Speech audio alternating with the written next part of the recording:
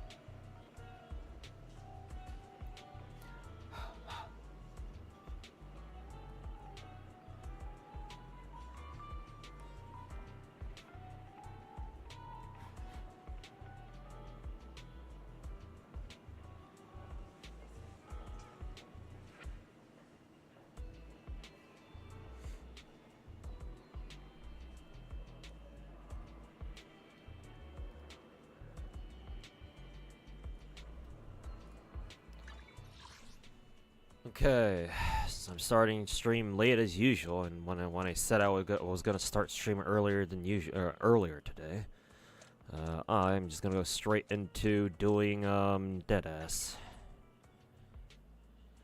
We'll see how long it takes me to get this done.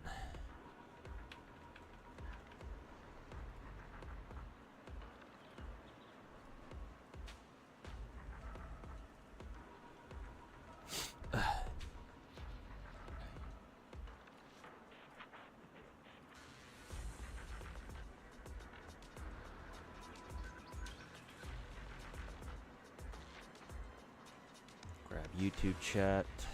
There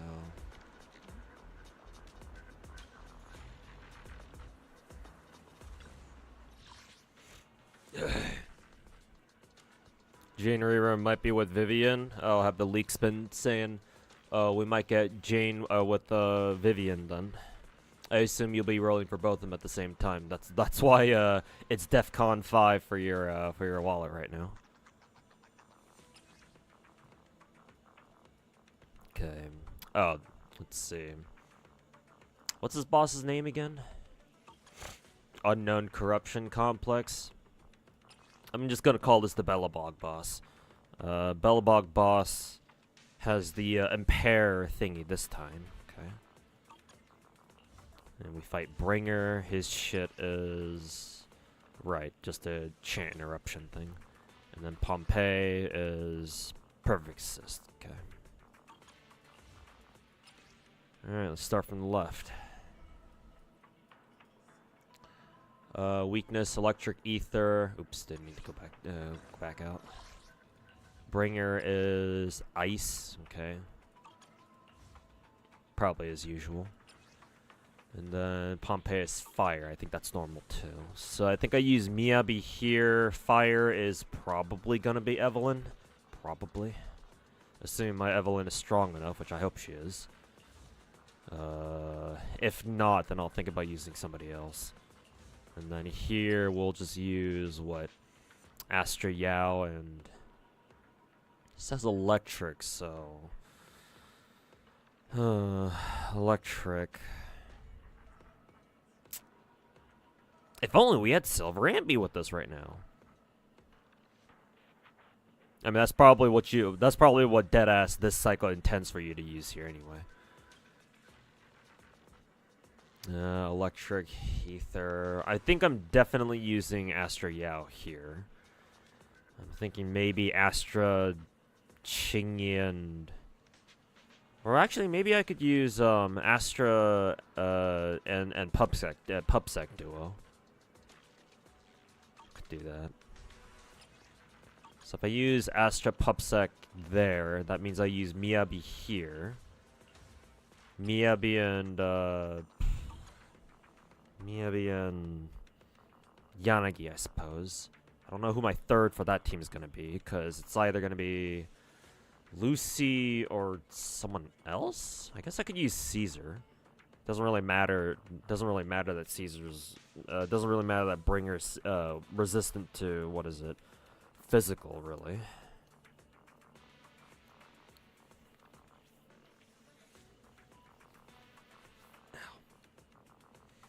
And for Pompeii, it's obviously going to be what?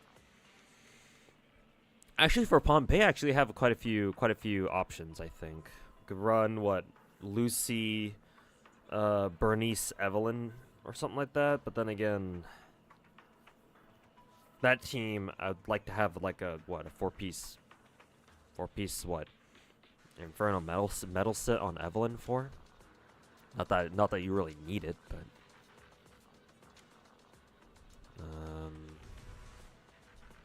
Okay. I think I use Pupsec team for this guy. So which one do I want to take? Anomaly build up, not really. I think the only one that really makes sense is this one. Probably.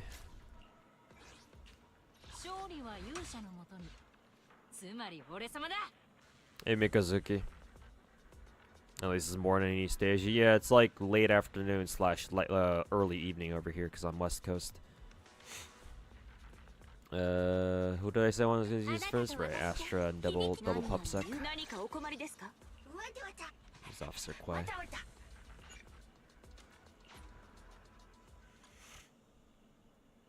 Am I doing anything this weekend? If besides streaming and playing gacha games, not much else except for like work on a video. Hopefully I can get the video out tomorrow, but we'll see.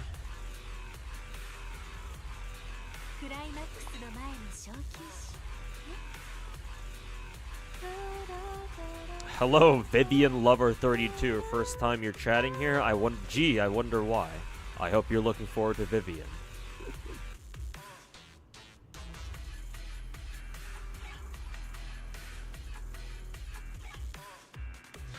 So yeah, hopefully everybody's enjoying the weekend so far.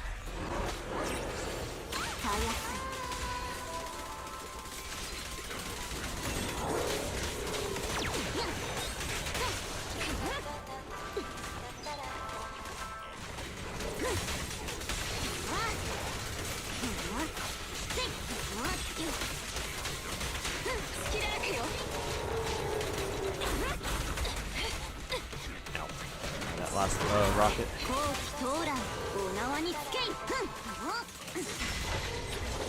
Oh yeah, that's right. I forgot that I need to impair this motherfucker.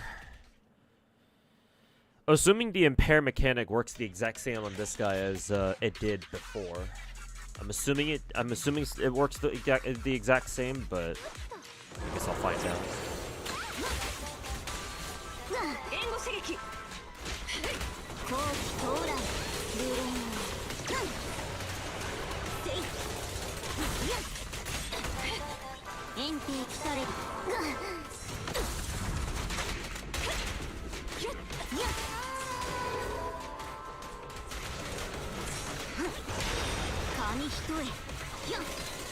Actually, no, I forgot.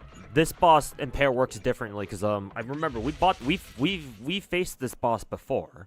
I think to impair this guy, you just have to go after his legs.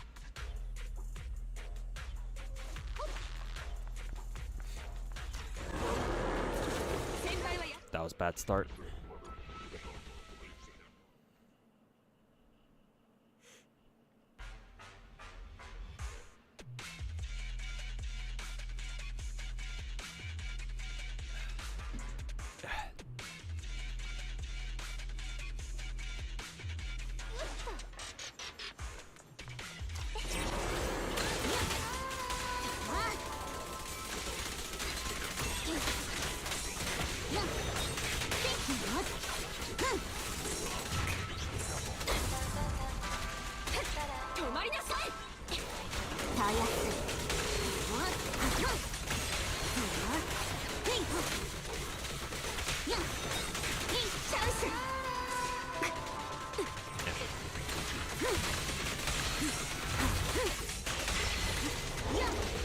did I impair him? No, I think that was just a shock, I think.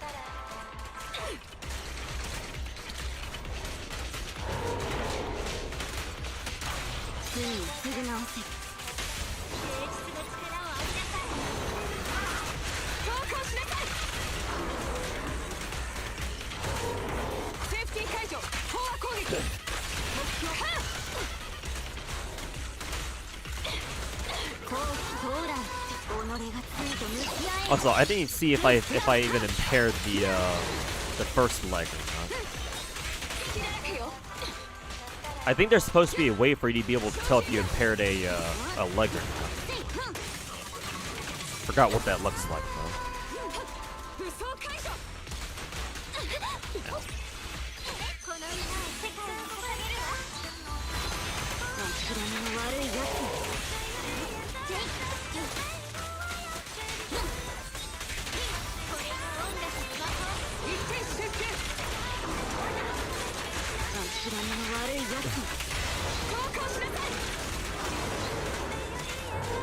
I think I got an impair on something. I didn't see what.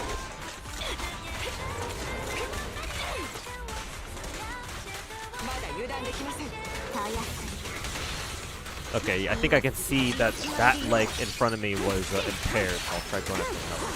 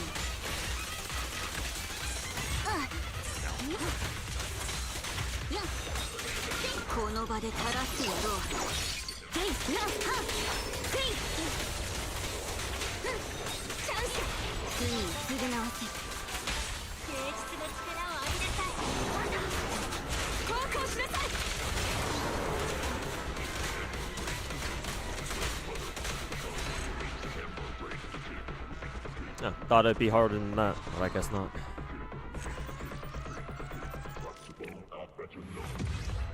Wild that Trigger has the most defined ass cheeks in the game with the most jiggle. Yeah, isn't she supposed to be a fucking active duty like soldier or something? Well, I guess Hoya really took inspiration from that bullets TikTok, huh? Does Trigger need more bullets, by any chance?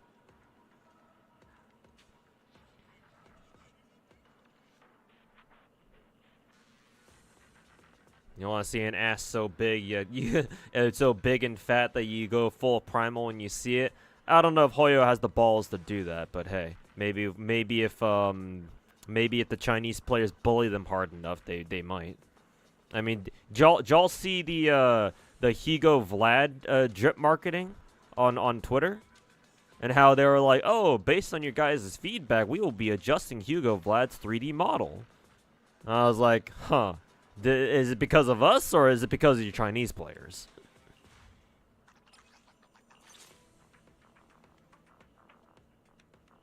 Fire electric, that doesn't matter here.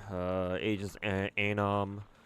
I don't know why I abbreviate it like that. Anomaly buildup increases by 10% when a shield is active. Shield? I guess I really should use Caesar here then. I was thinking about it, but I guess I'm using her. I guess I'm using her here then. Fuck it. Gulliver. Hey, Angela.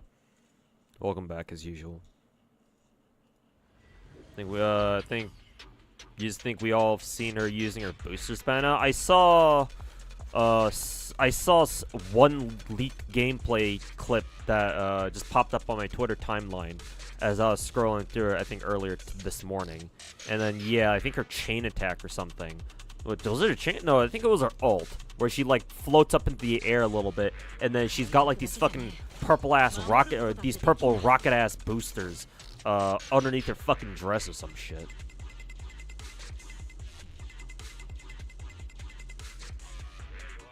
Kind of reminds me of Morrigan and how Capcom's Morrigan and how she has for some reason fucking hidden missile boosters or hidden rocket pods and that she hides somehow. I don't know where she hides them, but she like pulls them out of nowhere. Fucking Marvel vs. Capcom 3 type shit. Finally downloaded Z3 and I found right away it's really exciting. Yeah, Zenless is a great game, man. It's a lot of fun to play, especially when you get the hang of it.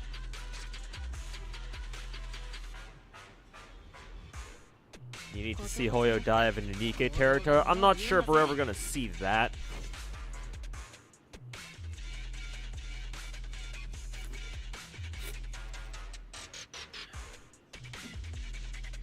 But, you know, men can dream, right?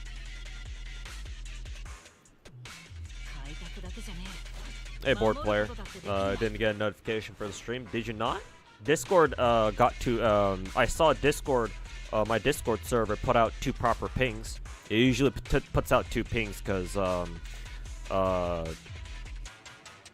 the announcements bot, Tamabot, puts one out whenever I put up a new YouTube video. And whenever I start streaming on YouTube, that counts, since live streams on YouTube are also considered like kind of to be videos of their own too. Tamabot puts out a ping then, and then when Tamabot sees that I've gone live on Twitch, which I do because I dual stream obviously, it then puts out another ping. It takes a little while for it to put out a ping for my Twitch channel, but it did it today, so. You're not in Discord? Then come join us on Discord. But even if you don't want to, then yeah, if you only rely on Twitch notifications, I would say don't rely on Twitch. Like, I think yesterday I saw, like, cause I follow Mina Aoyama and like Sweetly yesterday. I think they were playing that new co-op split fiction game yesterday. I'm assuming it was like a sponsor stream. Because I have never seen those two interact with each other ever before. Maybe they've talked to each other before, but this is the first time I've seen them like actually stream together, much less do anything like play a game together. But that's besides the point. Like I saw Mina go live at around like I don't know 4 or 5 p.m. and then I got a notification for a stream going live like 3 or 4 hours later. So yeah, don't trust Twitch's stream notifications. Like sometimes they're on time, but other times they just, for some reason, just don't work properly.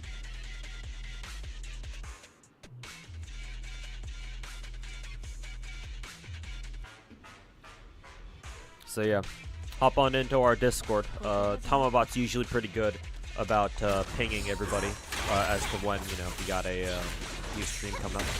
Or whenever I'm streaming, that is.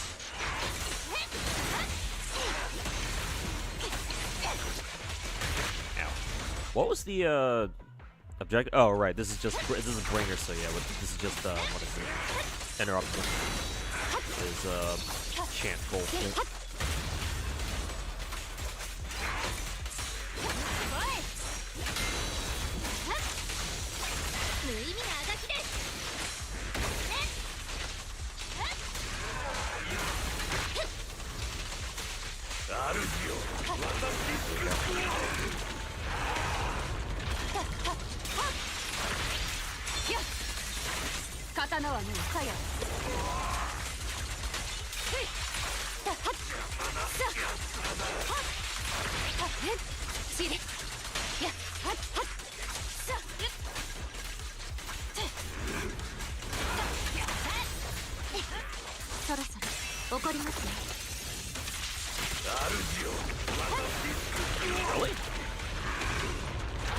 chant this soon?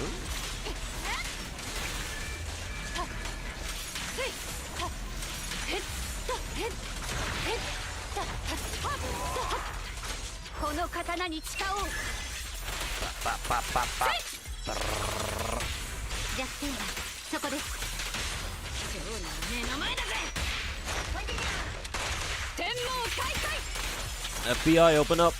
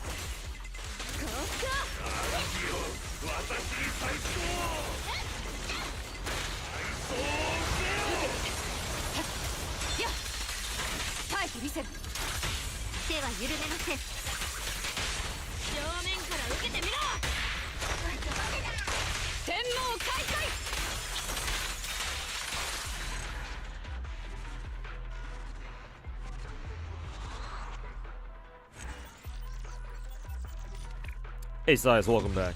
Speaking of Twitch, the banner ads you feel are way more effective. They aren't intrusive, don't interrupt, and you tend to look at them randomly when your eyes wander. More importantly, they don't piss you off. Yeah, I know Twitch sometimes does banner ads in place of like regular intrusive ads. Yeah, and I agree with you. They're much better. Problem is that these days Twitch doesn't really do banner ads anymore. They used to. I think mainly whenever I do see on the rare occasion I actually do see banner ads. They're usually like part of pre-roll ads or something, like when you first click onto a stream. But yeah, those kinds of ads are the best kind because yeah, they're non-intrusive. You get to still watch and listen to the stream, and they're just kind of there, and they go away after like maybe 15 or so seconds. Yeah, those are obviously much better. I wish Twitch would do more of those kinds of ads, but no, it always has to be intrusive ads every single fucking time. Oh, something that I've noticed Twitch has been doing very recently. I don't know if anybody on Twitch has been experiencing the same thing, but like if Twitch detects ad block on your internet browser, it won't like mute the stream, or it won't interrupt your stream per se, but it'll put this like pretty annoying like filter overlay over your stream, right? And it says something like, "Oh, we see you're using ad block. How about you consider using Twitch Turbo?" Right? Basically trying to shill Twitch Turbo to you. And if you want to get rid of it, you have to go over and click. You have to go over and click a button that says "Return to Stream" or some shit like that. I don't think it goes away until like ads play or some shit. And even then, it might even still stay there even afterwards. I don't know. It's like, bro, the weirdest part is that ad block doesn't even work on my browser right now. I still have to find a better way to, I still have to find a better browser to fucking put another ad block on. Because right now, the Twitch changed their API, so, and so, yeah, the ad blocks I have been using have been out of service. They're outdated, and they have been for, like, the past, like, 2 or 3 weeks. And yet I still get the, hey, we see you're still using ad block. How about you use Twitch Turbo? It's like, fuck off, Twitch. My ad block doesn't even work thanks to your fucking API change. Fucking bastards. How about you suck Jeff Bezos' dick some more for some more money?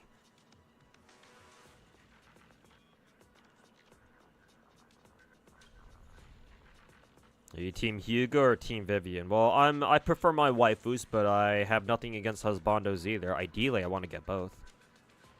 I have every limited character in the game, and I'd like to keep it that way. So yeah, while I prefer Vivian for obvious reasons, I respect Hugo. Hopefully he's cool.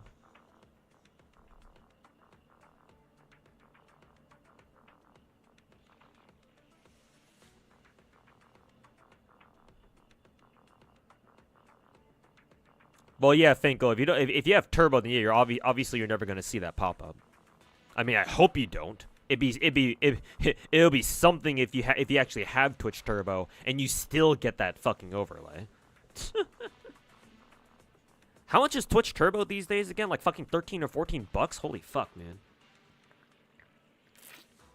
Like, I paid for Twitch Turbo for years, actually. Once it became obvious to me that it's like, oh yeah, like I watch Twitch all the time, so yeah, having Twitch Turbo just makes sense, right? Back when I first started watching Twitch a lot back in like 2012, I think I started paying for like Turbo starting like 2013 or something, and so I was and back then it was only what, like $8.99, so $9. But I think starting like a couple years ago they cranked up the price all the way up to like fucking $12.99 or like $13.99 or some shit. I'm like, bro, like if you increase the price by like $1 or $2, I'd understand, but all the way up to $12 or $13.99, like fuck you, piece of fucking shit. God fucking damn, man.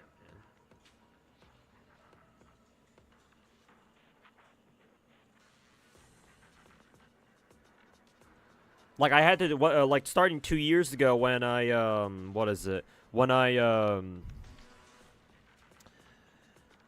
when I first went full content creator, you know, career path, if you can call it that. That's when I dropped Twitch Turbo, because I was like, okay, I'm gonna have to like cut a lot of my expenses here.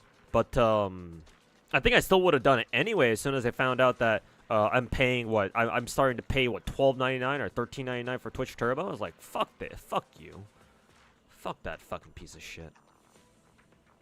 What's the benefits of Turbo? Turbo, you don't see any ads anywhere you go on Twitch. That, and technically how Turbo works is that you do technically still get ads when like ads play on any stream. It's just that you don't see it. And what is it? And because technically you're still watching ads because they still play. It's just that Twitch doesn't force you to watch them. Whichever streamer or whichever channel ran ads that you watched with Turbo, they still get ad revenue for. So like if you really want to, it's basically just another way to really support the streamers themselves.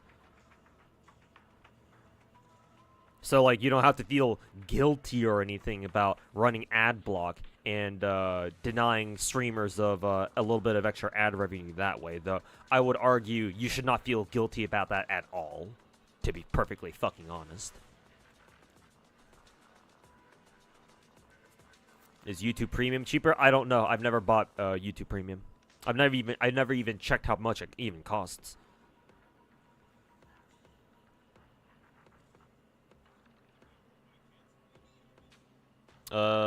Recently found out Hanabi/Sparkle is added to Honkai Impact. Do you think anybody from Genshin or Honkai will be added one day to Zether? No. I'm gonna be honest with you real quick right now, Darkland Master. No. Don't expect any of the big three Hoyo games to have any collabs. Zenless might be a one-off case, cause like what is it? Star Rail is about to have a Fate collab later this year. So it's like considering Zenless is the best treated Hoyo game so far, If Star Rail can get a collab, then I can see Zenless getting one, but I still would say don't expect one until Hoyo actually comes out themselves and is like, oh yeah, like, we're gonna do a collab. Or like, if the leaks say, oh my god, we're gonna have a collab with like so-and-so series or so-and-so IP later on.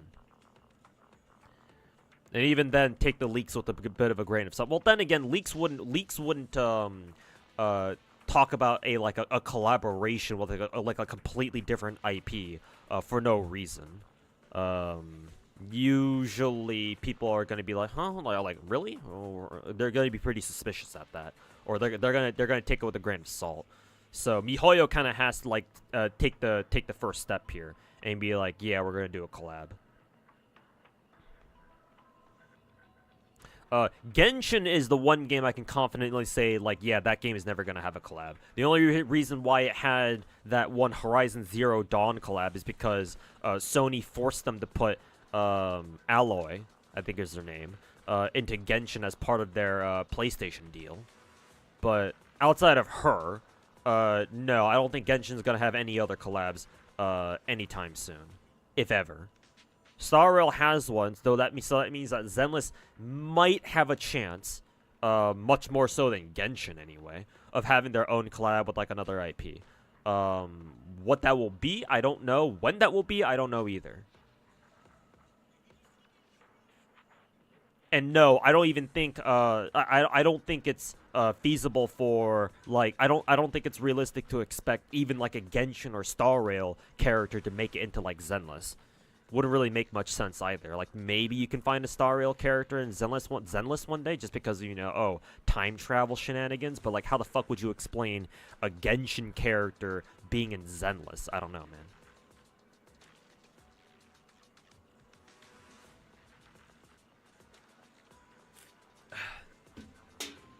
Technically speaking, a Genshin character has more of a chance of making it into Star Rail, because in Star Rail they've got those on the space station, they've got those they've got the wing glider, right, as like a little bit of a an Easter egg. So it's like they could just based off that they can come up with some bullshit explanation of like, oh yeah, like Teyvat actually exists in the Star Rail universe, blah blah blah. So I can kind of see that working out, kind of. I'd be interested to see how they would justify it. But a Genshin character or a Star Rail character in Zenless, I don't know. Maybe, but it's definitely out there.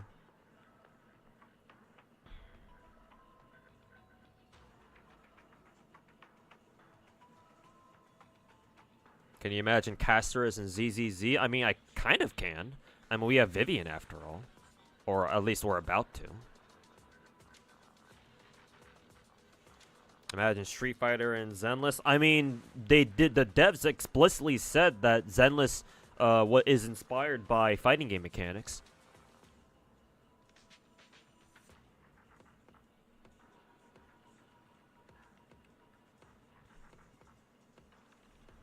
Honkai Impact players don't want Genshin characters. I mean, they say that, yet they still have Keking and Fischl, so they can go fuck themselves. Are we allowed to discuss the rumored change to Star Rail banners? Yeah, sure, Soth. You can talk about any leaks. I don't give a fuck.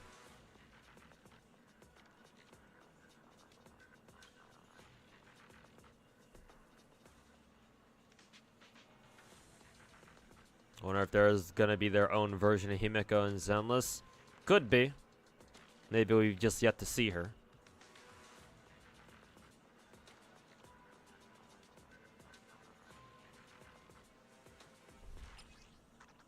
But yeah, Soth. What are the what's the rumored change to Star Rail's banners in 2.3? Hit us with it. Let's see. For this one, we can definitely take the fire and electric damage thingy. Who did I want to use here again? It was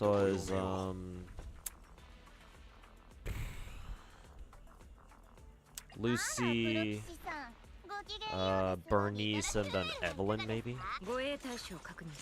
It's either Evelyn, Bernice, or Lighter Bernice.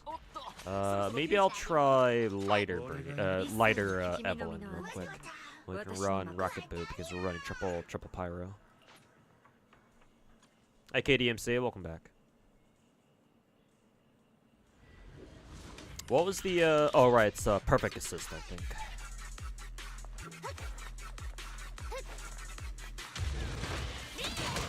Come here, Pompey.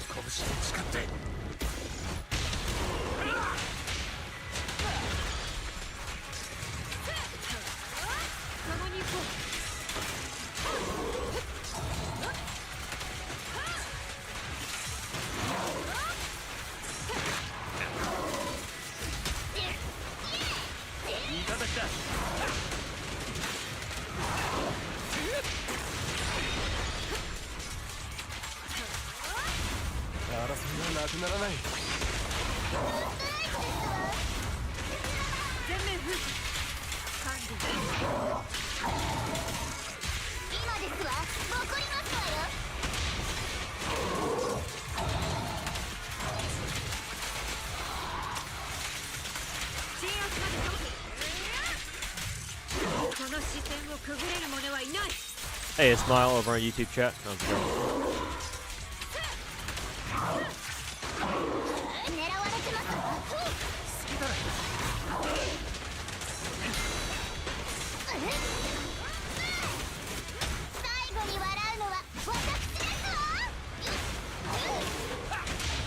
Champion が来てやったぞ。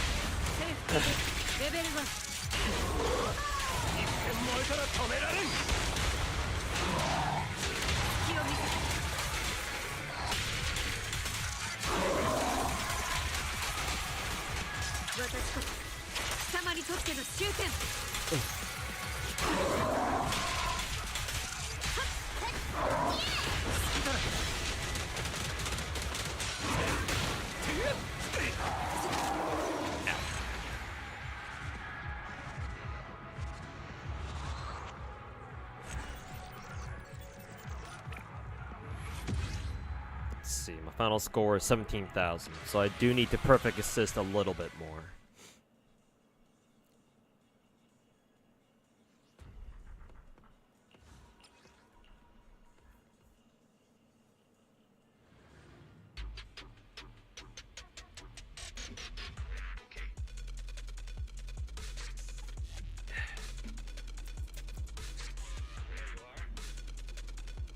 .3 limited. Oh yeah, I think I remember reading something like that on Twitter, yeah. Apparently with Anniversary they're gonna change how standard pool works. Something like that.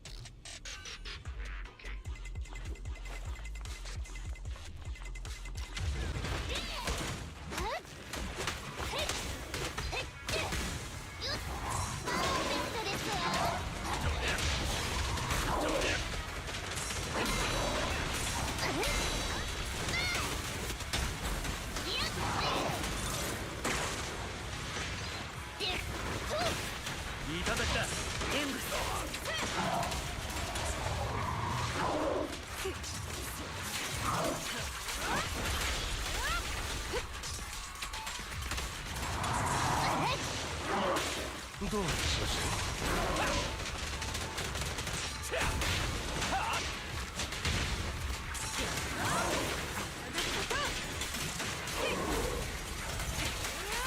私こそ貴様にとっての真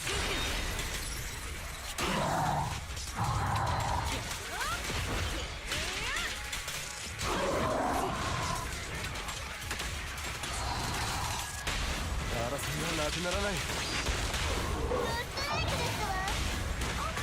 全面封鎖完了。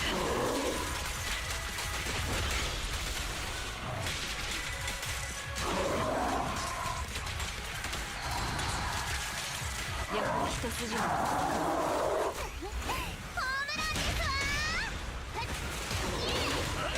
この拳を使って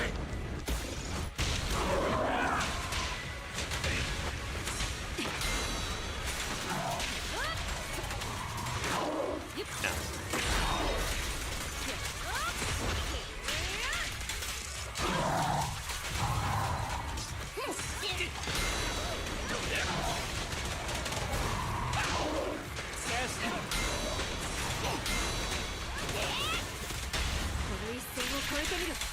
超えてるか。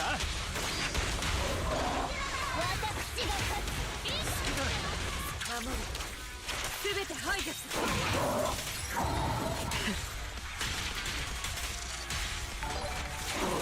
Hey, Massimo Date, how's it going, man? Thanks so much for the Fortnite month resub. Welcome back. 排除する。 I think that completely fucking missed.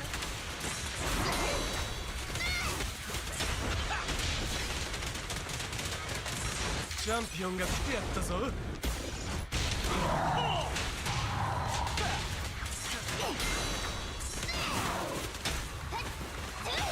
後に笑うのは私ですわ。いただきだ。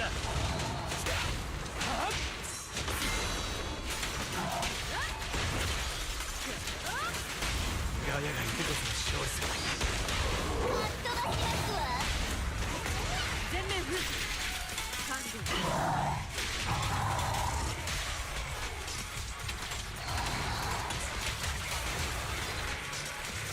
鎮圧まで止まるな。共に行こう。この視線をくぐれる者はいない。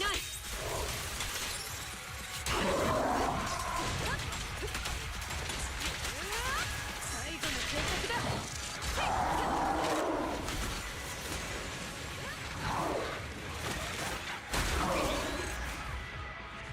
I don't like it when Pompey does this whole fucking motorcycle burnout thing because it wastes so much time and you can't really hit him. Well, this time was better than the last one, but not much better.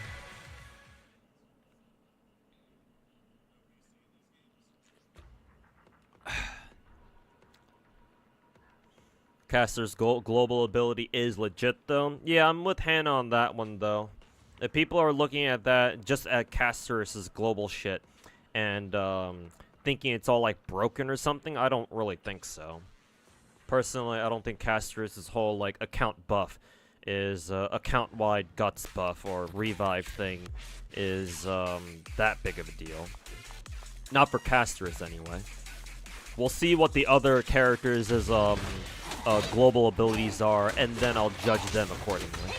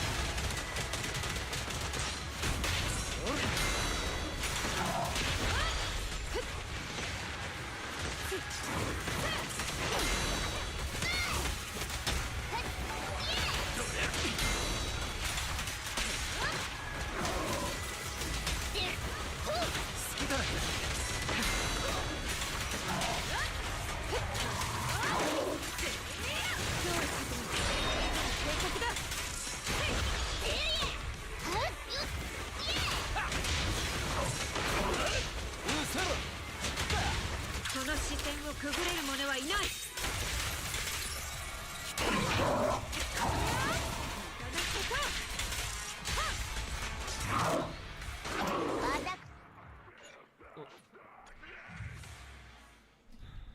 Also, Vivian Lover, thanks so much for dropping a YouTube membership over on Twitch, or not Twitch chat, YouTube chat. Greatly appreciate it, man. And I hope you get Vivian when she comes out in like what 6 weeks or something. It's gonna be a while, but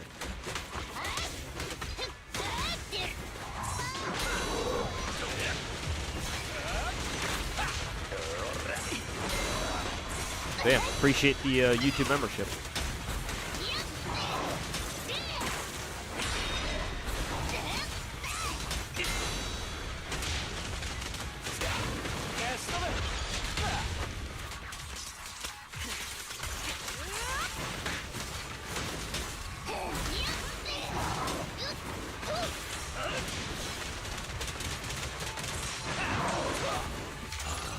I don't know if this will hit. It did.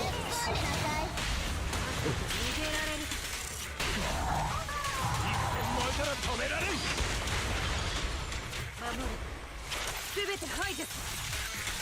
Couldn't find me on Twitch. I mean, I have my Twitch channel in my description, or at least I should. やはり一筋縄ではいかぬ。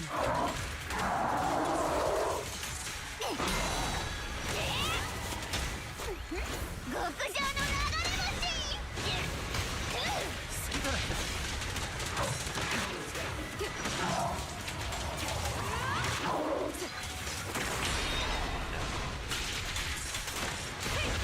If you still like to find me on Twitch anyway, my Twitch channel is called ToSniper98.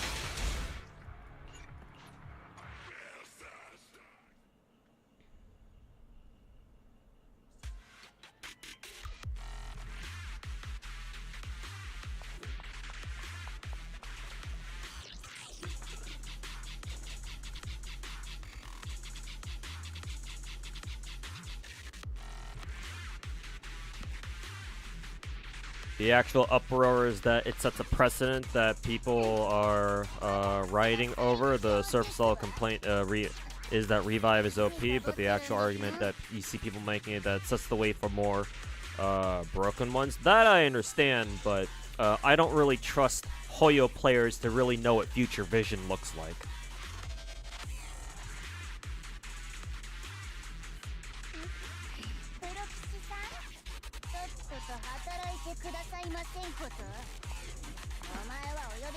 Because most Hoyo players, all they ever bitch about is what's right in front of them.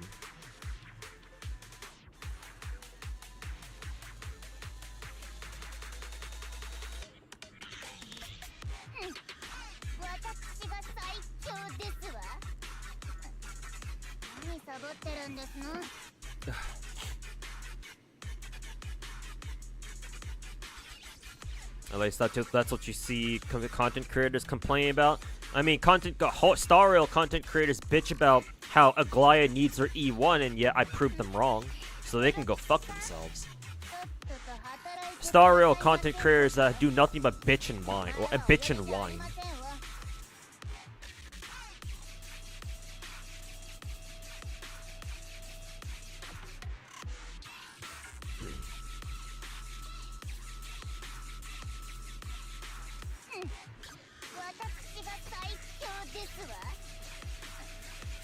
Zenless players are the most calm out at Star Rail and Genshin. That is a factual statement, yes. So far, Zenless players have none of the fucking drama or the autism, or not quite the same level of autism as Star Rail or Genshin players do. That's for sure. All right, that's his counter. At least I dodged the counter. Yeah.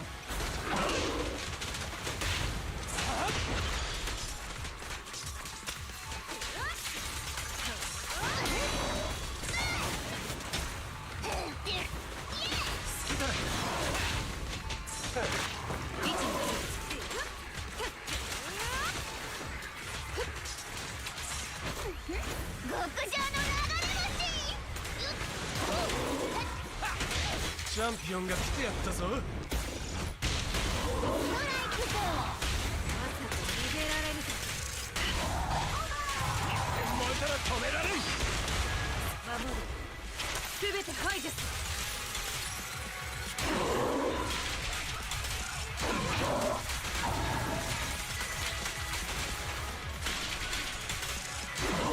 今ですわ。油断は禁物。いただきだ。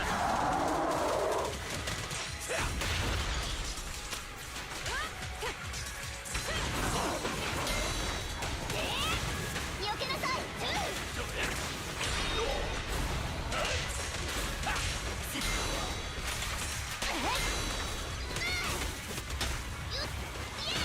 きだな。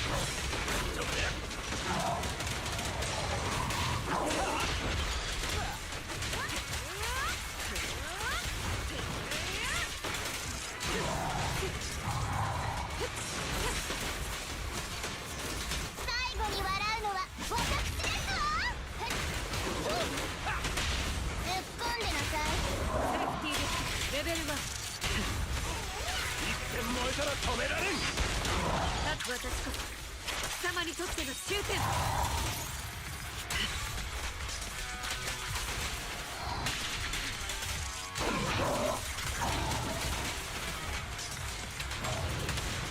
鎮圧まで止まるな冒険。いただきだ。一気当選。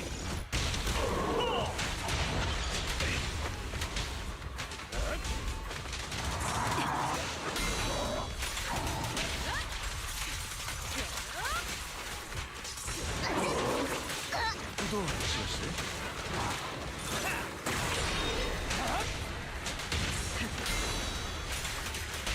ガヤが二度とする勝利さ。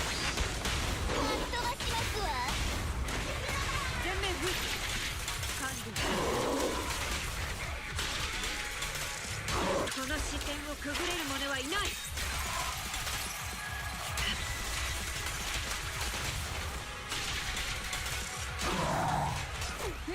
極上の流れ星。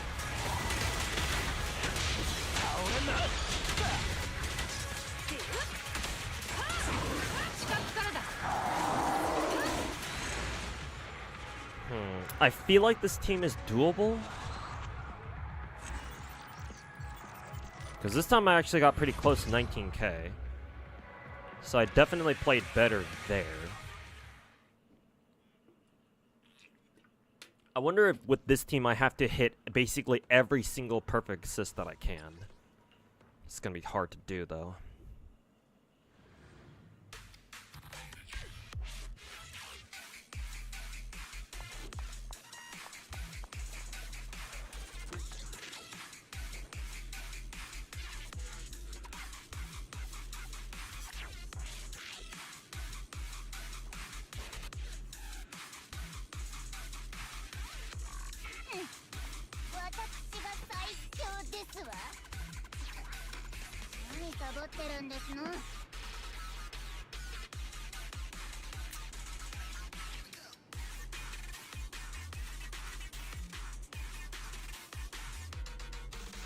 People are afraid of passives that give you global passes that give you like extra crit rate, crit damage, free debuff clear, whatever it is, for just having them on your account. The next few ones won't be broken. It's the ones that come way later. Well, if they come way later, then that's not really a surprise now, is it?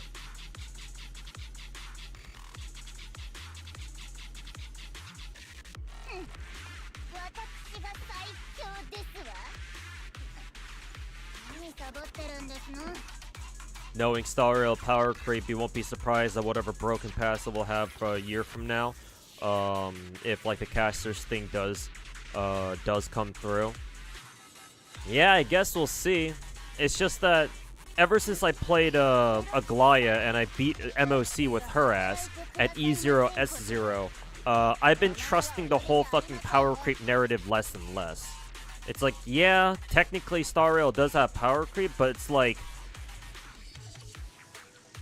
I really get the feeling that the vast majority of the whole power creep narrative comes from people who don't even play the game, 最強ですわ or at least from people who play the game but like don't play it properly. Which I don't know how you don't play Star Rail properly, because it's not like Star Rail is a hard game.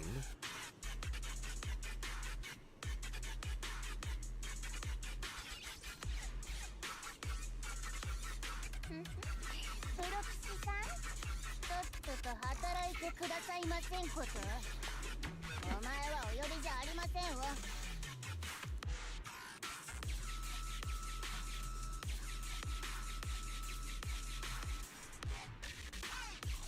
You like Zenless more than Wuwa? You got too many skill issues in Wuwa?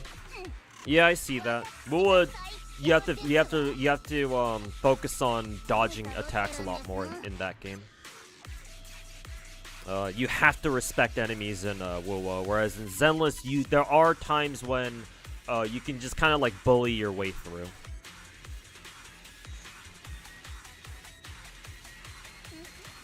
Because in Wuwa, your characters don't have invul on their skills, right? Most characters in Zenless have invul frames on their skills, on their EX skills. Whereas in Wuwa, I don't think that's the case. Like, you have to be a lot more conscious of what you're doing in Wuwa, otherwise bosses are just kind of like gonna smack you out of the air or something. But in Zenless, you don't have to worry about that as much, because like if there's like a phase or an attack that you're not sure how to dodge, well, guess what? If you have a skill ready, then shit, use your skill. Fucking invul your way through that shit.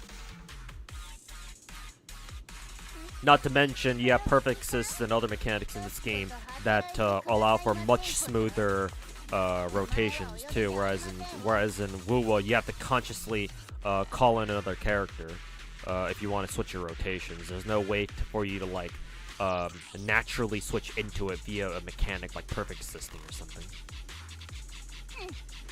私が最強ですわ何サボってるんですの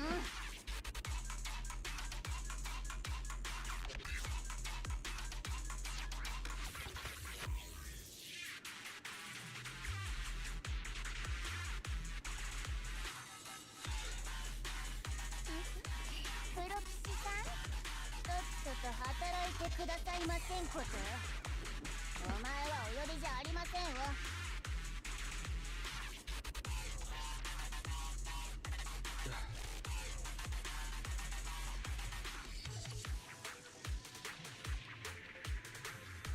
Now they're all at war with Wuwa, who are the Star Rail players. That one's new. Let me know how that goes. 何サボってるんですの I would love to see a fandom war between Wuwa and Star Rail. It's gonna be entertaining.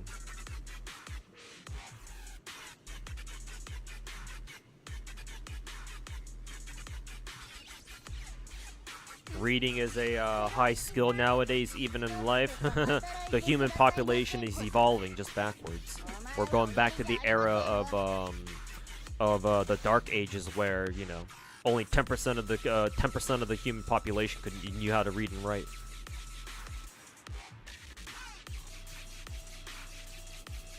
Ro Emerald said that if only I made more interactive content, I would get more views or whatever. Bro thought he had a sick burn on you. Joke's on him. Look at you now. Decent views that aren't from FGO. Bro, I haven't heard of that dipshit's name in God knows how long. What the fuck you bring up that cockroach's name for? How's he been? Has he been busy? Has he been keeping himself busy sucking plushy mistress's dick or something? Fucking asshat.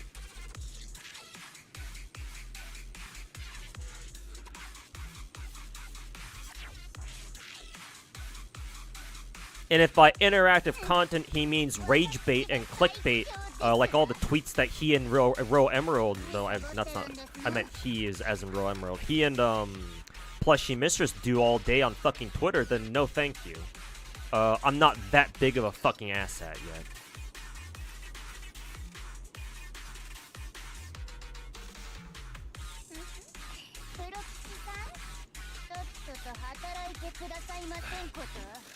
Let me know when Royal Emerald actually starts playing some good gacha games not named FGO. Implying FGO was ever a good gacha game to begin with. Fucking piece of shit.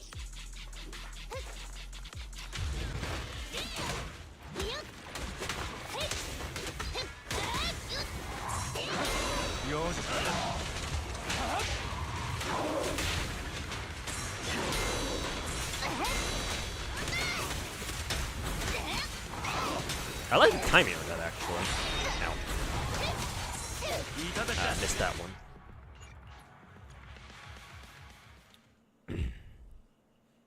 I like the timing on that on the first perfect dodge that I did. It's very consistent.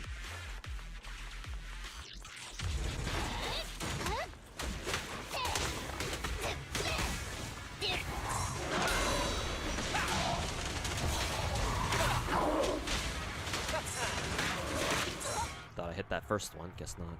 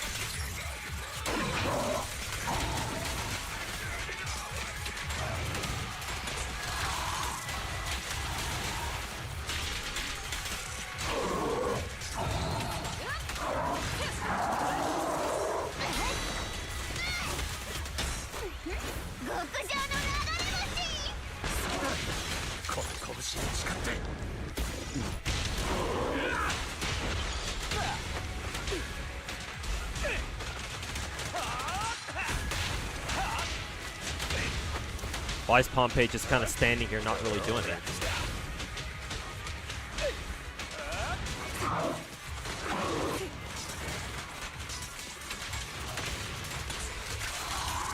That was really weird. Why was Pompey just kind of standing there, not really doing much?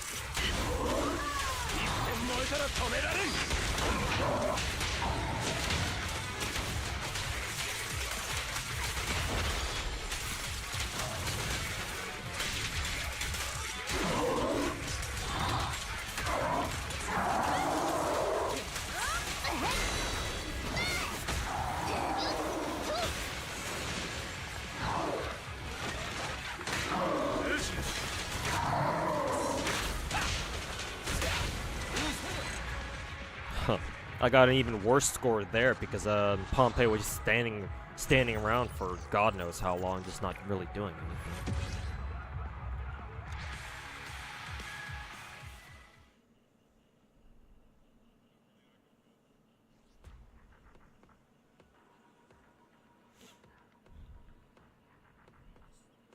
Can't we just enjoy the gacha games we're loving? To the average casual gacha player, no, that's not quite enough. I mean, it's not just gacha players, obviously. You see that shit across just the video game space in general. Remember back when Call of Duty players always had their rivalry with against Battlefield players? Back before DICE completely fucking imploded. Let me try changing my team up for this. Then again, if it's not actually, maybe instead of lighter, I actually want to bring Bernice. Maybe try that. Maybe stunning Pompeii isn't exactly what I want to do.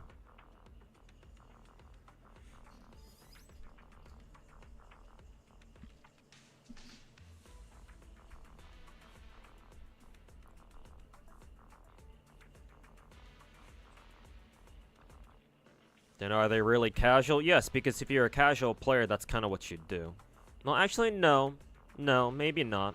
Now that I think about it, because now that I think about it, any player is capable of starting, you know, fandom wars. You don't have to be a casual to do that. You can be a hardcore player and fucking roast other fandoms for their games.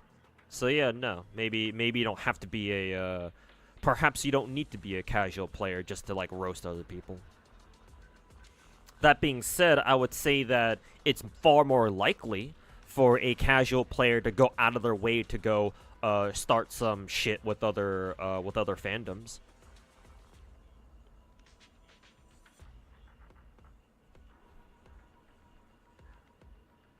But yeah, no, even hardcore players aren't immune to that. It's just less likely that you'll see an actual hardcore player who actually grinds a gacha game or whatever start talking shit out of left field against other gacha games. But it's not impossible. The three blondes, yes. Hey Indigo, welcome back, man. How you doing?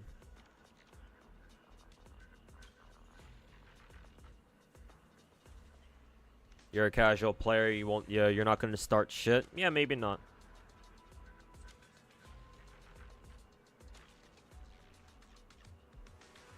It's just unfortunate there's a lot of other casual players out there who will.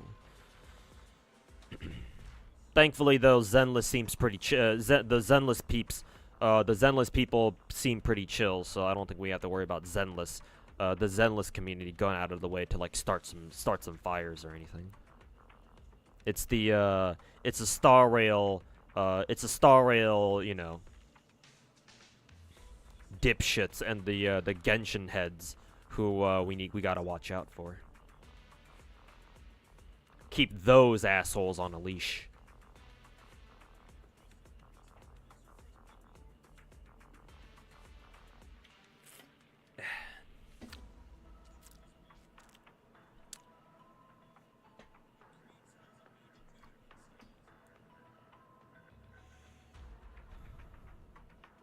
Happy that I'm free from the FGO crowd. I don't know. I don't know if I go that far. Size. I don't know if I'd go that far, but like, I still play FGO. I just don't make dedicated content for it anymore like I used to.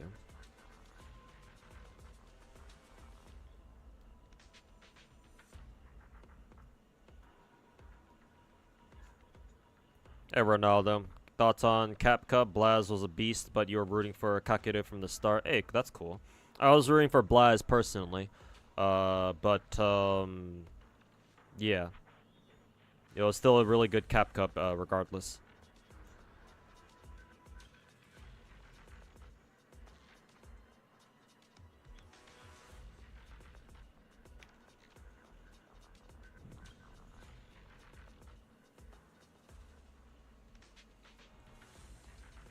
What about Wuwa shills? Wuwa shills are almost as bad as Genshin shills. Or they're almost as bad as the Hoyotards. Cause like they cannot keep Wuwa's dick out of their mouths. So they're almost they're almost as bad, at least in my opinion.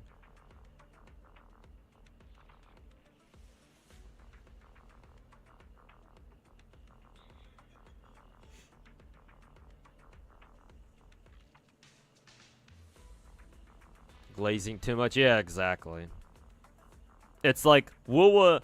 So I'm glad somebody brought up Limbus, because there are some gacha games out there who have such fanatical fan bases that you cannot say anything bad against them. Otherwise, they're just gonna shit all over your chest. Right? You try talking shit about Limbus, they're just gonna tell you, oh, skill issue. You talk shit about Wuwa, and all the fucking Kuro Glazers are gonna fucking rip you apart on social media. Right? Wuwa is one of those games, to be honest, from what I can tell. Like, a lot of people glaze the ever-living shit out of Wuwa to the point where if anybody comes along and says anything remotely bad about the game, they're gonna try to shut you down. I mean, hell, just all you need to do is compare Wuwa to Genshin Impact, and that'll set them off, probably. I mean, that's what I did with my Wuwa, like, first impressions video, like, how many months ago has it been? How many months has it been now? Like, 5-6 months ago?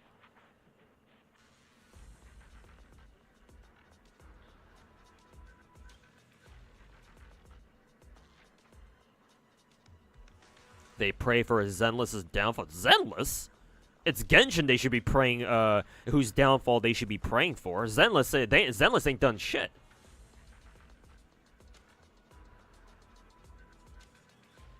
Leave Zenless alone, bro.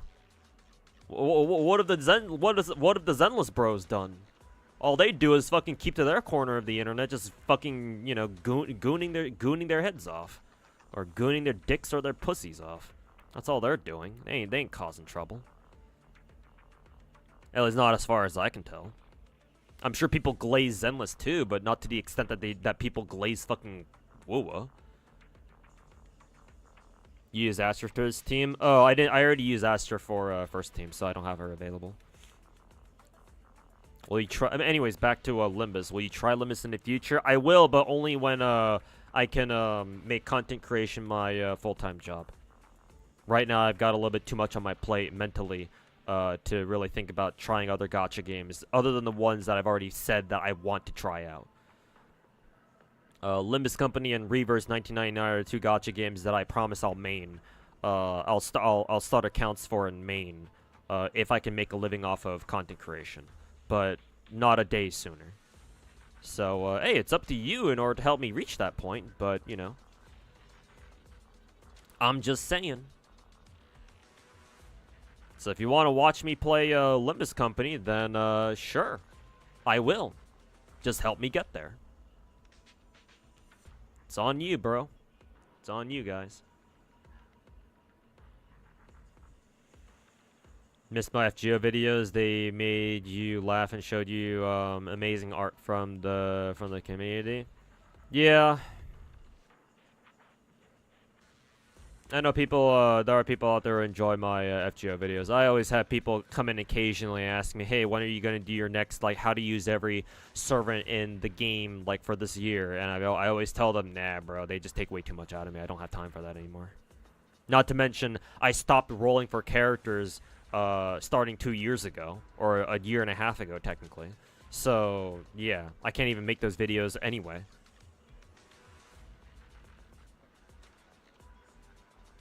Because I no longer have every character in the game, or I no longer have every servant in the game. So how am I supposed to make a how to use every servant in the game video when I don't have everybody?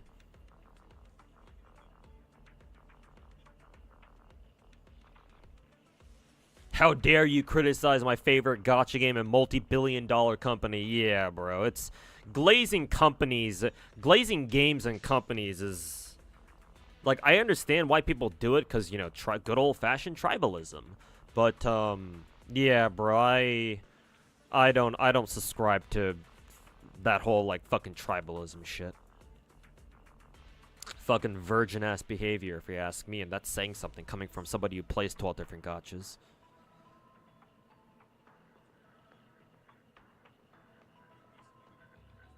In an ideal world, we'd be able to make a living. No, I still believe we live in an ideal world. It's just that I haven't cracked the code yet. And the problem is that I don't know how long it's gonna take me to get there, or how long it's gonna take for me to crack the code. One day maybe I'll figure it out, but not yet anyway.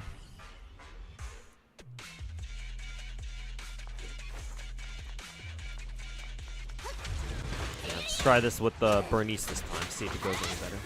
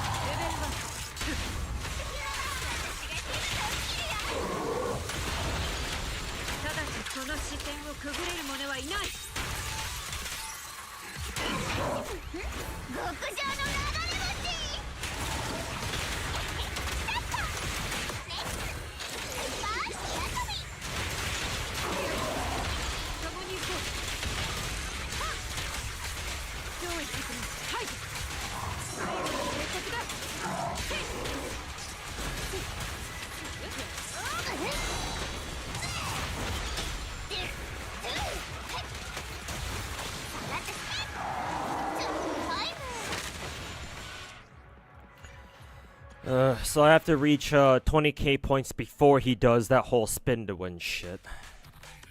Because once he does that, it's basically the end of the round. Because he's invul throughout the entire animation.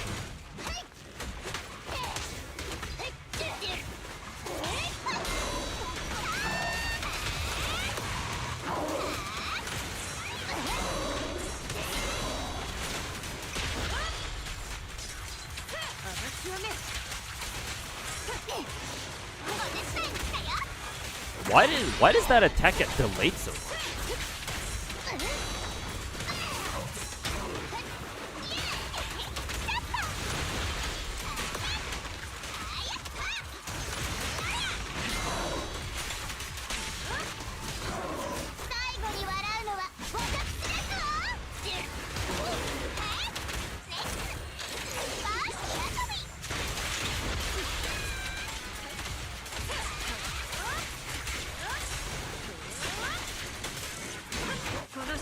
をくぐれる者はいない。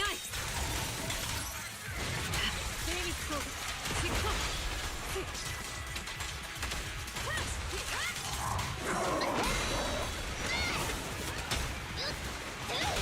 私の防御を破れない。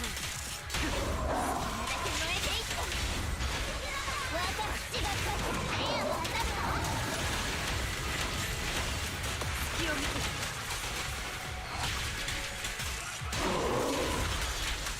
未だ脅威は消えていない。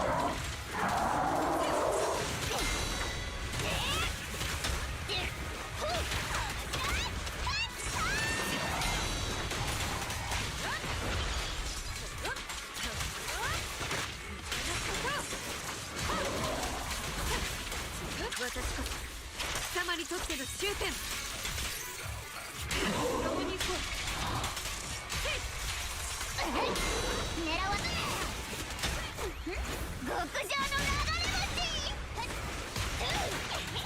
よし、私は一緒ね。付き合い。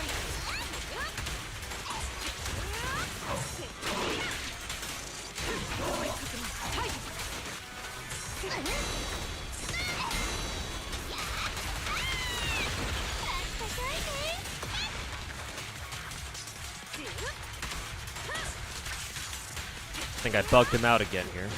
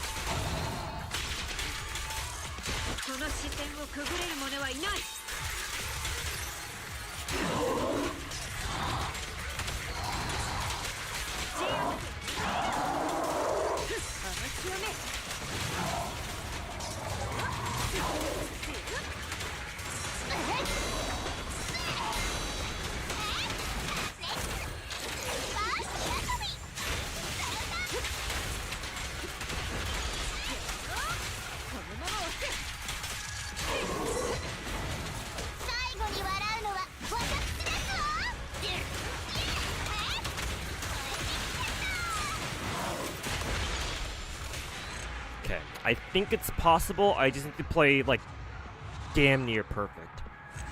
Cause that run was actually not bad.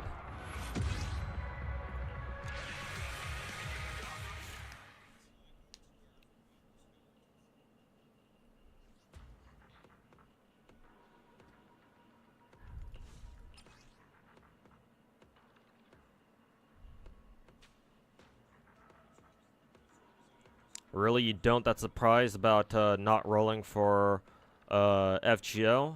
Darkland Master, I guess you don't watch my content very often. You certainly didn't watch my channel update video from 2 years ago. I stopped rolling for FGO characters after summer of 2023, I think, yeah. Because 2 years ago, I lost my my first job that I had for like 7 or 8 years after getting out of college. That job was what funded all of my degenerate gacha spending, including FGO. I got laid off from that job, and so after who was their anniversary serving for FGO in 2023? I forget who it was. Like, wasn't Castoria? I think Castoria was the year before. So whoever it was after 2020. Well, during the year 2023, I guess. After them, I stopped MP5ing everybody.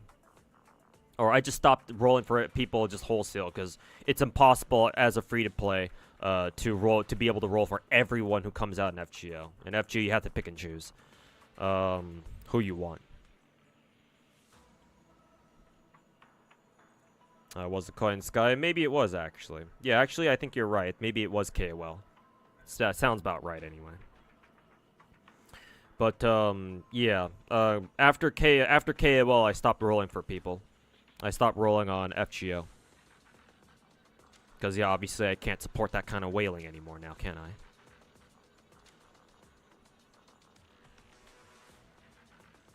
Varenas, change your mind about standard banner characters sucking. Well, Now, if only the rest of Wuwa's standard banner characters were just as good. I mean, that's kind of an issue that a lot of gacha games have, where the perma characters aren't very good, but you know, or a lot of perma characters aren't that great, but.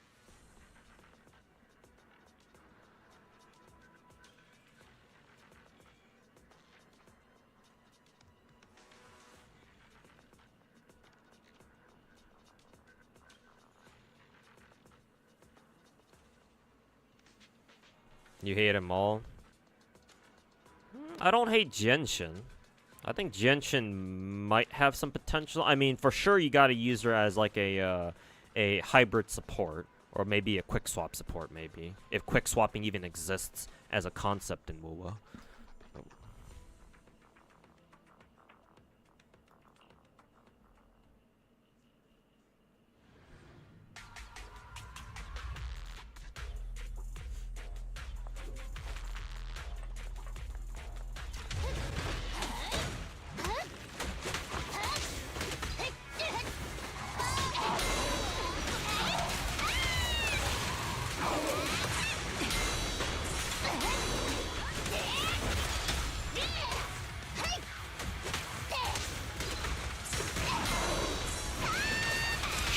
I missed my second perfect assist there.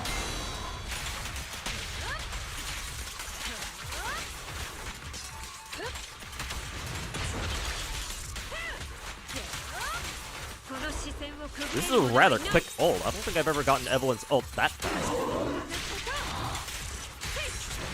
Shit, missed that perfect assist too. Yeah. God, my perfect assists are off today. What the fuck? Or they were off that run. Hey Majin, welcome back.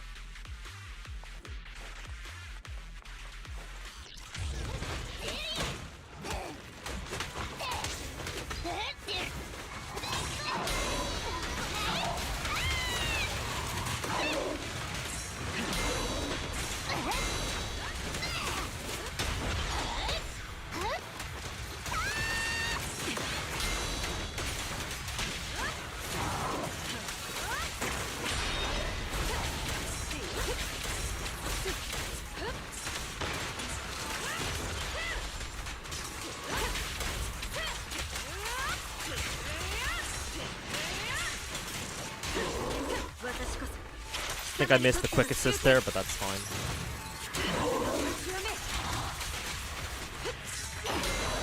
There we go. That's the one I wanted to hit.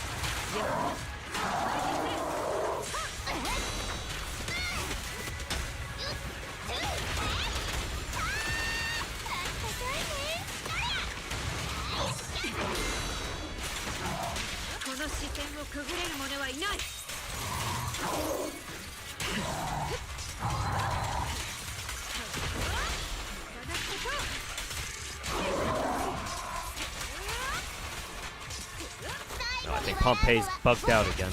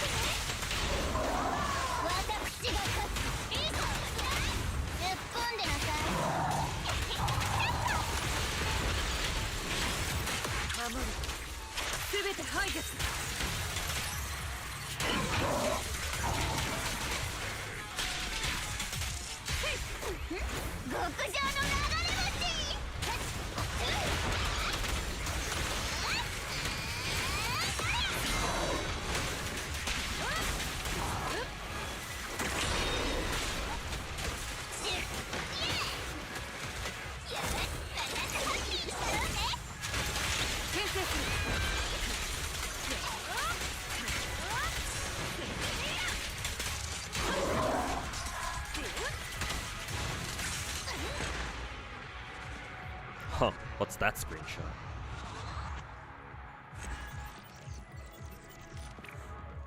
Let's see how good my score was. Not as good. Definitely played a little worse there.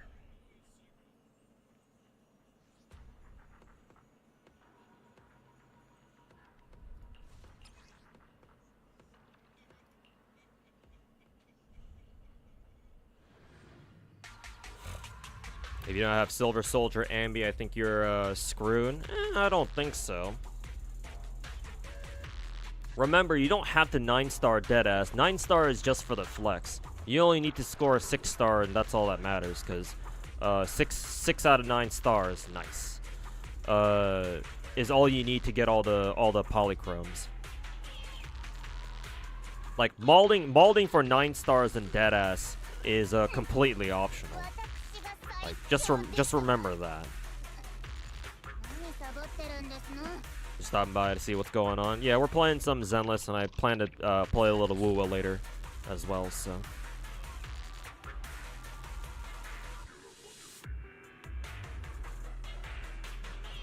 Evelyn is great, and not just for her ass, because she disproved the whole Zenless power creep thing. Anytime people complain about power creep with Zenless, I immediately disregard, because Zenless is a tougher game, a much tougher game than power creep. At least I can understand people talking about power creep in a game like Star Rail, because yeah, it's a turn-based game. There's no mechanical skill in that game. There technically is a little bit, but obviously not to the extent that you would find in like Zenless or hell even Genshin. Right? It's a fucking turn-based game.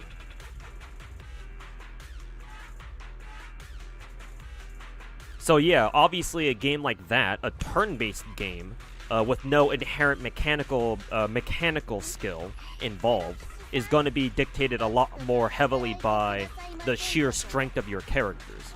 So power creep discussion in a game like Star Rail at least makes sense, even if people abuse that shit to hell and high water. But power creep in Zenless? Who the fuck? Let me know who they are so I can fucking roast them into the fucking deepest pits of hell. Power creep in Zenless Zone 0. What the fuck kind of retard says that? Like, maybe in a couple years, perhaps. Maybe in like at least a year later. Let's see what characters can do in like a year from now in Zenless. Then maybe you can start bitching about power creep like the Star Rail hoes do.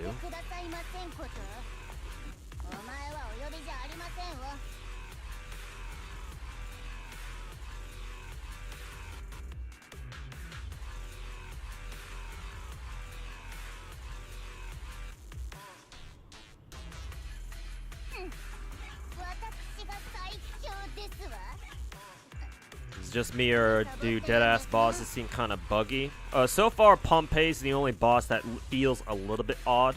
Cause yeah, he's like just stood around not really doing much, like multiple times. Yeah, I've seen the whole Pompey AFK thingy. I'm not sure if that's a bug. I've seen him sometimes do that in like regular Notorious hunts, but nowhere near as often he does during deadass. Honestly, I think it's a feature, not a bug at this point.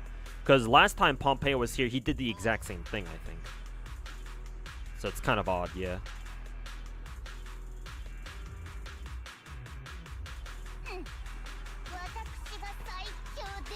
There's one guy on another server you're in who usually bitches about Ellen being power crept by Miyabi. You're surprised he hadn't said anything about Hugo? Yeah, I know, right?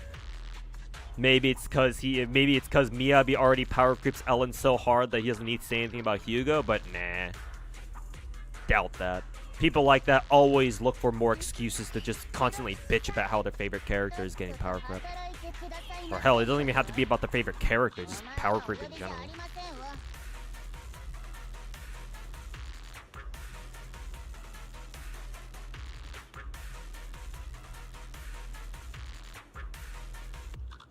Silver Ambi got debuffed last week, or nerfed last week, you mean? Seems like a trend. Yeah, usually how it looks like Hoyo balances the characters is that they overtune them and then they tune them downwards. Honestly, I feel like it'd be much better PR if they undertune characters, and then during their beta phases they adjust the numbers upwards instead of downwards. Because people tend to focus on like, oh, this so and so character got nerfed, blah blah blah, more so than anything else. So honestly, I think that Hoyo should do the opposite way of undertuning characters and then buffing them during beta, so people look at the number. People paying attention to the beta developments are like, oh, they buffed this character, because that sounds a whole lot better than, oh, they nerfed this character. Even if an upcoming character was so blatantly overtuned that they needed nerfs, but people don't give a shit about that because most people don't play the betas.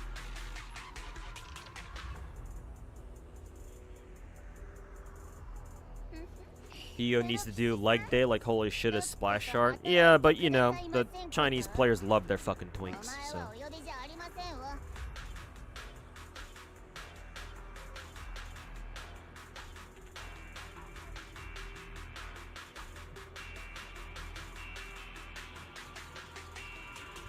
None of the big four do any personalization. Yeah, and that's what I've been always asking for out of new gachas. It's definitely a new gacha trend where there's no marriage, there's no oathing, there's no like limit breaking a character's level way above the normal maximum. Yeah, there's not really much of stuff like that. Yeah, I mean, at least Zenless you can like have like what, quality time with your characters, and that's nice, I guess. But yeah, some like actual gameplay, something that actually affects gameplay would also be very nice too. Zenless does listen. How many zeros is that? 10 million%. Yeah, for sure. They listen for a lot more than the other two devs do. I think there's no denying that. Hoyo and Kuro are really the odd ones out because Chinese gacha devs include stuff like Azure Lane and Arknights, right? A whole lot of other gacha games, yeah. I wouldn't necessarily call Hoyo and Kuro the odd ones out because they're just the biggest ones. Well, Hoyo for sure. I don't know about Kuro. I mean, Kuro has a big boy gacha now, so I suppose, yeah, by necessity we have to call them a part of the big gacha crew as well, I suppose.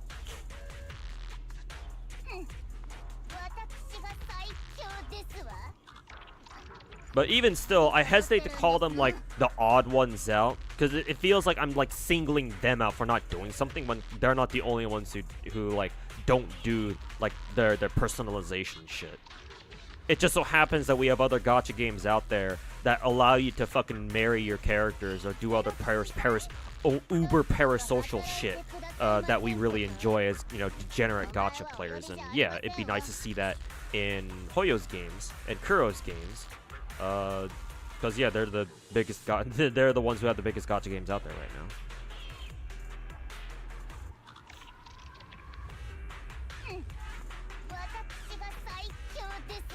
Tax Simulator's back. What in Wuwa? Oh, lovely. Time to suffer for that event again.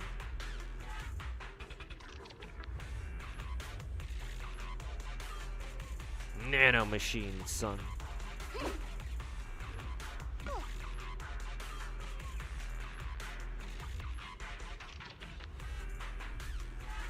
Gawa is in all of Hoyo versus games. Well, yeah, he's kind of the CEO, so yeah, of course he would be. What are you talking about?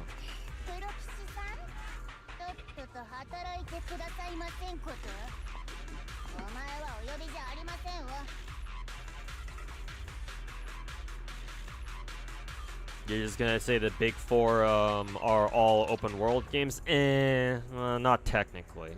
Only Genshin and Kuro game, Wuwa are legitimate open world games. The other two, Zenless and Starray, are like more of pseudo open world games. I wouldn't really call those two open world per se.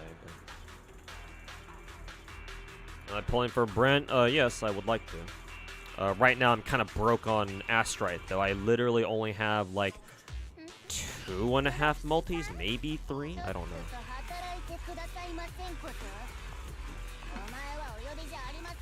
GFL 2 has balanced parasocial. I mean, I would be severely disappointed if GFL 2 didn't have a fucking marriage system, because the first game did. Honestly, I'm still rather disappointed that GFL 2 doesn't have marriage lines for like everybody, or like a marriage scene for everybody, because you can marry literally anybody you want in GFL 1. Any of your playable characters you can give a ring to. Not in GFL 2. Like, they have to add more marriage lines in the future or some shit like that. Maybe actually every character in GFL 2 is you can give a ring to, maybe. But like, for example, Y2K's marriage wasn't in the game when she first got put into the game. So it's like, okay, what the fuck was up with that then? Maybe it's because the NA GFL 2 server the chronology's out of whack, so maybe they could only add it later or something like that. I don't know, but that was certainly a little bit strange. But either way, yeah, like I would expect a game like GFL 2 to have to bring back their marriage system. Honestly, it would be even better if our GFL 1 account information transferred over, so that way we get to keep all of our fucking married girls. But you know, they'll never fucking do that because they need their money. We have to fucking fund Yu Zhong's 99 extra Porsches. Fucking bastard.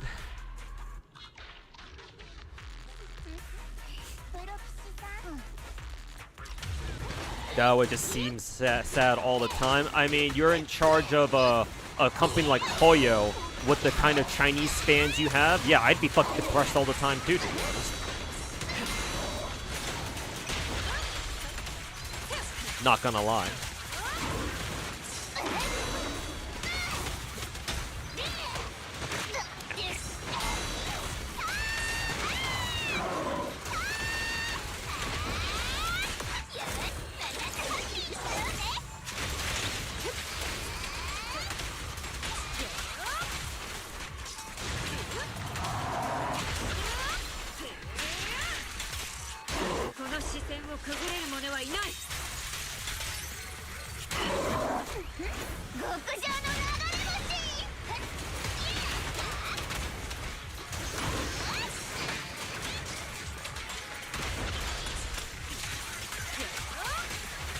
I think I bugged Pompey out again. No, I think he's still.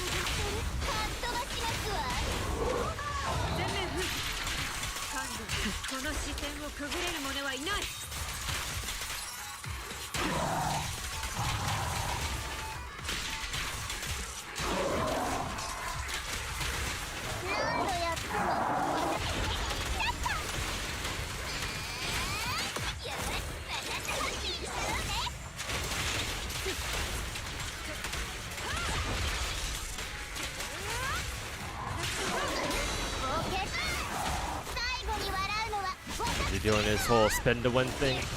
Yeah, he is. That means the end of the run.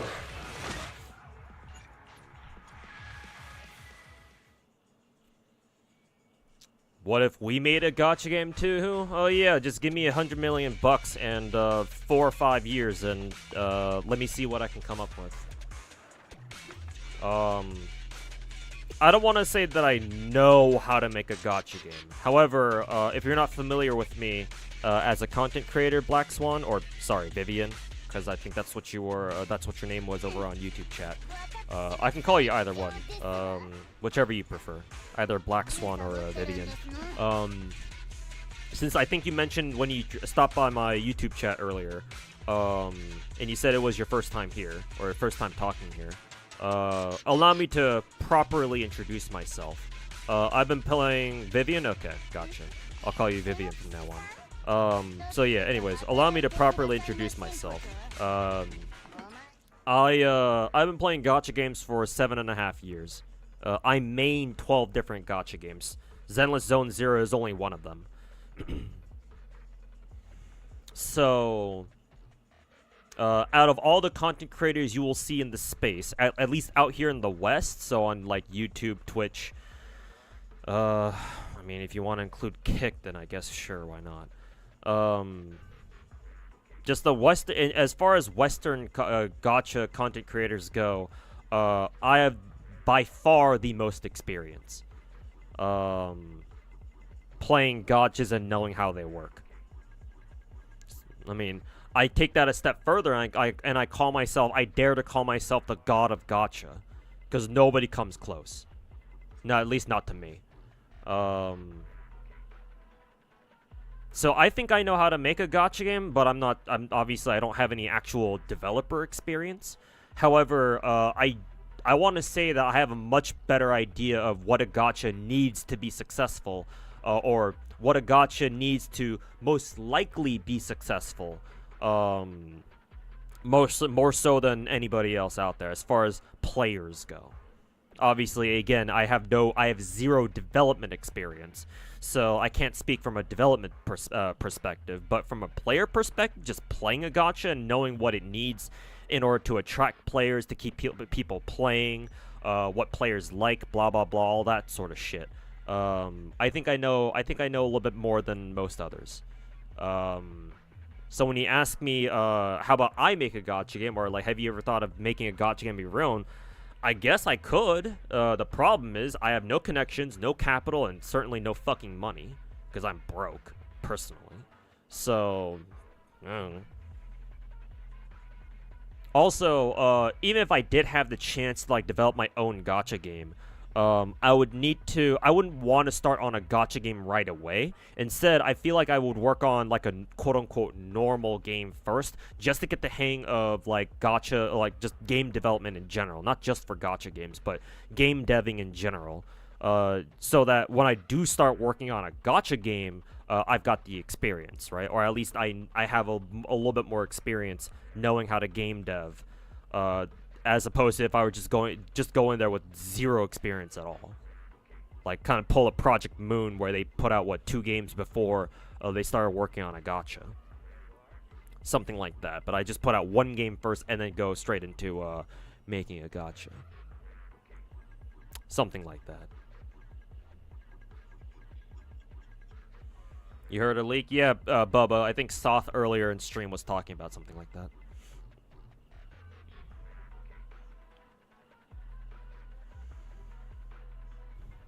On GFL1, you can marry a literal tank. Oh, you can give the tanks a ring, too. That's funny. I didn't know that.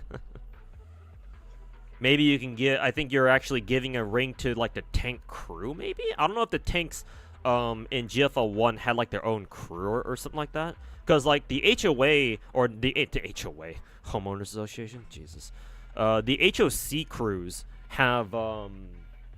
what is it? The HOC crews are manned by like cute anime girls like usual, but you can't give them a ring, or maybe you can. I don't know. I forget.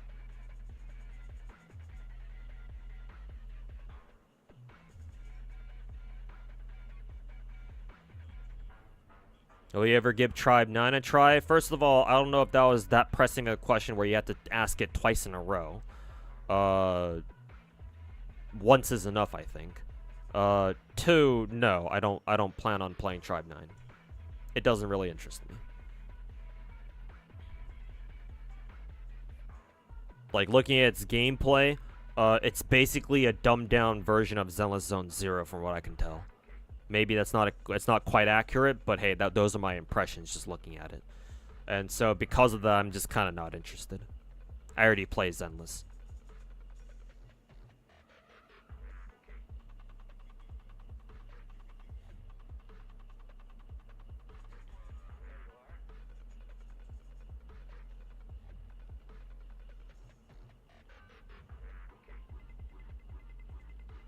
You hate Kick? Just look at Johnny Somali. I mean, Johnny Somali can go fuck himself, and he can rot in Korean prison for all I care. But I also think that it's not quite fair to judge an entire fucking website just off of based off of just one bad apple. Now, to be fair, it's not like Somali's the only bad apple to come out of Kick. But then again, Twitch also has their own fair share of pricks and assholes too.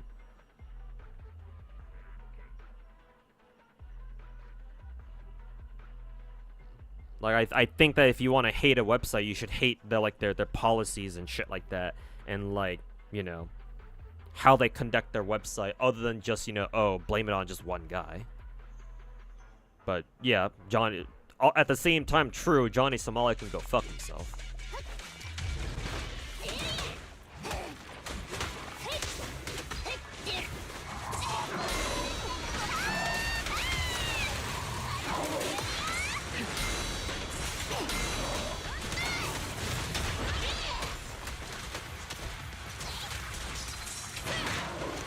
I didn't expect him to attack so quickly.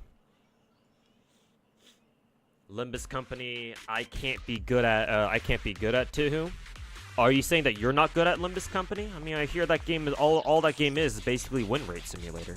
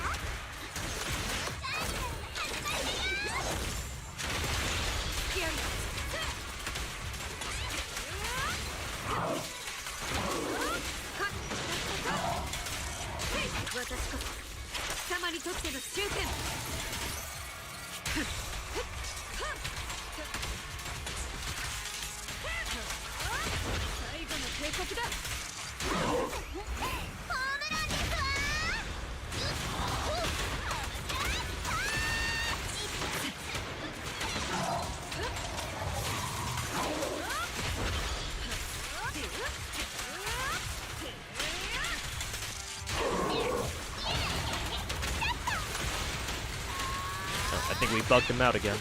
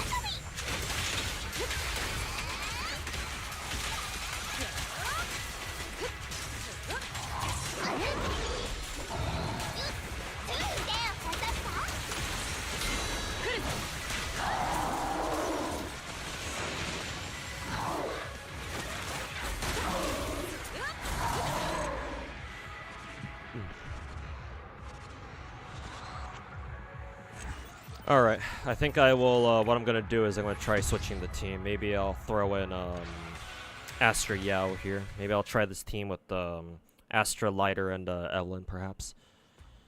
Which means, I'm gonna have to, reset this stage here.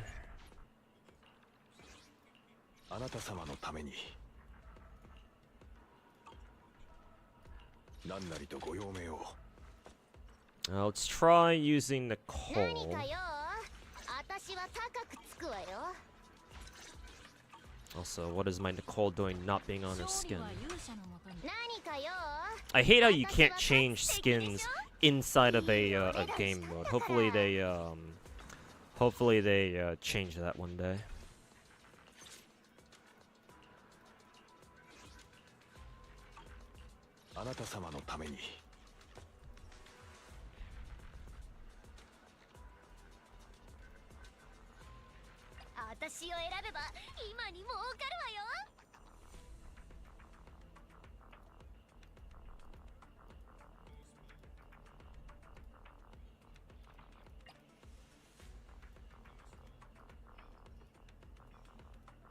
Let's see, Chingy, Nicole, and then Jiwon. 主演準備完了。わたわた。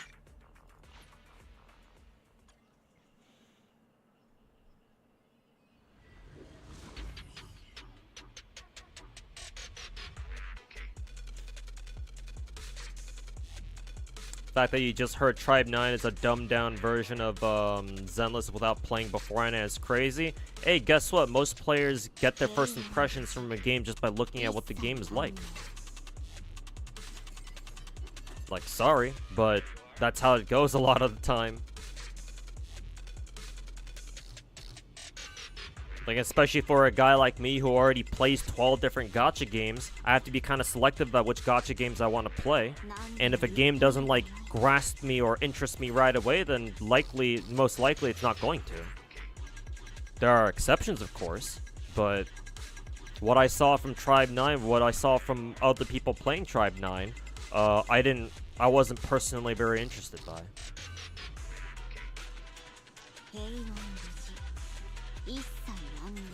The game is more punishing than Zenless. It feels heavier and less fluid than it. Every move counts and you get punished if you spam moves willy-nilly. Well, guess what, buddy? The way you're trying to sell Tribe 9 to me, I don't really like, because why the fuck would I want to play a game that's more punishing than Zenless? And mind you, I already play a game like that. And that game is called Wuthering Waves. So honestly, thanks for letting me know that Tribe 9 is not a game that I really don't want to pick up, because one, that doesn't really sound very fun, and two, I already play a goddamn game like that anyway. Oh, a less fluid, more punishing Zenless Zone Zero? Yeah, that's basically Wuthering Waves, and I already play that fucking game too. Alright. Congratulations, you played yourself.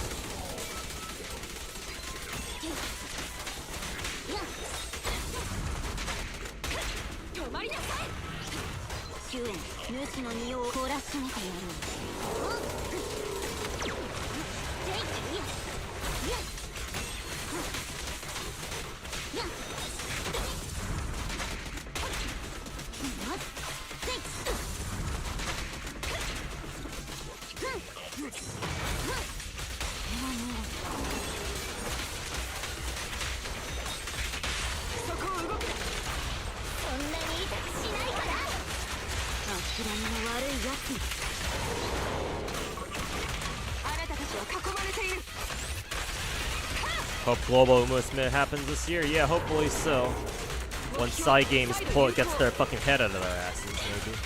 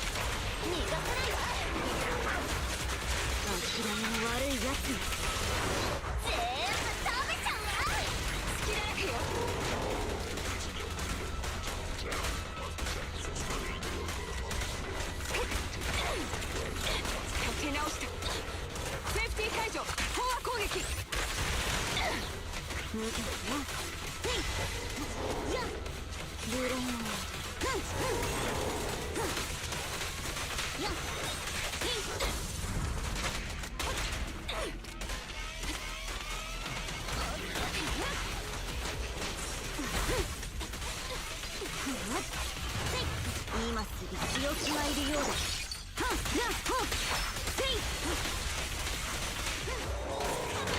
次にすぐ直せ。一点集中。私が蹴り倒す。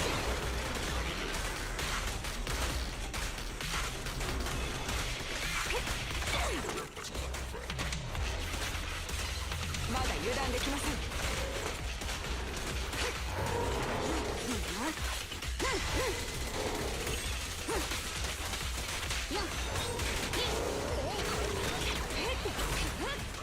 あなたたちは囲まれている。主の身を追おう。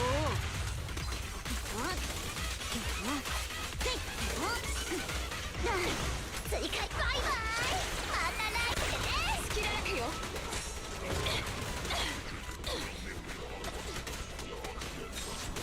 そこを動くな。そんなに痛くしないから。諦めの悪いやつに。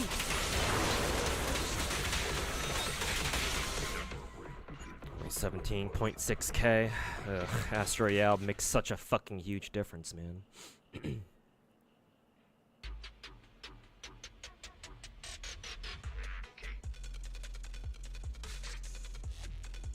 Just hoping Zenless adds good skin with different animations / voice lines. It's probably gonna take them a while to do that.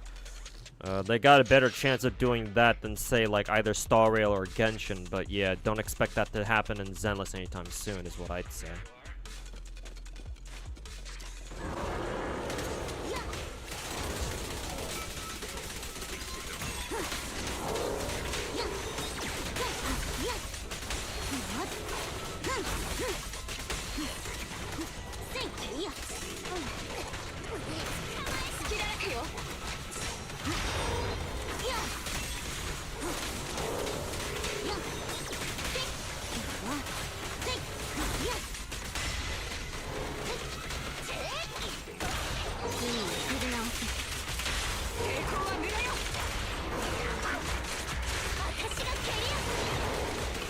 God, one in pair.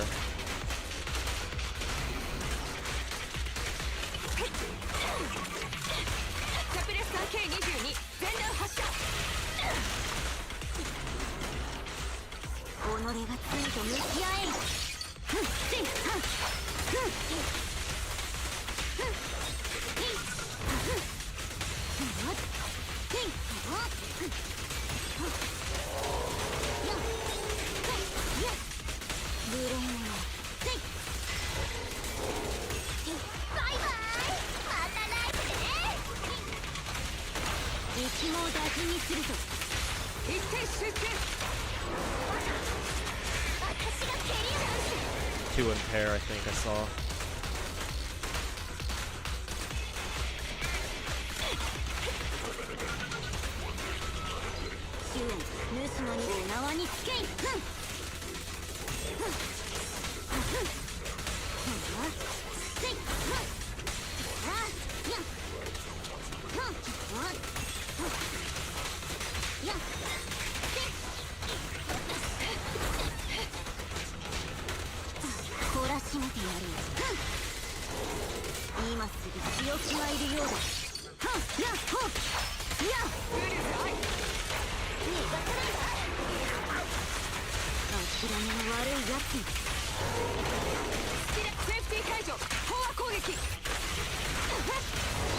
Got another in pair.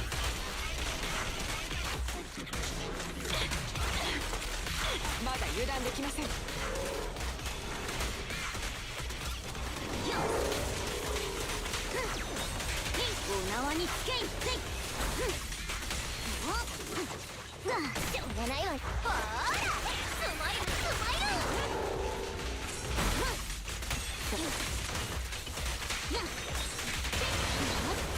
He's got another impair. 次に振り直す。抵抗は無駄よ。私が蹴り倒す。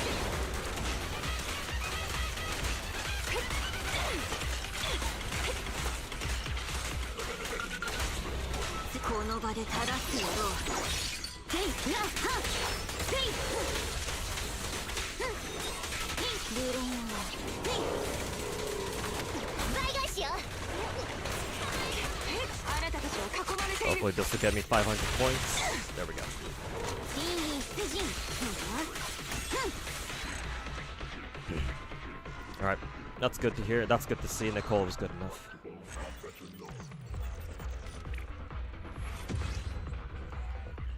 Okay, that frees up me being able to use Astra Yao on third side against Pompeii. So let's see if Pompeii can do this. Reset single stage. あなた様のためにあなたと私で俺がいれば一匹一切の脅威から守っている。 Technically we should bring a rocket boot because that's what Pompeii is weak against.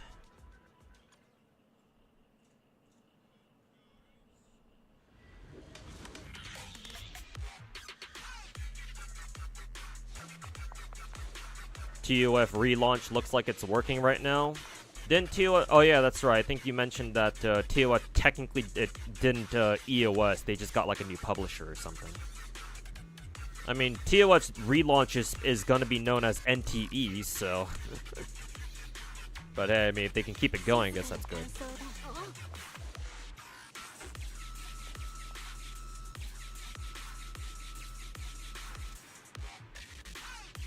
Chinese gachas need better storytelling.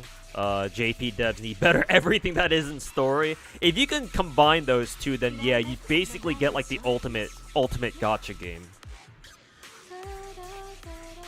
Just take the best parts of Japanese, Korean, and Chinese gachas, form the ultimate East Asian gacha game.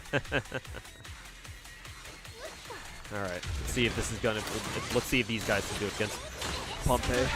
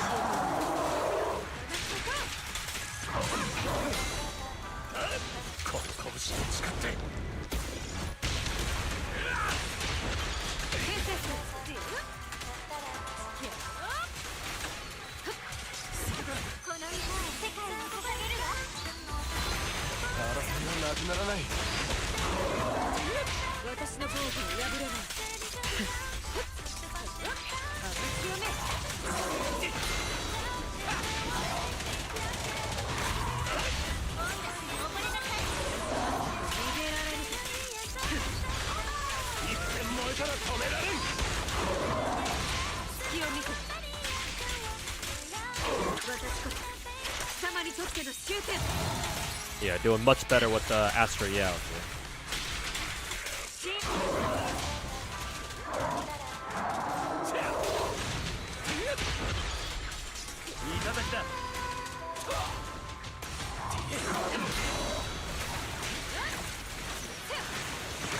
Huh.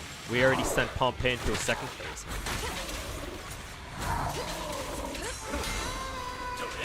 チャンピオンが来てやったぞ。ガ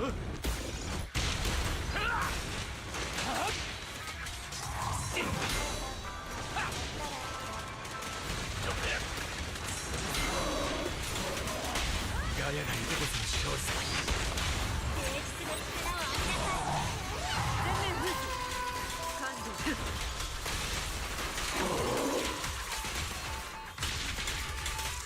Easy.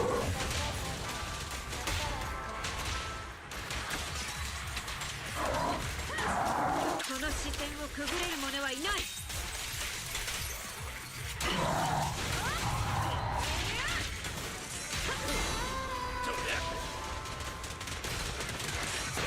返す。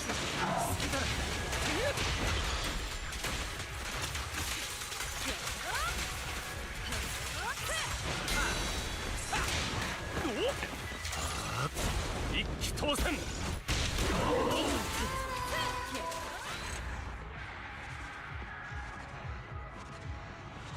And Korean gachas need good publishers.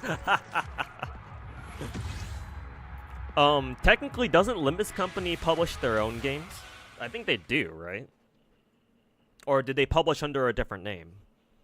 Because I haven't heard of I don't think Project Moon publishes under a different label. I think they're a self-publishing company, or they're a self-publishing developer or something like that. Maybe they have publishers. I don't know.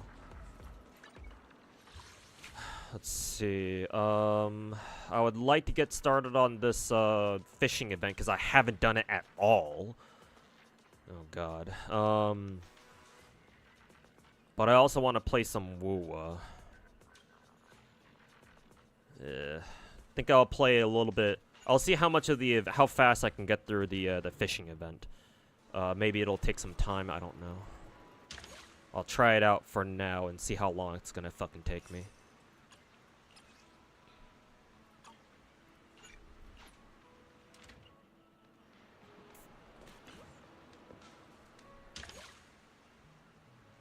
The fuck? What just happened? Okay, teleport now. Okay, it just takes me back here. What the fuck? Okay, I guess I was just talking to the billboard or whatever. I don't know what that was all about. JP Gamer's not really into action games. I disagree. I mean, they are. It's just that there haven't been a whole ton of oh, gotta do this. There haven't been a whole ton of Japanese action gachas. Maybe there have been. I'm just not aware of them, perhaps. Oh, I have to hold it. Okay.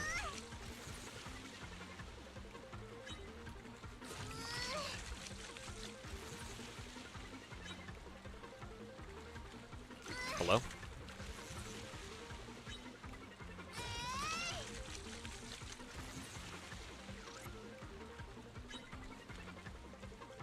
Oh, it's both hold and spam buttons. Well, that's fucking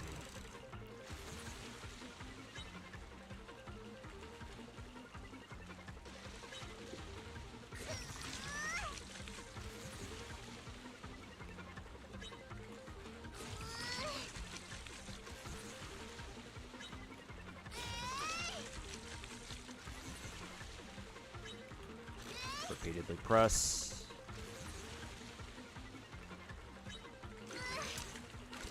I destroyed Pompey. Need to get lighter on his rear end. Yeah, that team that I used for not lighter.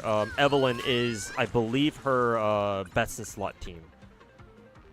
Astra Yao, lighter, and Pompey. That team also works extra well because I believe his Pompey's objective, secondary objective, was that you get like what 300 points every perfect assist you do. And remember that Astra Yao gives you free perfect assists.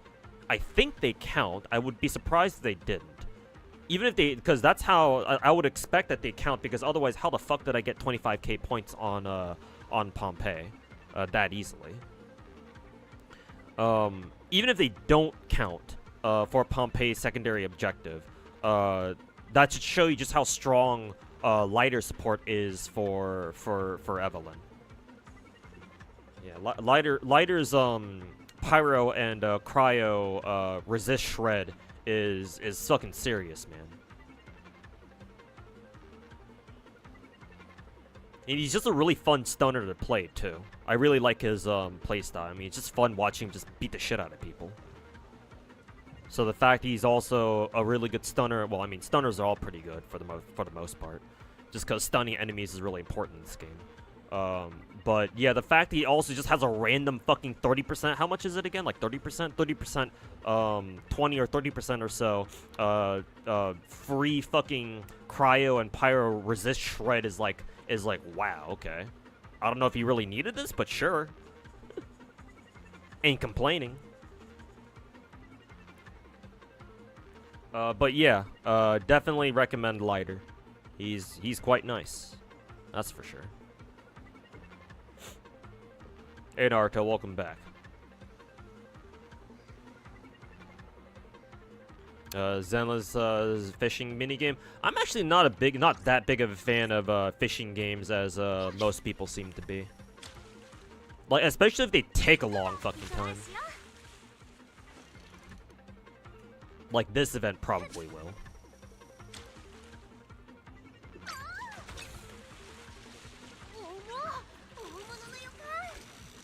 Oh, we don't have a lot of time to get this done.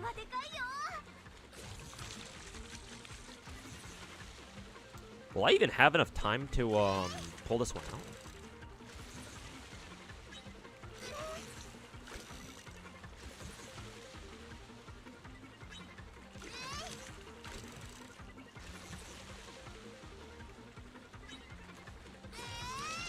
Just barely.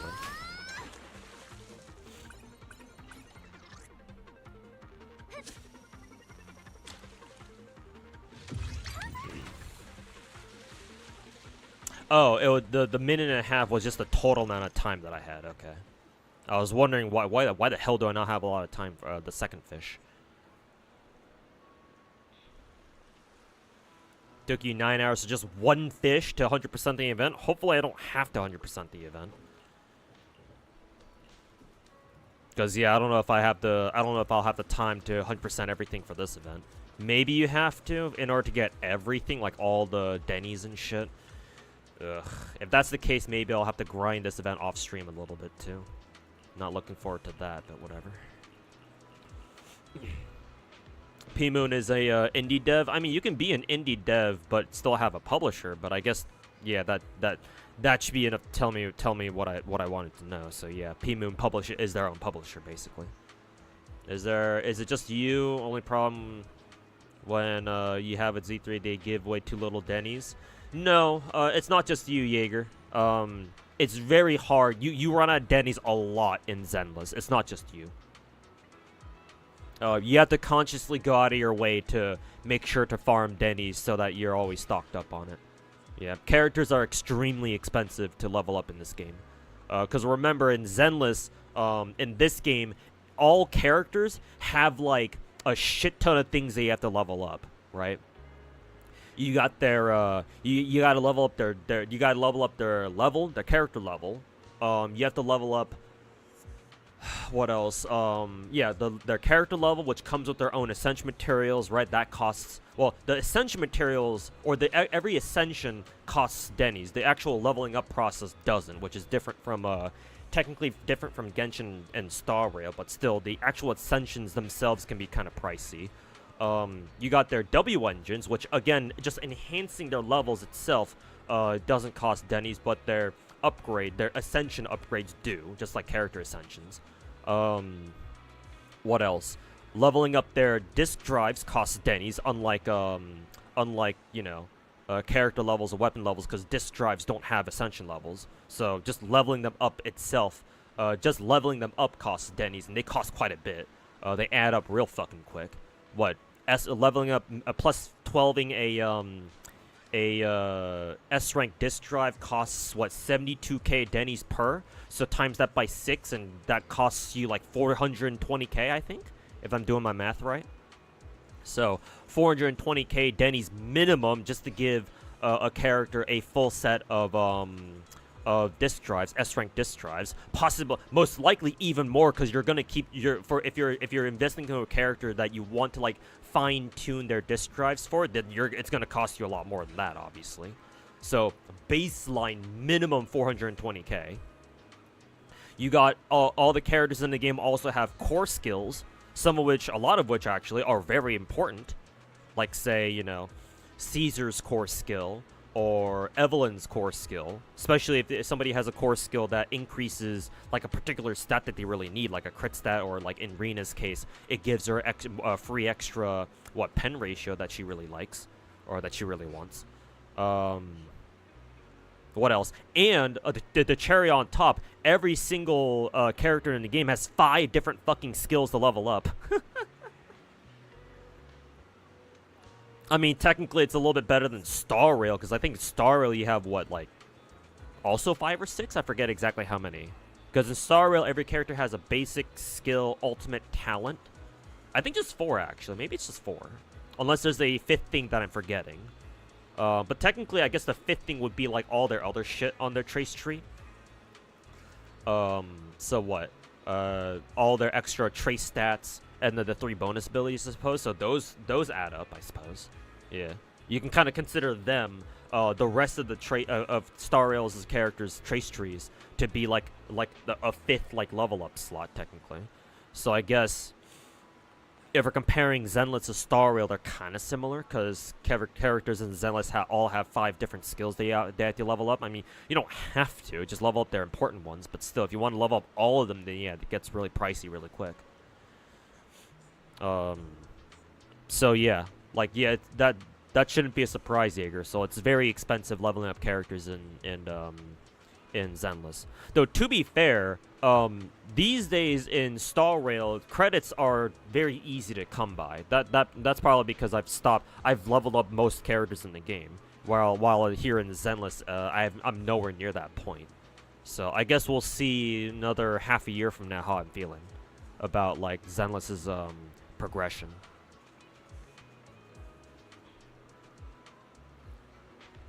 Genuinely wish MiHoYo would pull a Yo-Star and move their headquarters to Japan. Yeah, no, that can't happen. It's too late for them to anyway. The best they can do is what they did with Cognisphere, where they set up a shell company in Singapore, so that way they keep all their money they make outside of China. But yeah, no, MiHoYo will not dare to move their headquarters outside of China. The Chinese players will see that as like a betrayal of their country. Like, their players are no doubt like 300% gonna fucking put a nationalistic edge to it, and they're gonna fucking torch MiHoYo's old headquarters to the fucking ground. So yeah, no, MiHoYo dares not to do anything like that. Moreover, I actually doubt the CCP would even let them try anyway, or I doubt that that Xi Jinping would even let them do it anyway. Honestly, actually, now that I think about it, maybe he would actually. Maybe he would, but the players wouldn't.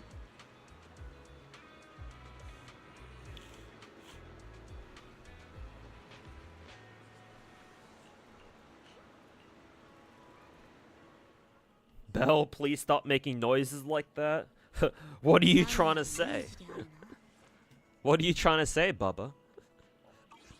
Sus.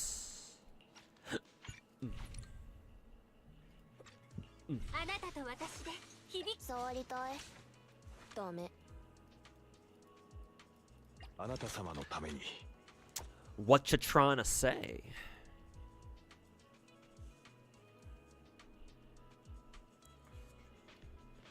Chingy's supposed to be our trial character, so I'd like to bring her.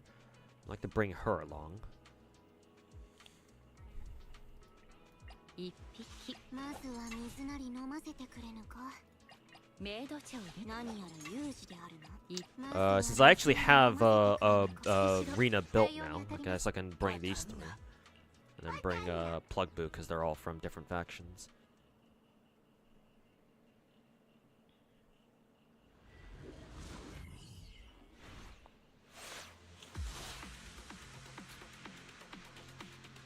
That place is like purgatory. Once you enter, you can't leave. Yeah, you can't leave until the CCP milks you for all that you're worth. That's for sure. 'Cause that's how the country works over there. Leaks say Vivian, Jane, Hugo, Lighter. Might really need to get lucky if you want both Vivian and Lighter. Oof. I didn't realize Lighter was so close behind as well. But then again, it does sound like it's time for a Lighter rerun, because it's been a while since we last saw Lighter, I think. Are there any treasure chests or like carts that I missed? Hopefully not.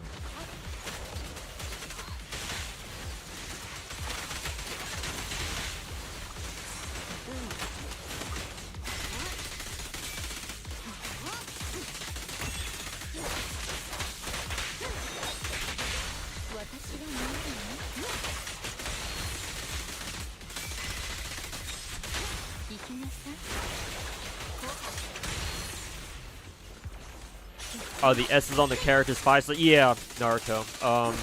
In Zenless, they just have different names, but they're effectively 5 stars. If you see a character, like my entire team is made up of S-rank characters, so whenever you see a character that has the word or the phrase S-rank on them, that means they're a 5 star. A-rank characters, there are some characters called A-ranks. They're basically the 4 stars of this game. Yeah, same system, just a different way of calling them in this game. That's all.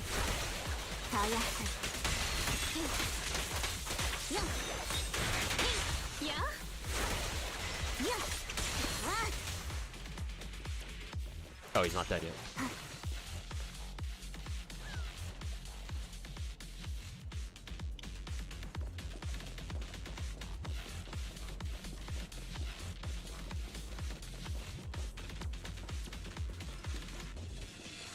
Oh, here's a cart. You're chilling on Hugo, especially how you're gonna swipe for both Jane and Vivian. Yeah. Understandable.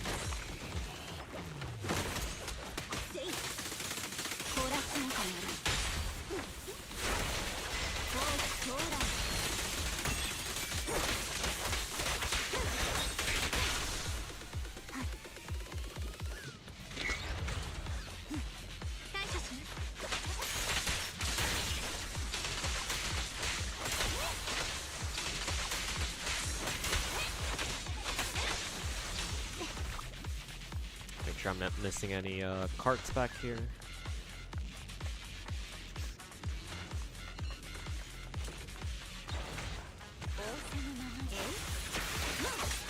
Wait, where the hell was Rina even using her skill at? That was a little bit weird. Which Genshin had these types of mechanics? Honestly, Naruto, I kind of agree. After seeing how fun Zenless is, I would not mind, for example, if in a theoretical scenario where MiHoYo wanted to do like a soft relaunch, or maybe not even soft, like just a relaunch in general of Genshin, like say for example when Arc 1 is done, I kind of want them to add something, a few of Zenless' mechanics over the Genshin. I feel like that would make Genshin's gameplay more fun. Obviously, that would be a lot of work, but I feel like it'd be worth it. Like, namely, the one thing I want Genshin to have now that I've played Zenless is if I had to choose just one thing, is I kind of wish Genshin also had the same perfect dodge as mechanic in Zenless, where if you successfully iframe something by dashing through it, the game gives you like a little bit of bullet time to let you know that, okay, you dodged this. Like, all it needs to be is cosmetic, honestly. And I'd be okay with that, personally. Like, if that's the only thing that they changed about Genshin's gameplay, I would actually be pretty satisfied with that. Just so that you have better feedback when you actually dodge shit in Genshin. Obviously, it'd be fucking cool if they also brought over like perfect assist mechanics in Genshin too, but I think that's a step too far. I don't know how most other players would like handle that. But I think most people would be okay with I think most people would be okay with like a perfect dodge thing mechanic in what is it? Oh, there's a cart back there. Actually, can I reach that place? Oh, I guess that's just where I'm supposed to go next, I guess.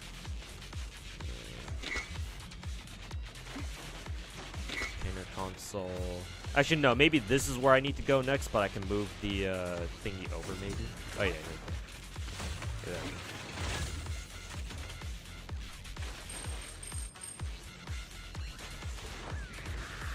Yeah. I think what I was saying was that I think most people would be okay if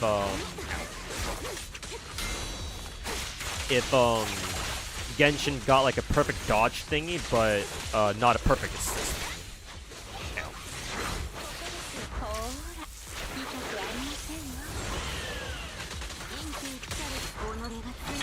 Teleporting twat.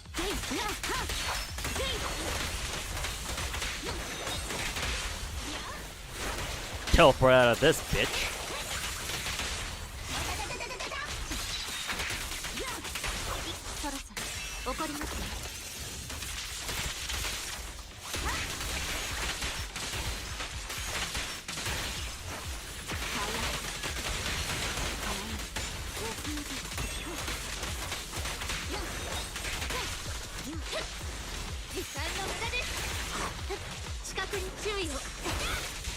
Ooh, he brought a friend.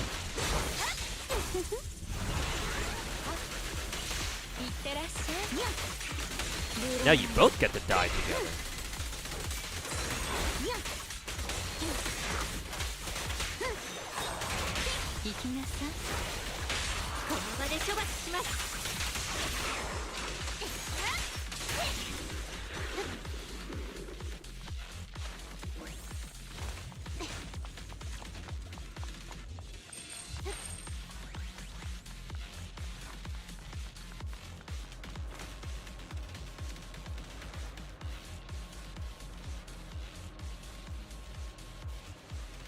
Bro agrees with Naruto.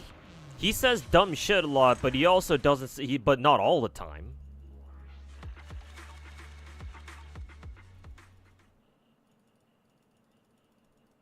I've agreed with some stuff he said before. Hey, I even credited him with him giving me the idea for, or he was the one who gave me. I think I said this before. He's the one who gave me the Yelan, Raiden, Nahida, and Jean's alternate Hyperbloom team that I like using in Genshin every once in a while. Well, actually more than just every once in a while. I use it quite often. Like, he says some dumb shit, but not all the time, which is why I don't ban him. It's just when he does say dumb shit, it's really fucking stupid. So that's why I go off on him. But nothing he's ever done is truly ban-worthy.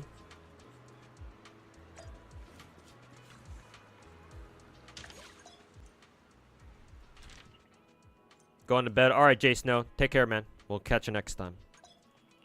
Enjoy the rest of your night.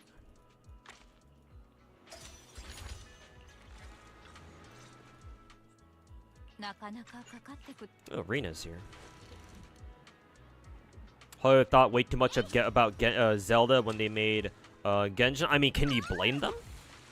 Like, The Legend of Zelda was pretty hot at the time, right? When did Breath of the Wild come out before Genshin?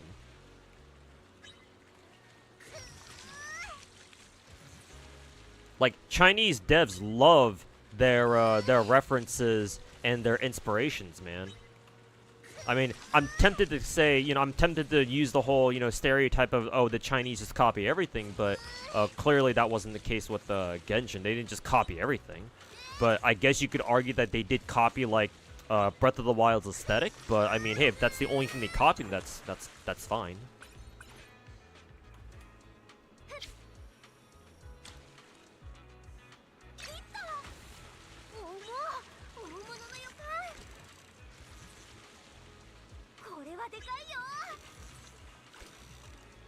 And even if I were to use the whole, oh, the Chinese just copy everything stereotype, rather, It's not like they're the only ones to do so. Plenty of other video games out there and plenty of other companies out there fucking steal shit and are inspired by other games all the time. So if I were to use the whole MiHoYo just copied Breath of the Wild thing argument, that wouldn't exactly be fair now, would it? At least I don't think so. 30 out of 30 on TOA. Oh yeah, that's right. TOA reset, didn't it? Gonna have to go clear TOA this cycle. I'm gonna need to as well because I need the extra asteroid.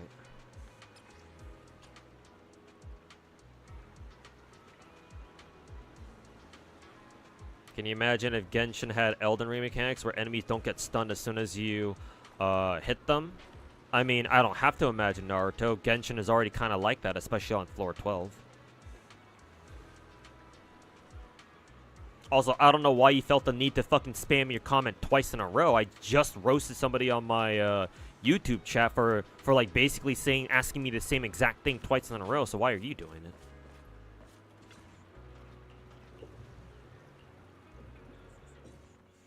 Another combat trial, I guess.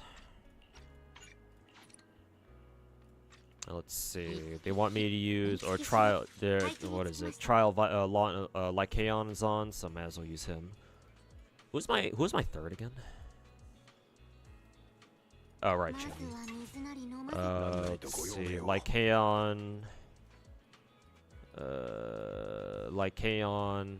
Do we bring double stunner with Lycaon and lighter? That'd be funny. Ouch.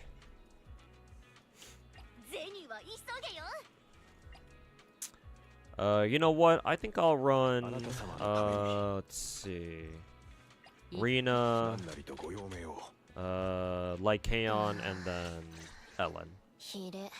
This team doesn't really make a whole ton of sense, but whatever.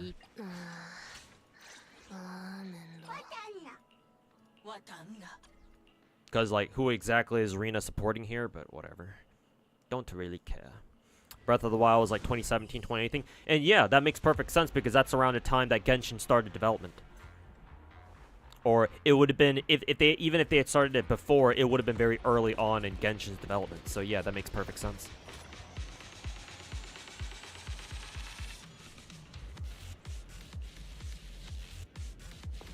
No, there have been far less creative yoinks than Breath of the Wild and Genshin. Yeah, exactly. That's for sure. Anything back here?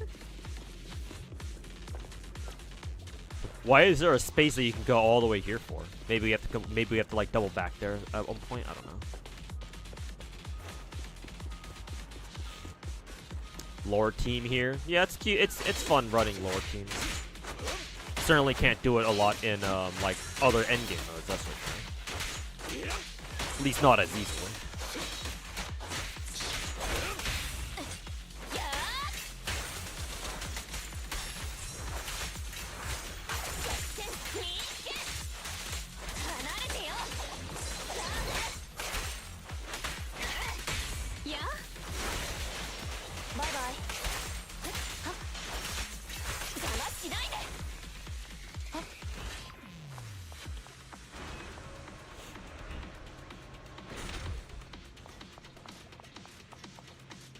Just wanted to correct your sentence. Well, what did you correct by? What did you even correct?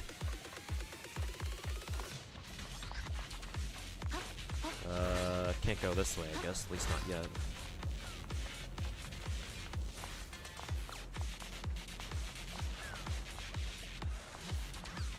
Hello? Ayos, get the fuck out of the way, dude.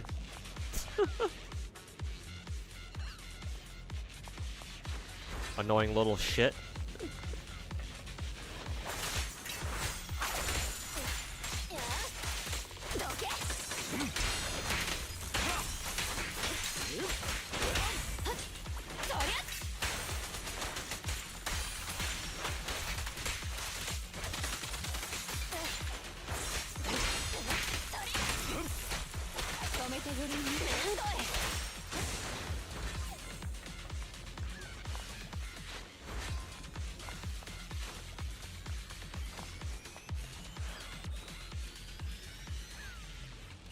To remove the U. Fair enough then.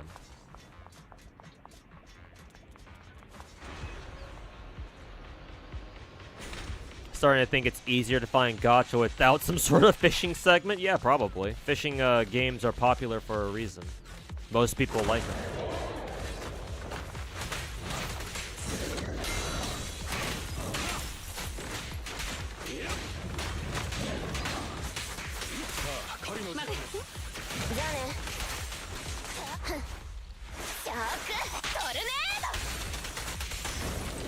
Say sorry.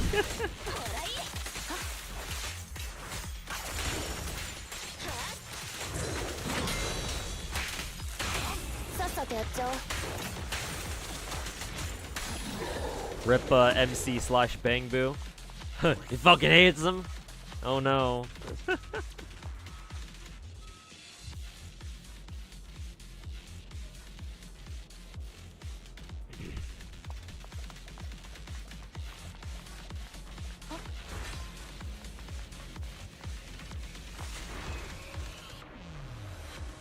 Can you get over 1k EM on Kazuha with a 4-star weapon? Maybe? It'd be pretty tough though. Because 4-star EM weapons, like especially if you're using Iron Sting. Actually, I don't know how much. I forget how much EM Iron Sting gives compared to the other 4-star EM weapons that you can like get from like Gacha or something. I would expect that the Gacha 4-star weapons give you more EM than Iron Sting. But maybe it's still possible. I mean, hell, bro. I'm gonna just tell you right now. My EM or my Kazuha does not have over 1k EM, and that's with Freedom Sworn. So like, if you only have a 4-star weapon, then it's gonna be very, very tough. I'm not gonna say that it's impossible, but it's gonna be very tough because you also need Kazuha also wants a lot of ER as well, especially if you don't have him at C1. Because, like, if you have him at C1, then he doesn't need as much ER, obviously, because you can just do, what, EQE loops. Where basically he just uses his skill twice in a row, so skill, ult, skill. But if he's only at C0, then that means he needs a lot more ER than usual. Because he can only use his skill once, and his ultimate doesn't reset it.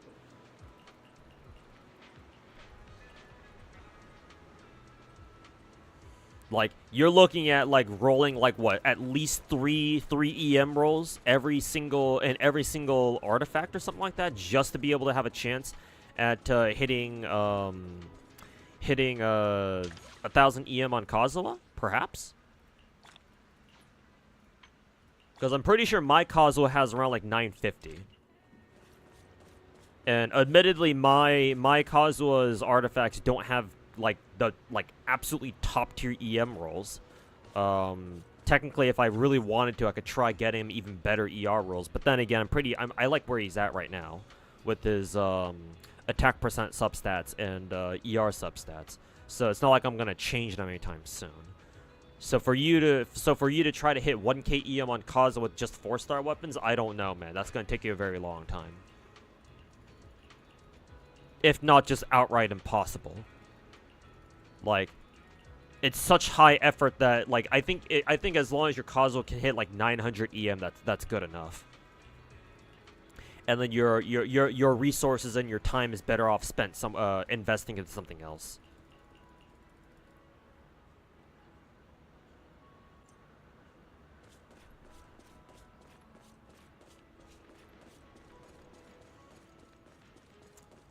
Go meet the client with Snapbo.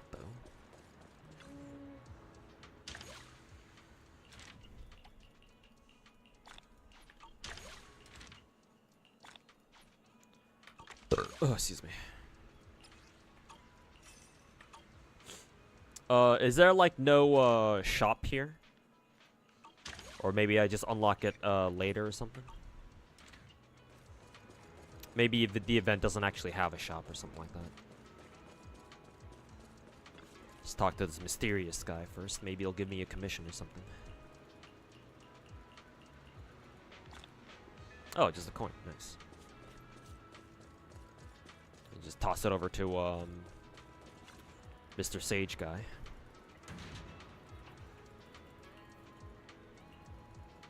Also, are we on the Zenless Zone Zero directory? I hope we are, because I can't even remember if I even changed my directory or not. Okay, yeah, we are.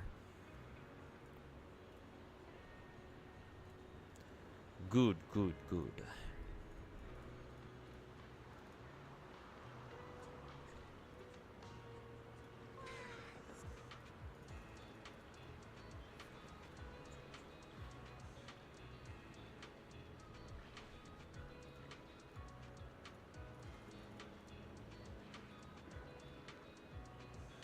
What 4-star sword has more EM than Iron's Thing? Well, you're gonna have to look that up yourself, because clearly I'm not playing Genshin at the moment. So unfortunately, you're on your own on that one, Naruto. You might have to either ask chat, or you're gonna have to either have chat answer that for you, or go look it up yourself. I'm sure there are websites out there that tell you, and that like Genshin's been out for fucking 4 years by now. It's like the most popular gacha game in the fucking world. So like. There's gotta be a website out there that lets you compare, like, weapons to each other. So I'm sure you can find a website that can, if you just Google fucking Genshin 4-star EM swords, I'm sure you can fucking find a website that will tell you exactly what you're looking for. Also, take photos related to the championship? What the fuck? And what would that be? Take photos related to the championship. What, this billboard, maybe? I have no idea what it is. Maybe it's that food stall thingy or something. Sure, whatever.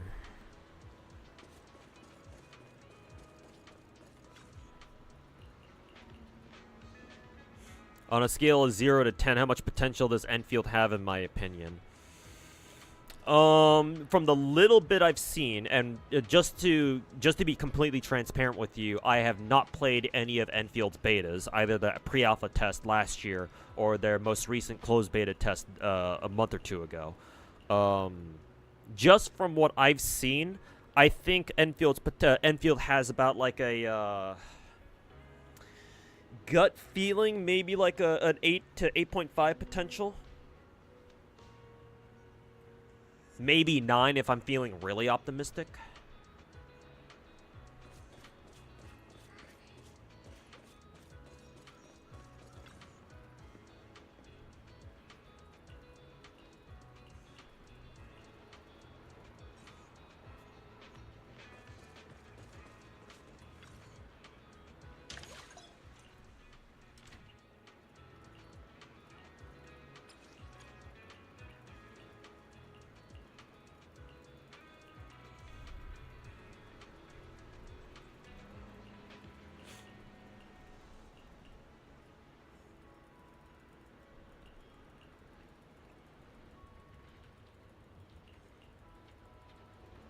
Like, Enfield has a very good opportunity to, like, kind of carve out its own niche here. Because Enfield is certainly very different from, all the other big gachas. It's, like, the most unique one, in my opinion.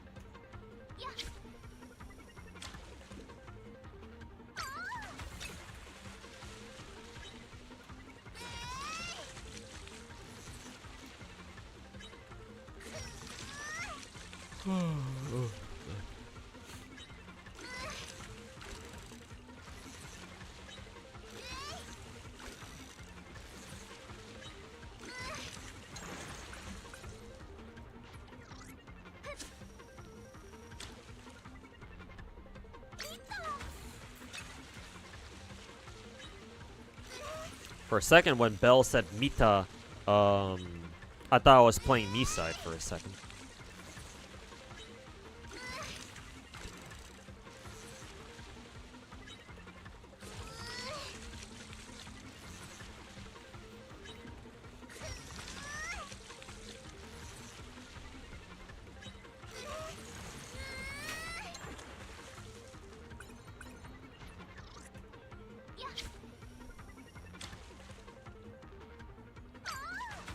Oops. Pressed F too fast.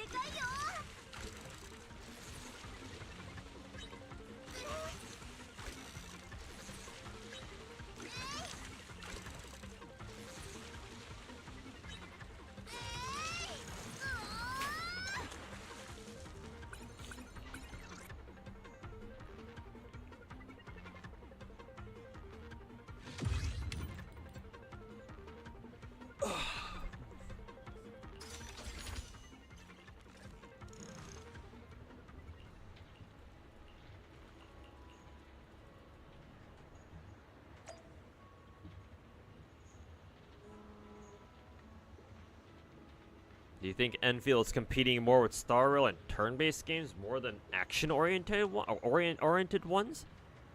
I don't know how you came to that conclusion. I don't know. Maybe you played the beta. Maybe you played the Enfield beta, so maybe the gameplay actually does feel that way. But from what I've seen, that's I don't get that same vibe, man.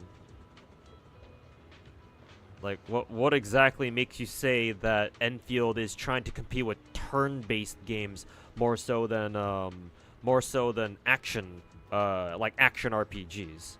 Like, how like, explain that one to me, because I can't, at the moment, I can't really make sense of that.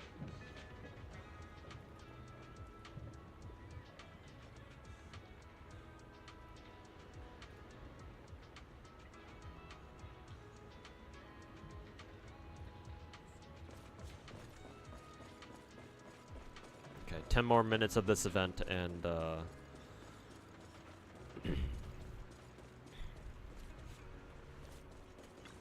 I'll switch over to Wuwa the rest of the way.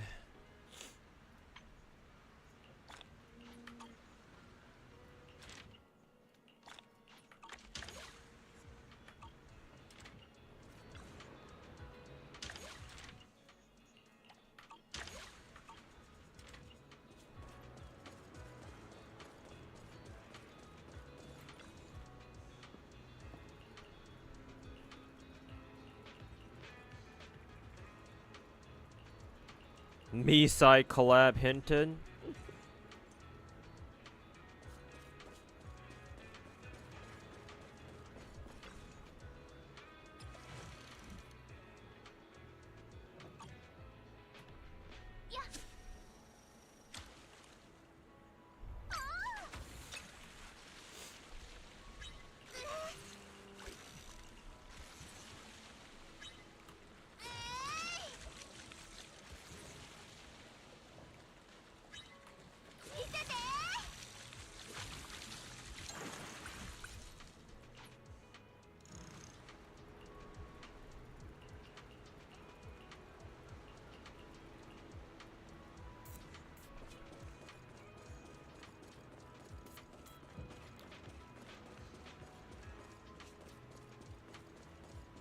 Send a fish to 6th Street. The arcade? Why are we sending a fish to the arcade?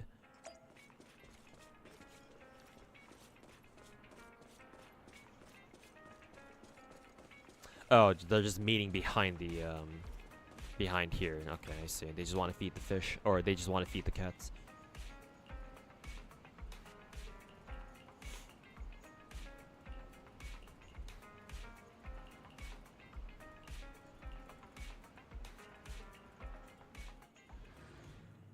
Zhu Yuan's cake pog.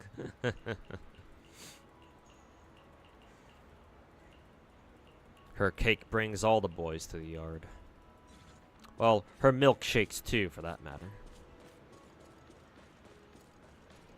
Let's see. Everybody you've heard from who played it says it plays more like a Xenoblade than an action RPG. You think it's going to appeal more to the JRPG crowd? Yeah, but that doesn't really have anything to do with turn-based games now, does it? Mind you, I've never played a Xenoblade. I've only ever seen gameplay of it, and only a little bit of it. I don't really care to remember that much of it, to be honest with you.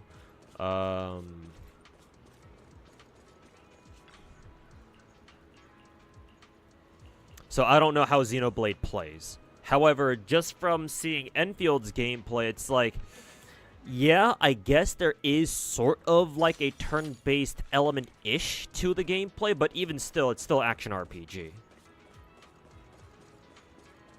Like, it's definitely not turn-based, at least not from what I've seen. So yeah, I don't know, man.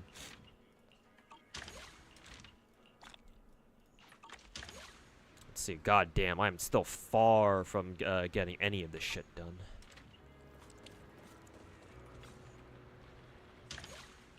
Definitely gonna have to grind this shit, some of this shit, off stream after I'm done streaming today.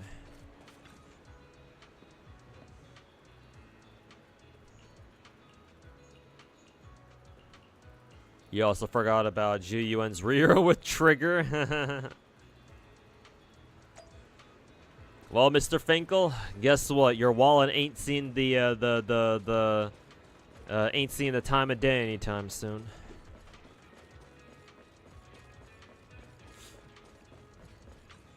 Does it see the light? Tell it to go towards it. Walk towards the light.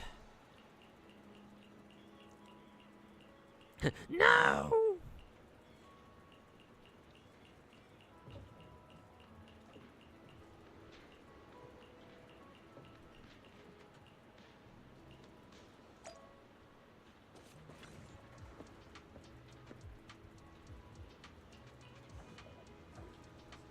Random note, although you don't really care much for Mr. Beast, he does make a really good chocolate bar, really. I heard his, apparently his, like, it doesn't he have this one product that's called, like, Lunchly or something? Apparently it's kind of shit. And yeah, isn't the, oh yeah, I have to fucking press F to cast the line first. Yeah, there's, like, other, like, YouTuber products out there, right? Like, I think the whole Prime drink series, oh, I have to hold, I forgot to hold this shit, is like also another YouTuber made thing or something like that. But yeah, I was just kind of under the assumption that like YouTuber branded merchant like products like that are all kind of like basically trash.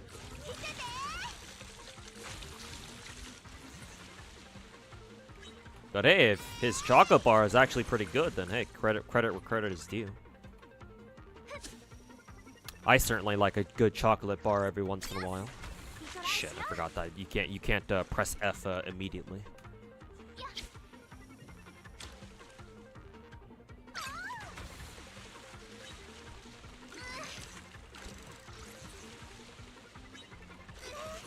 Prime isn't too bad.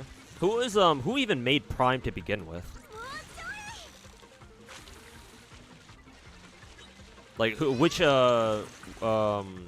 YouTuber or like streamer's a product line is that for Prime?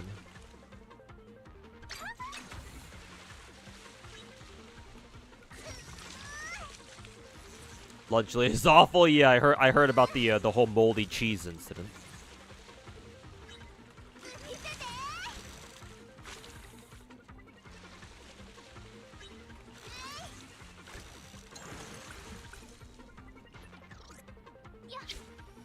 Can I get another fish in just 15 seconds? Let's see.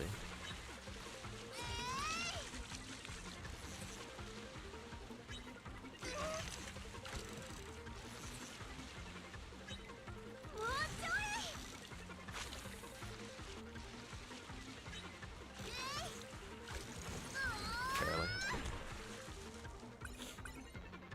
Why do all gacha games have, whoa, a fucking huge ass shark? Ellen, is that you?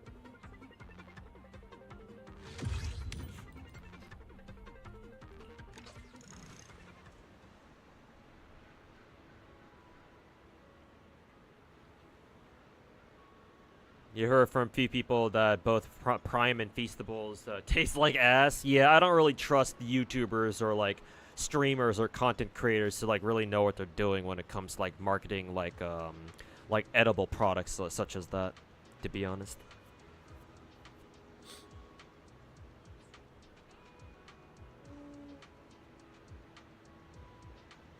But hey, if they can come out with a product that actually is good, then sure. Like, credit where credit is due, I guess.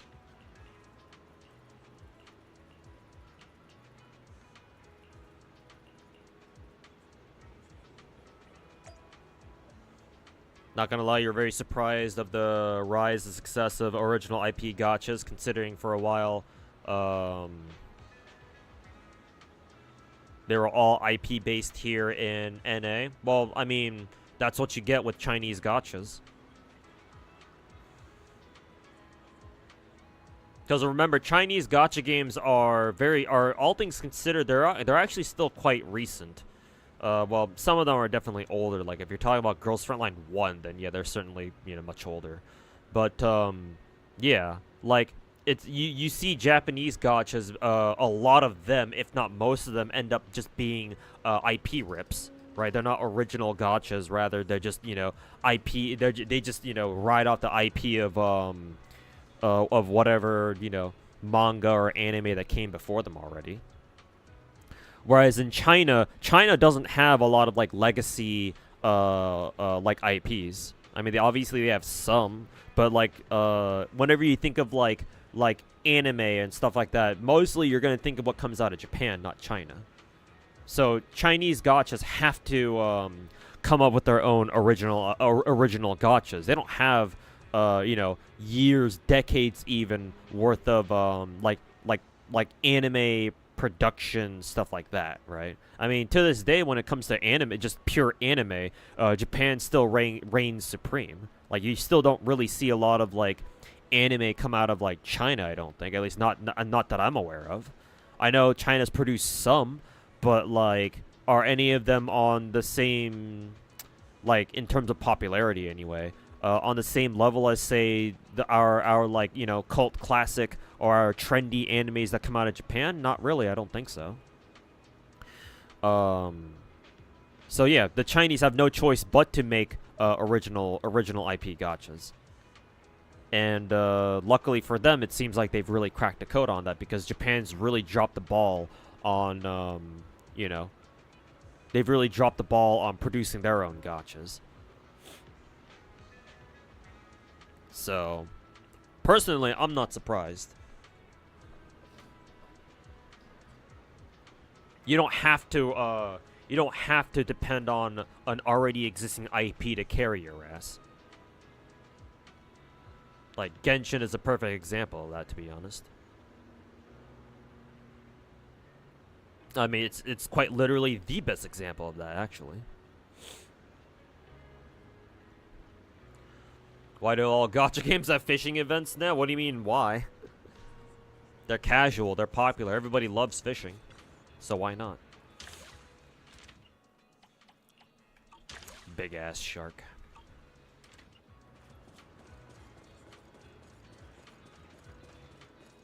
Look for Ben behind a lighthouse.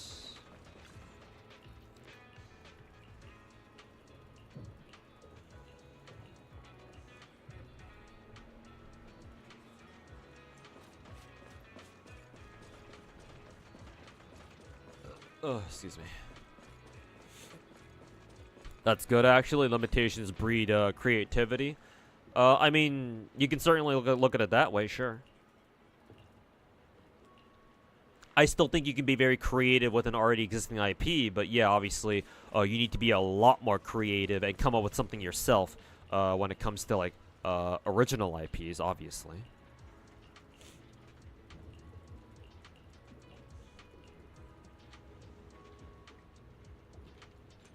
Was Thundering Mephis always a boss that staggered from like the slightest breeze? I don't remember.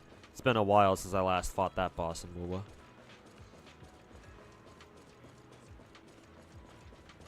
Oh shit! I'm going the exact opposite way.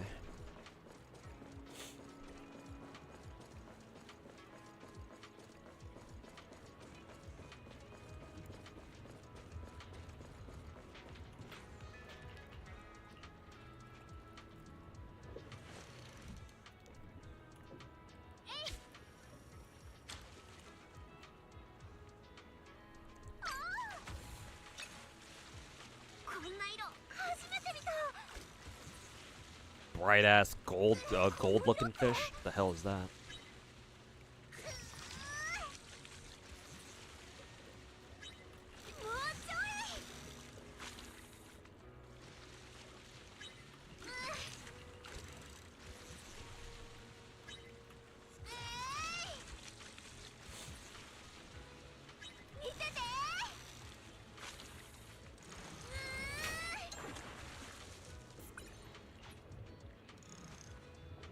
Running it down mid to clear the fishing event on the literally last day.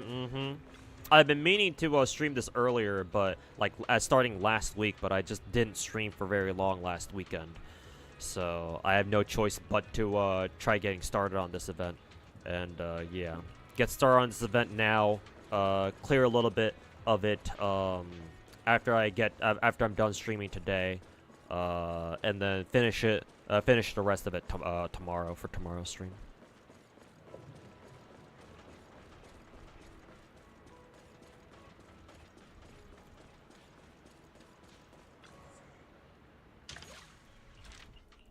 At least we got a new fish out of it.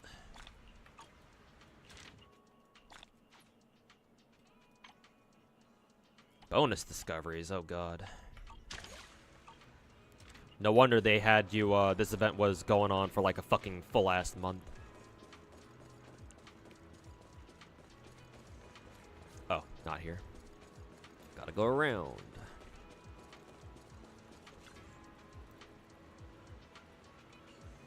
What's, what, gacha who EOS saddens me the most? I don't really have a situation like that, to be perfectly honest with you. All the gacha games that I truly care about, they're still around.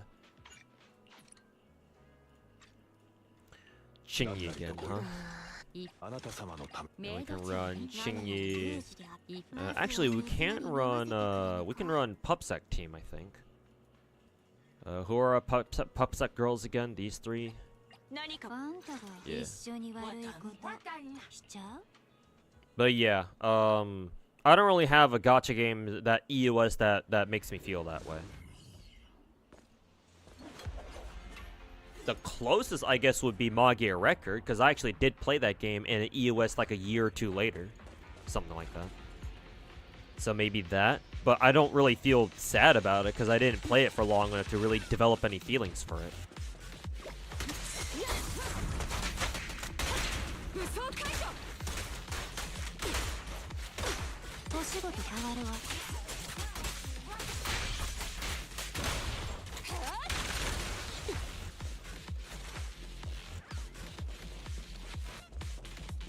Any carts back here?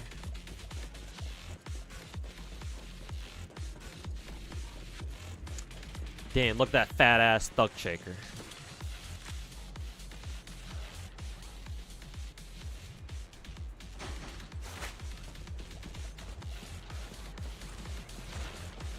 Why is it telling me to go back?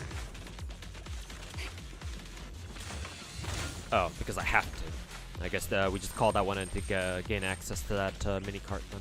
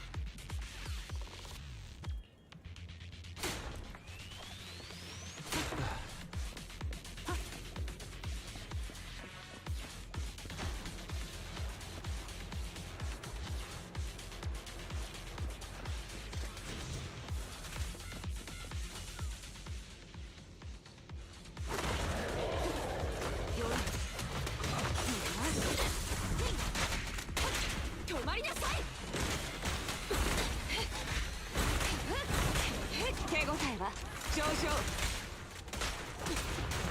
サプレッサー K22 全弾発射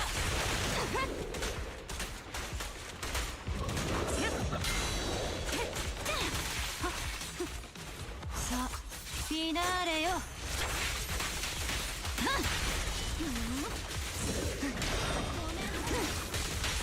激しめに行くわ手を上げなさいいいわよ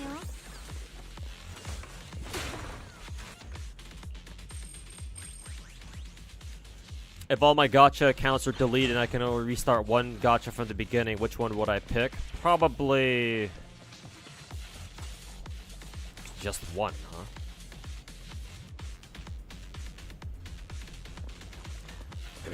My heart says FGO, but my brain says one of the big Hoyo games. If I had to pick, probably probably Genshin.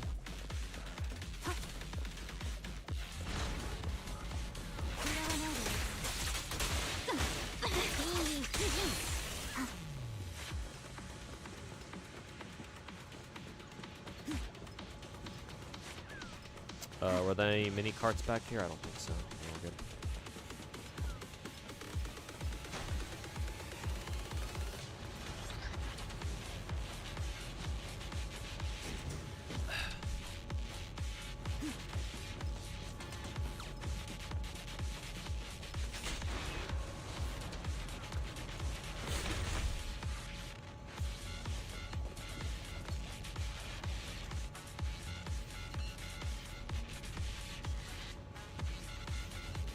Lucky you got hit by alchemy stars pretty hard.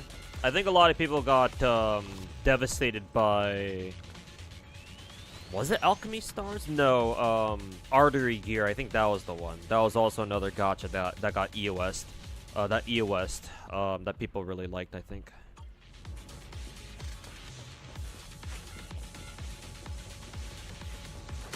At least that's what I think. That's what I remember anyway.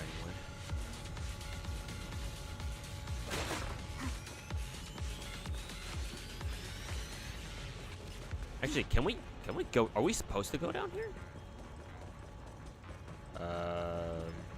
Maybe not yet.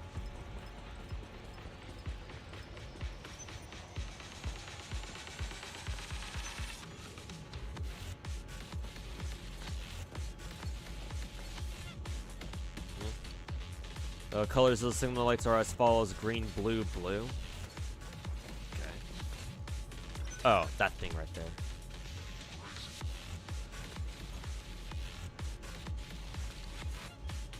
Colors of signal lights are as follows: green, blue, blue. Okay.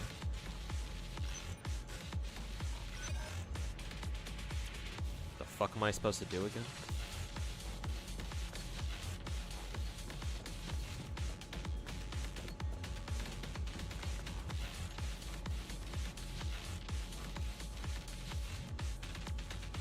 Oh, it's I have to wait until it flashes the proper colors. Okay.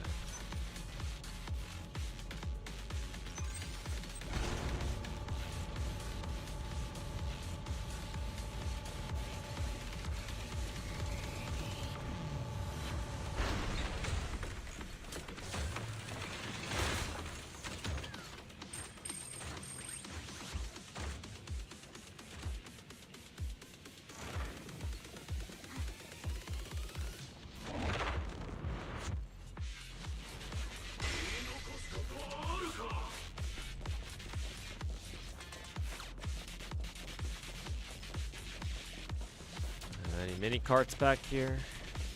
Don't look like you can go past there.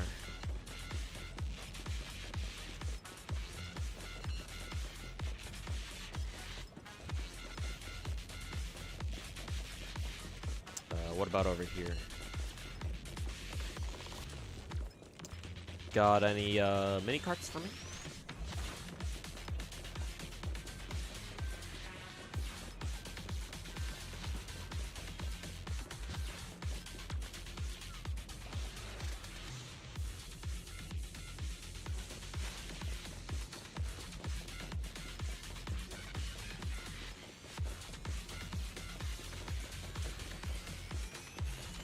れに気を配るのだ。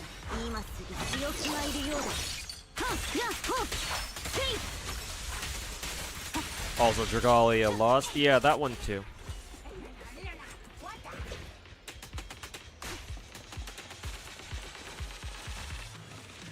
There's the mini truck that I was looking for.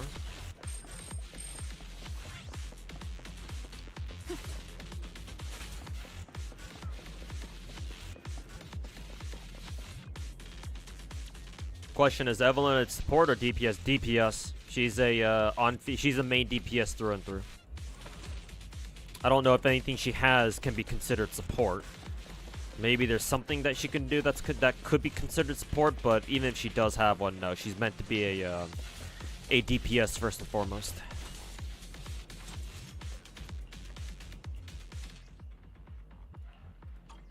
I'm assuming this is the same thing.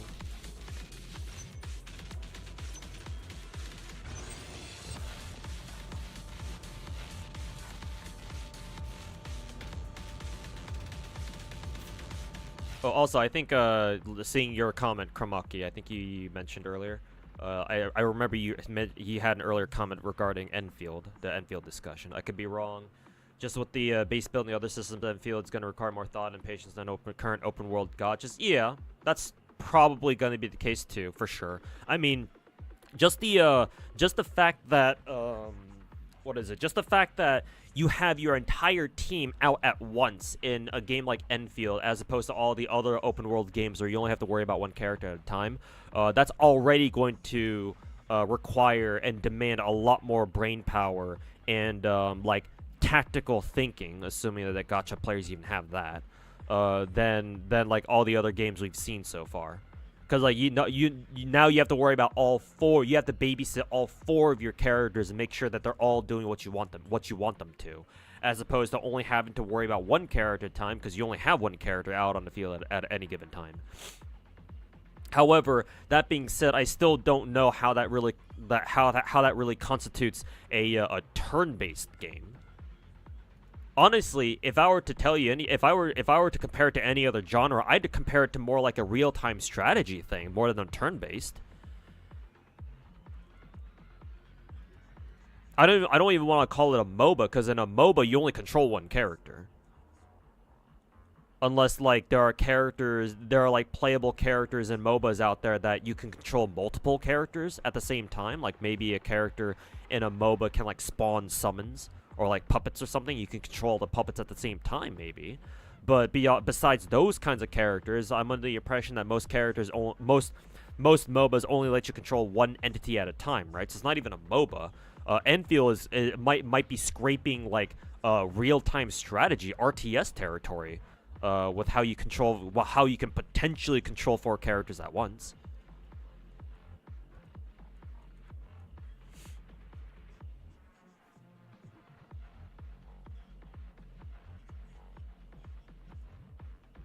Anyways, those are my closing thoughts on Enfield.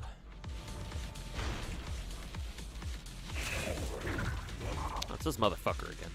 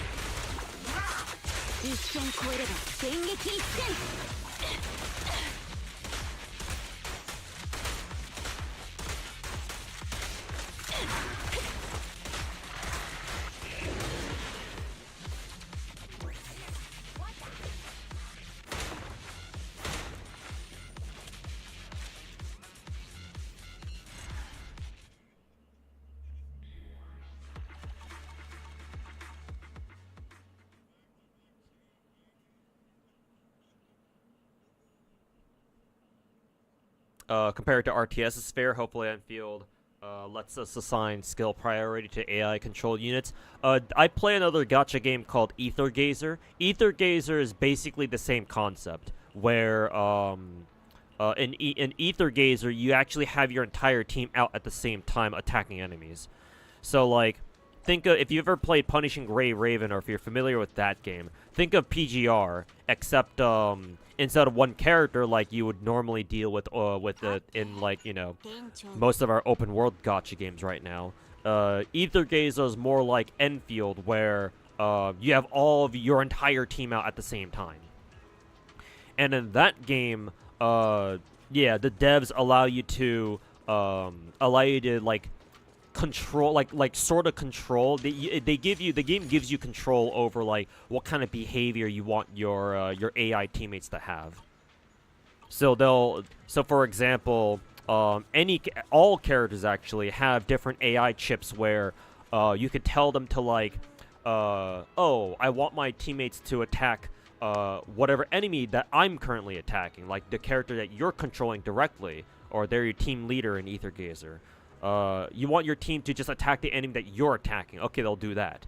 Or I want my teammates to go take care of like the other enemies besides like the big dudes, like just the trash mobs. You can do that too. And finally, I think the third AI chip, the third main AI chip is, oh, you just want them to go focus on whoever the elite enemy is, or like basically the boss, and while you go take care of the trash mobs maybe. So basically the other way around.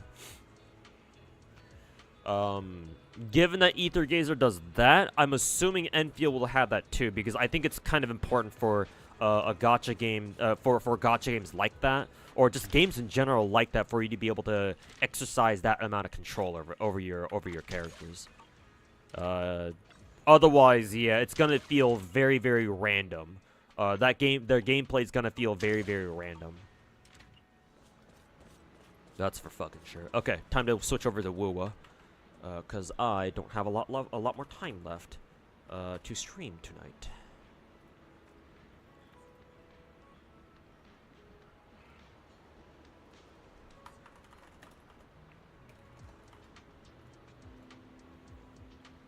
Okay. Wuthering Waves. Gotta pull up though.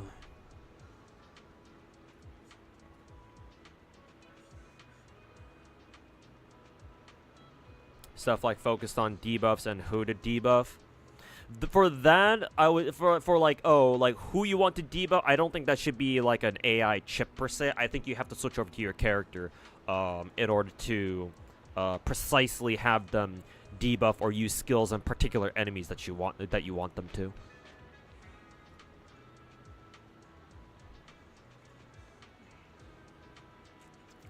Why Genshin? It's my favorite Hoyo game by far. Even though I still think that Zenless is a better overall game. I play gacha games. I say I play gacha games for the gameplay, and mostly that's true. But in a situation where you're telling me that I'm only allowed to continue one gacha, then I'm going to go with the gacha that's giving me the most fun, and that would be Genshin.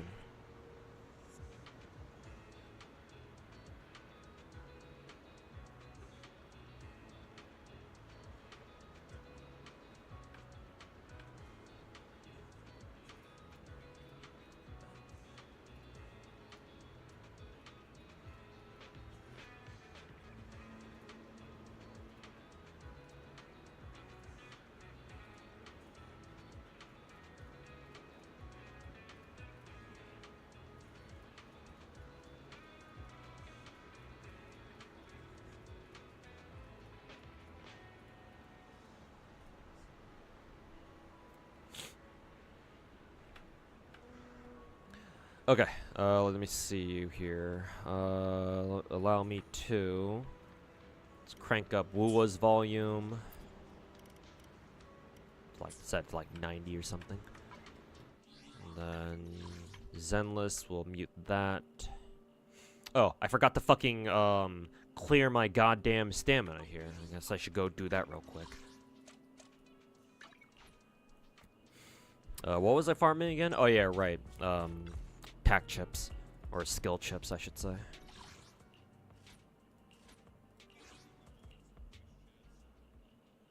Got that fresh shave. Yeah, I shaved not too long ago. My whiskers were starting to kind of annoy me. They're like tickling my fucking nostrils, so I was like, alright, enough's enough.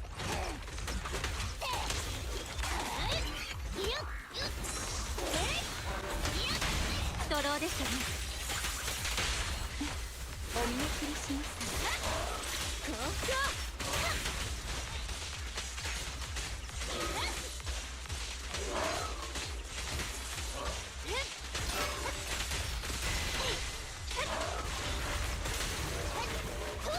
ここが弱いの？攻撃速攻。無意味なあがきです。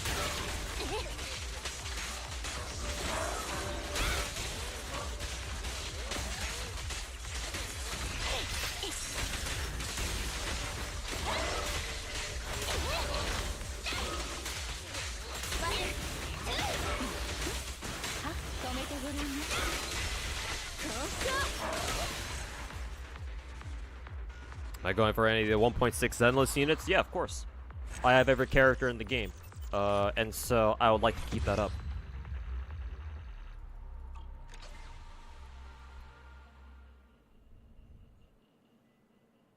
Also, Silver Ambi and Trigger look very fun from what we've seen from the preview live stream with their whole like coordinated attack bullshit. They seem like a fun time.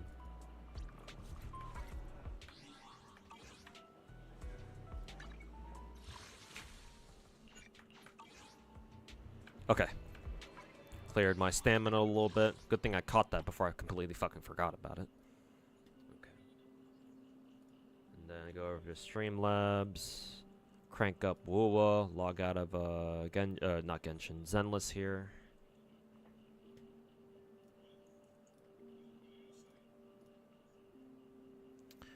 Okay. There we go.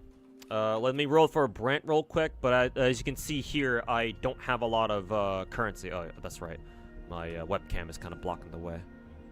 So yeah, as you can see here, I don't unfortunately have a lot of currency. I haven't really been keeping up with the events much. I haven't even done Whimpering Wastes yet, and I still need to get TOA done. So yeah, let me just do a quick couple pulls for Brent real quick, see if I get lucky, which I probably will not. But you know, you never know, I suppose.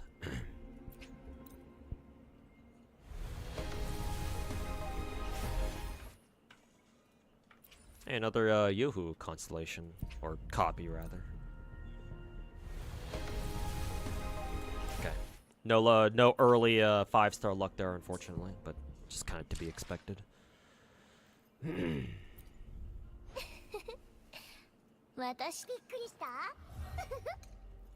Yoo-Hoo is now S5.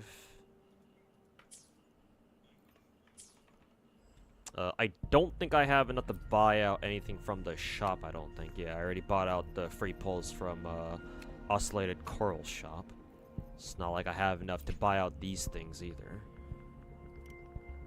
I guess I could, technically.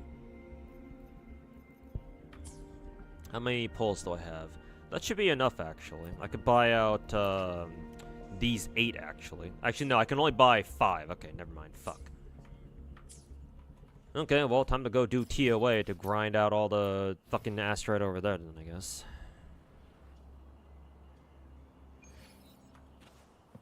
Her? Did I say, did I call Brant a her? My bad.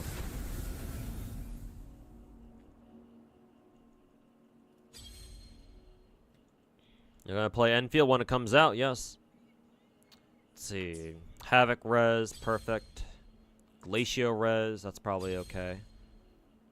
And then Spectra res and Fusion res. Great. These are really, really good towers for me this time around. As long as it doesn't have Electro and Fusion, I'm good. Because I still don't have good Electro and Fusion characters. And I don't think my Yinlin is quite good enough yet. God knows when she will be. I mean, there are much. Don't worry, Scar. I've seen that gender bent Brant mod already. To be fair, though, I don't know if I would use it, though. Anyways, let's see. Let's do left tower first. Havoc res. Let's think about this here. Do I actually have enough teams to just go through everything here? I could use Baiji, actually. Actually, no. Can I use Baiji? I think I still can. Technically, my Baiji is ready. Her skill tree still isn't fully invested though. I probably should have worked on that. Actually, no, I don't think I could have because I've been too busy using all my weekly mats on the all the new what is it? All the new all the recent Renacita characters. What was this one again? Spectra and Fusion Res. Or a Spectra and Fusion buff. Thundering Mephis, and then, as usual, these are the multiple. That's the multi-enemy floor. Spectra and Fusion Res, huh?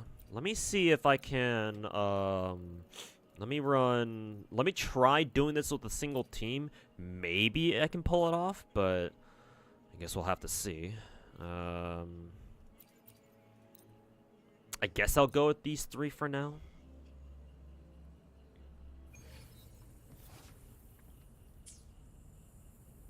Oh no, you made that mistake? Okay, I thought I did. Because sometimes I say some strange things.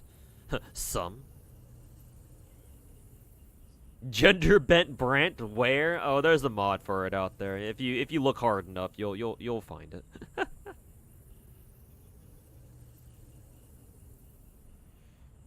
There's also a modding mod that, for Brant. I mean, it makes sense.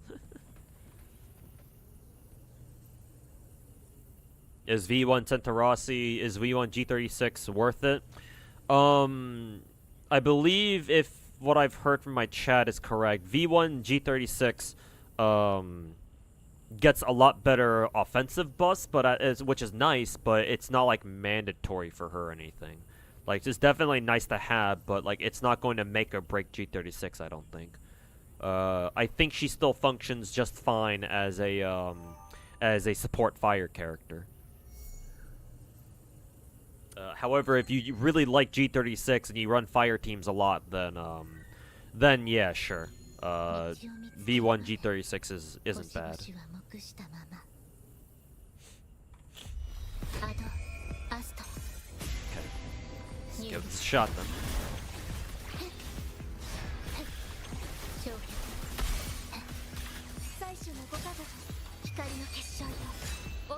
Alright, Phoebe, do your thing. Ow.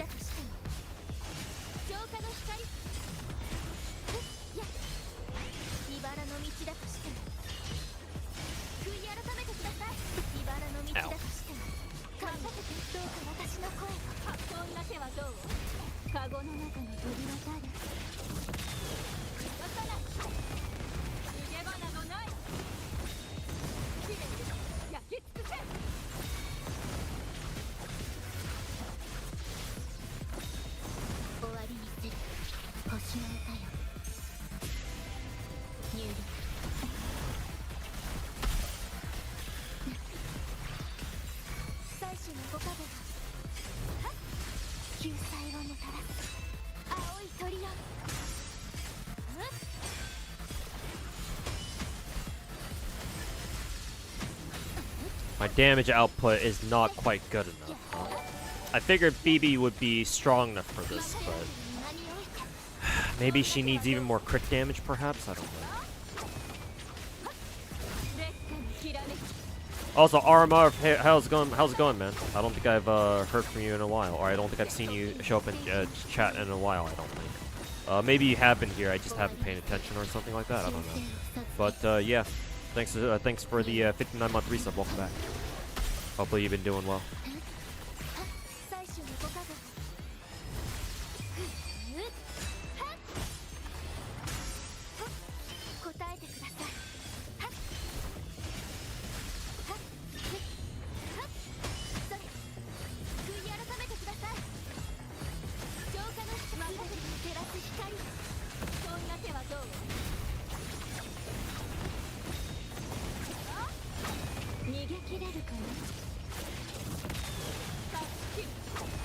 Oh, never mind. We should be able to do it. Yeah, there we go. I wonder where all that burst damage came from. Maybe Phoebe was it.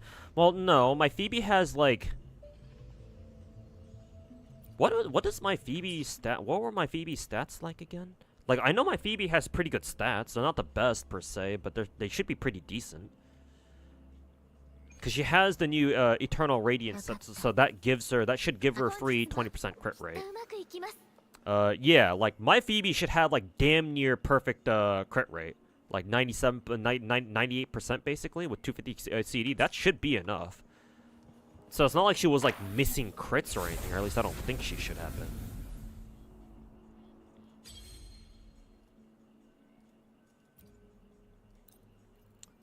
Let's see if this this team can still get this shit done.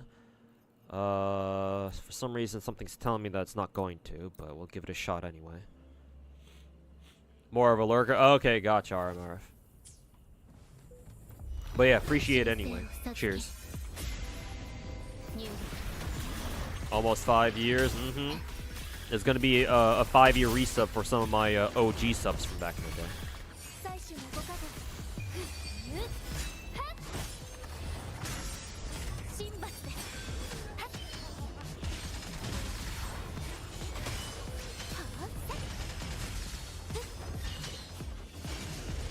浄化の光。やっ。任せて照らす光。こんな手はどう？カゴの中の鳥は誰？ Okay, that's actually good that we go straight into the monkey boss. Actually, I thought we would have to deal with like 3 different floors. Thank God we only have to deal with 2. 終わりにする。アド、アスト。入力。最初のご加護と光の結晶よ。恩寵をお与えください。悔い改めてください。やっ。任せて神。どうか私の子。そんな手はどう？逃げ切れるかな。動かない。正確に。終わりにする。星の歌よ。入力。最初のご加護。救済をもたらす。 30 seconds left. 答えてください。やっ。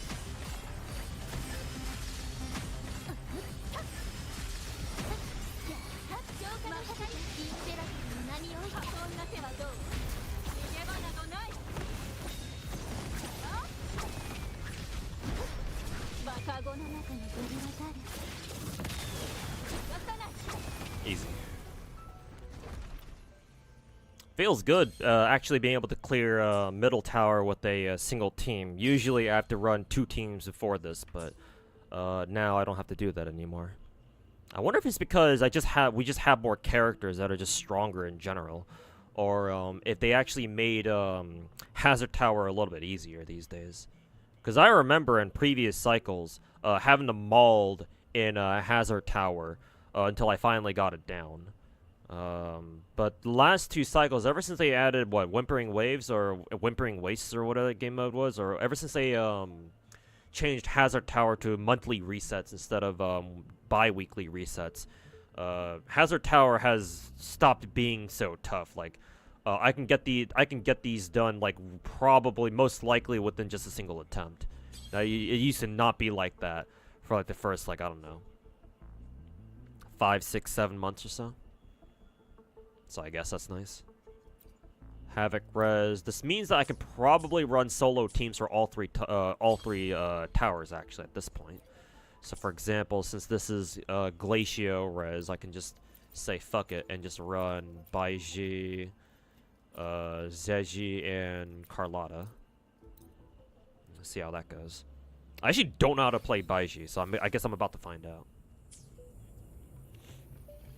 Or decide to have Changli voiced by Tomos VA as a clever bastard. I mean, she fits perfectly. I don't know who else could voice Changli as well as Chiwa Saito could. You ever manage to clear? Oh yeah, Full Alchemist. I did actually. I cleared it. I think literally last night. I found a little cheat spot. So if you have WoD2K,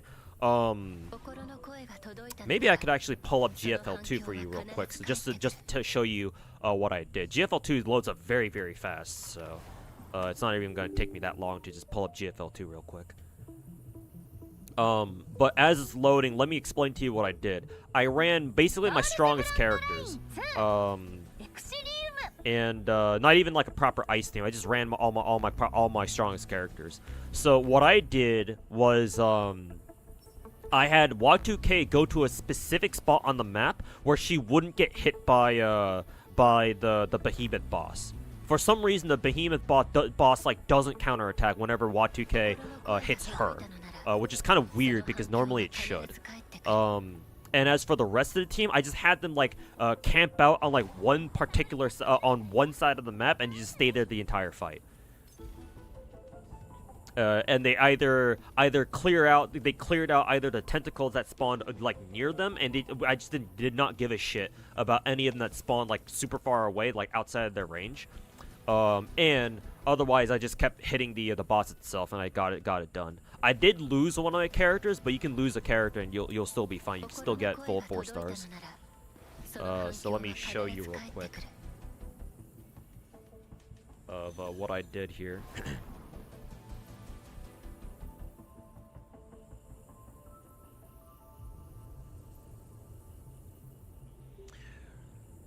Anyways, so this was my team setup. Most in the Gaunt you can replace with somebody else. Probably if I were to do this again, I'd probably replace it with Tololo, or sorry, AK Alpha. This setup right here, Watu-K's position is the most important.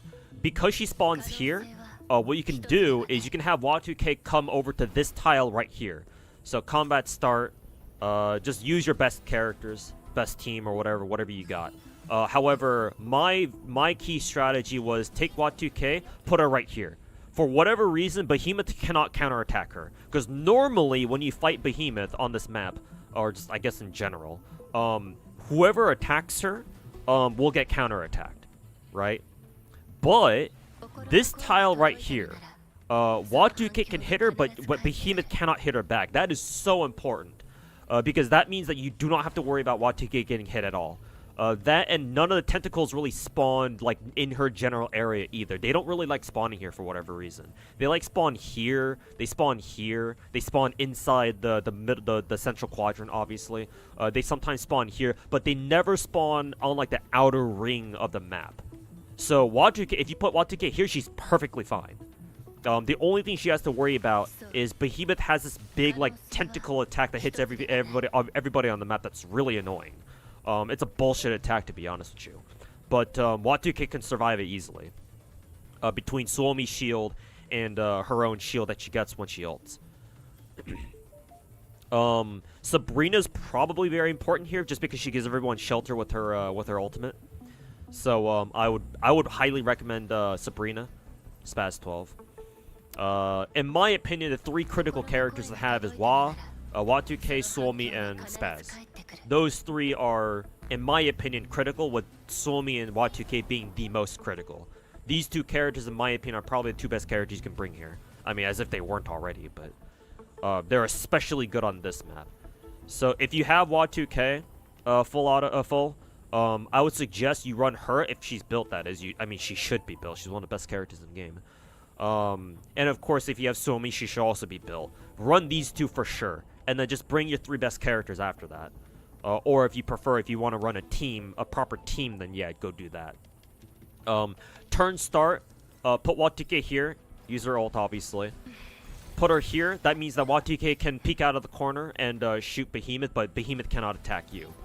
And not only that, but have the rest of your team hide somewhere. Like pick a side of the map and just stay there with the rest of your team. So for example, let's say I have AK Alpha here. I'll just put her over here, like move her over there. What I did last time with my successful run was I had all my characters move over to top side of the map.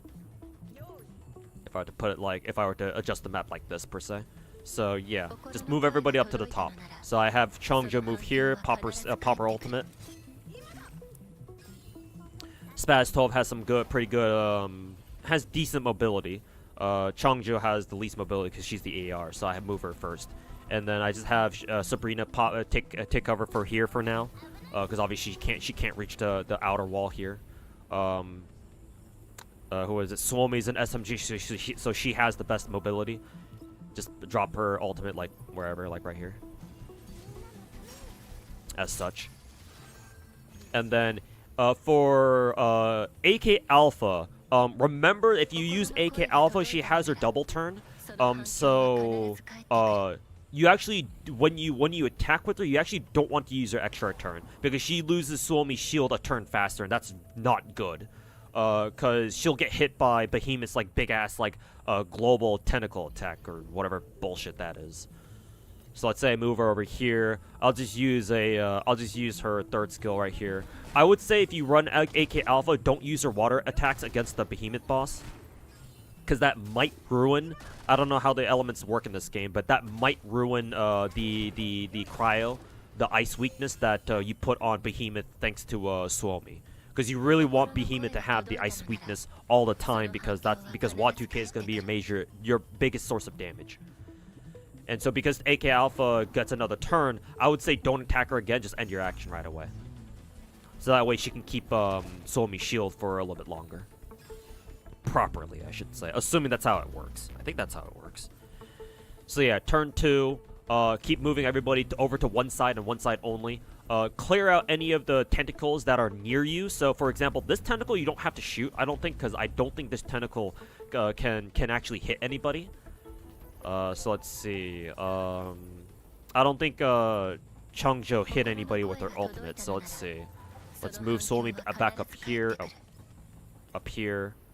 We can even put her all the way up here too, because she can still hit Behemoth this way. So let's see. Use this skill. It's not quite enough. I guess I must have wasted Changzhou's ultimate last turn for no reason. Either way, we'll just pop it again. Fuck it.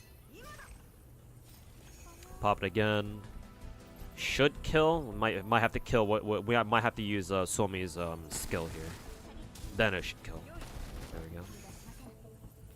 And then Spaz, she can hang out right here for now. Let's see. I guess we can shoot the tentacle maybe. It's not gonna kill, but actually it did kill. Nice. Very good.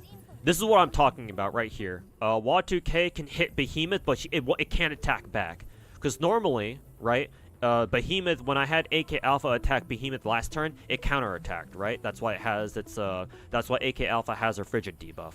But here, you notice that when I'm targeting Behemoth with Y2K, she's not gonna, the game says she's not gonna take any damage whatsoever.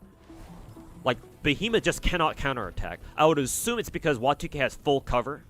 Because whenever a character hides behind cover like this, where they're up against the wall, as opposed to like half cover like this, they cannot get retaliated, or enemies can't retaliate or counterattack. So I assume that's why. And Behemoth is a boss, so she takes up a lot of space, so that's probably why Y2K can still hit her, but Behemoth can't hit her back. So if I were to do this, use Y2K's skill shot, there you go. Behemoth can't attack back, as you can see there. Whereas if I were to attack with the AK Alpha, you can notice here, she's going to lose all her shields. Well, I think that's because Suomi, her shield is going to expire naturally, just because Suomi already, it probably will expire on her turn anyway. But you can tell that AK Alpha is going to lose some stability, because that means that Behemoth is gonna attack her back. So in this case, I would say use AK Alpha's skill on on a tentacle maybe. Actually, I think I just said that you don't need to hit that tentacle. So I guess if you want to, I could just hit Behemoth here. Anyways, that's what I did basically. Hopefully you get the idea. Run Y2K, have her spawn right here on this corner, this corner, and then have her hide here the entire game. She does not need to move at all. When Behemoth does her big ass global tentacle attack, a side effect of it is that it pushes your characters away. The good thing is that because Y2K is already at the edge of the map, she can't get pushed away at all. So you don't ever have to worry about Watuke ever moving. All she needs to do is just camp here the entire fight. And just have her chip away at Behemoth all the time. Just have Watuke do nothing but target Behemoth down, and you hopefully that should work. And just have the rest of your team just hug like this part of but this side of the map or something like that. I think these covers right here will be destroyed eventually, and so you might have to have like Sabrina or some of your other characters like use this cover, because I don't think this cover is destructible. These two half walls, however, are. But still, you can have like 2 or 3 of your characters hide out here, because this cover is not destructible. This cover isn't destructible. So 3 of the other characters can hang out here. 2 of the characters 3 of the characters can hang out here. Sabrina or like somebody who's really tanky can hide here, or take cover here. And then Watuke just needs to stay there for the entire fight, and just have her just chip away at Behemoth the entire fight until she's dead. And that's how I got 4 stars there. So yeah, hopefully that helps.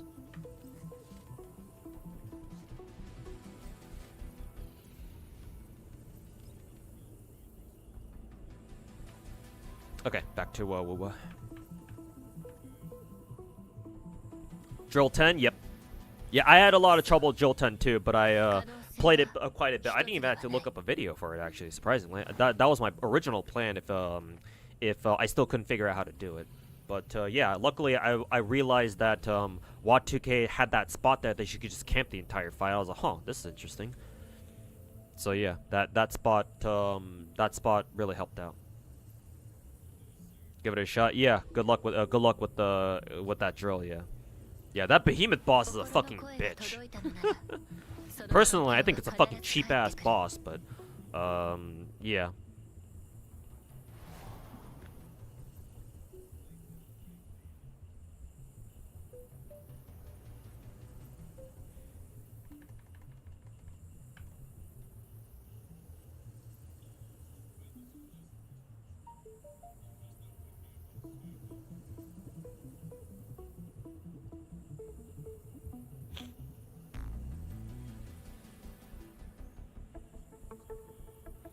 Aw.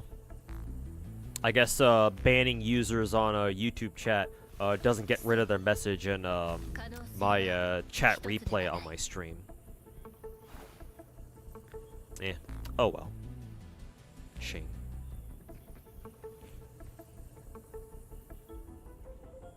Hey, Wild Panda Man. Just finished all 4 parts to your Psyche FGO review thing. Great breakdown you did on the whole game. I appreciate you watching the entire thing too. I'm assuming very few people would have done that, but yeah, I appreciate you listening through all 12 hours of my fucking FGO review slop. But yeah, appreciate it, man. Hope you enjoyed. Here's Watuke and tentacles in the same sentence, smudge. That wasn't my intention, but you know, while we're here.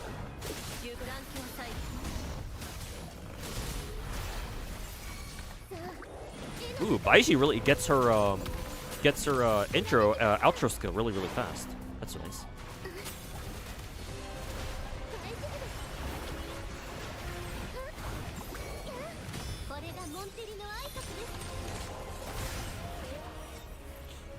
Okay, playing Baishi should be really easy.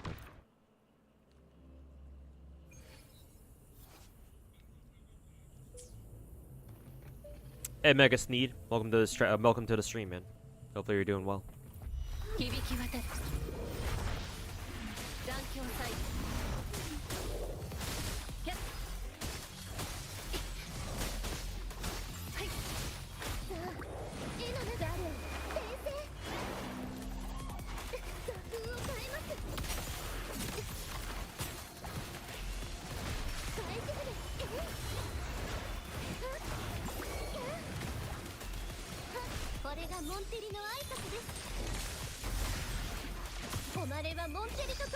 Old time.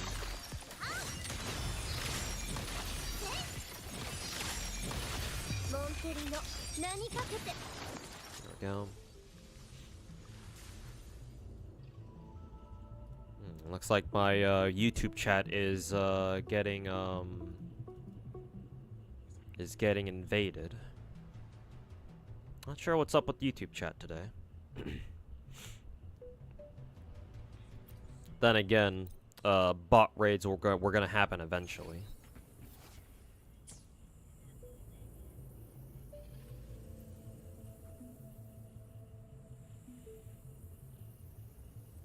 You just watch a TLDR for it, but you just got the overall gist. Okay, I mean, that's kind of the whole point of the TLDR, yeah. Just giving you the gist of what I wanted to talk about. Love that passionate side of that I have for FG. I mean, it's the gacha game I've played for the longest, so yeah. Kind of makes sense, right? Ow,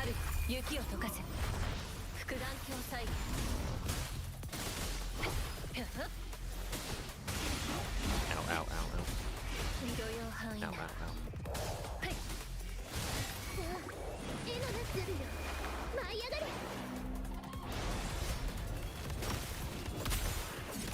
Aggressive motherfuckers, aren't we now?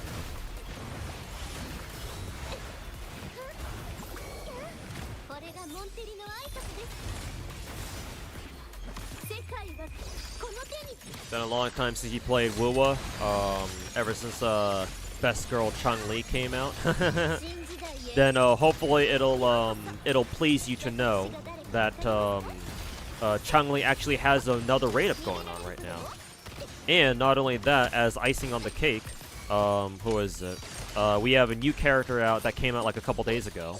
His name is Brant, and he's Chun-Li's new best in slot teammate. Alright, let's see if my Baiji, my ice team, dedicated ice team, is good enough to clear floor 4 here. Might be tricky. Ouch. Especially with a start like that.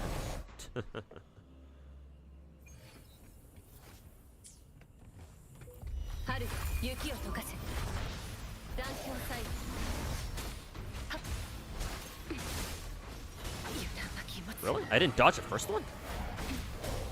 Oh, there go, it's fucking Elden Ring wannabe fucking delayed attacks.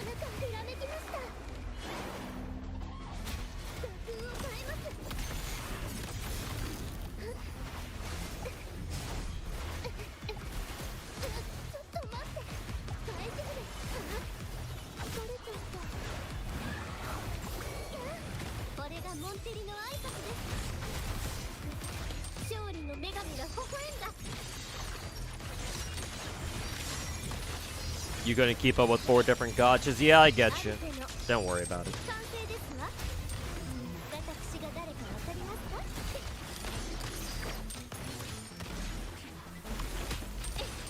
Yeah, I get it, man.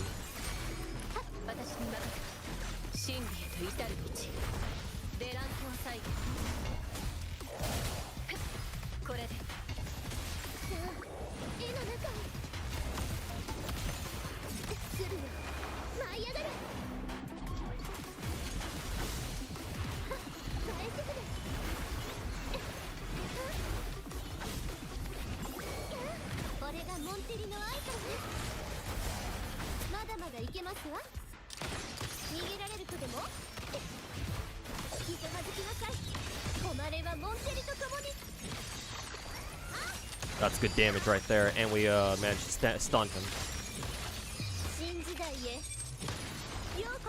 There we go, easy. Hey, Baiji's pretty good. Who would have thought? Alright, left tower now. I don't have Shorekeeper for this, but Verena should get the job done. Keyword should.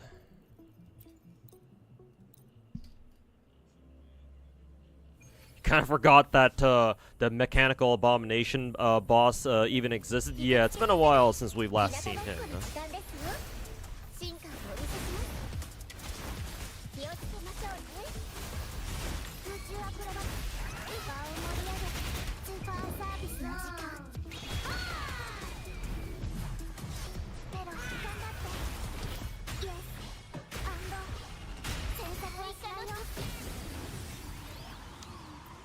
A 1, a 2, a 3.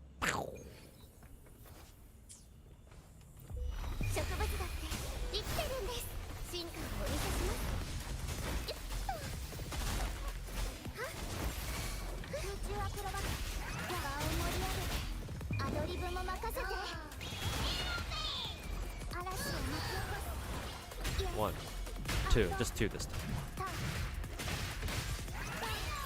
芽生えの時これ楽しそうどこにも逃げられないよ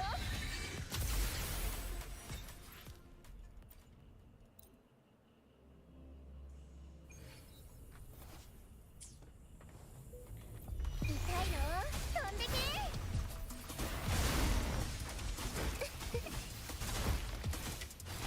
空中アクロバット場を盛り上げてどこだってステージになる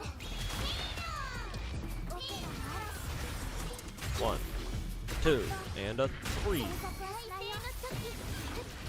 Oh, didn't mean to do that. もっと私を楽しませてこれ楽しそう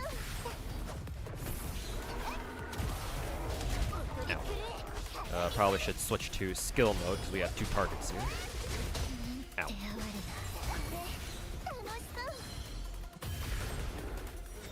そう Almost killed my Camellia, did you? Try again, bitch. 日向ぼっこの時間 Alright, です final floor. Let's see if they can get it done here. 空中アクロバット場を盛り上げてアドリブも任せて Bonk. Bonk. Bonk. これ楽しそう花の養分にしてあげる Bonk.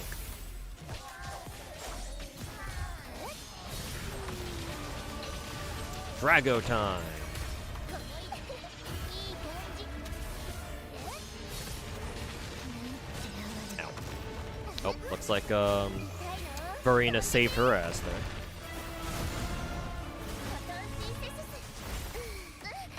空中アクロバット場を盛り上げて見えてファンサービスの時間ペロ頑張って Ow. イエスアンド予想が最低の時これ楽しそうこれちょっと Man, this guy's brutal, huh? You really do not want to be airborne against that motherfucker. 植物だって生きてるんです進化を追い進め Gotta figure out how to deal with his ass. 空中アクロバット場を盛り上げてどこだってステージになるイエスアンド戦争はしないよこれ楽しそうもっと私を楽しませてその命私のものこれ楽しそういい感じま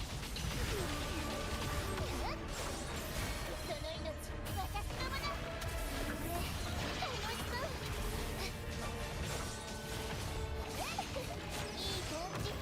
れる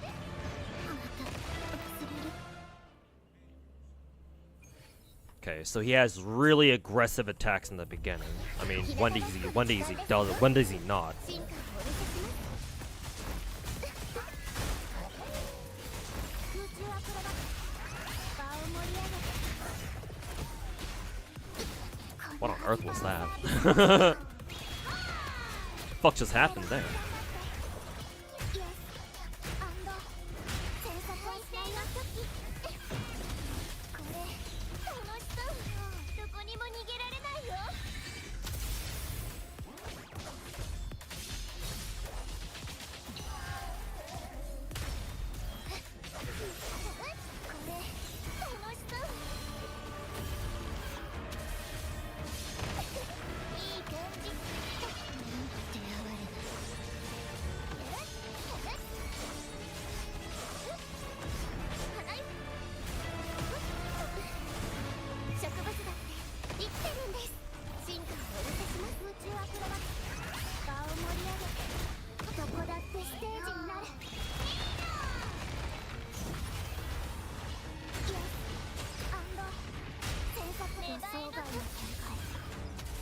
Broke him, that's good. 花の養分にしてあげる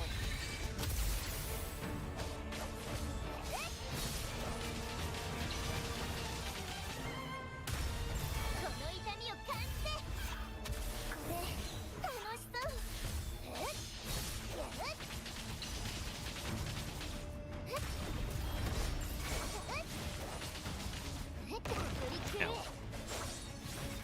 Alright, good. Just needed to break his sorry little bitch ass, and we were good to go.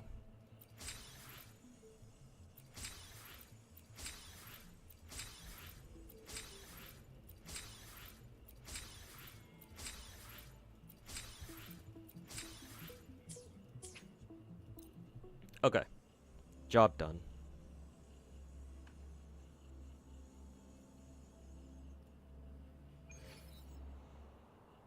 Man, YouTube chat is really fucking autistic today, huh?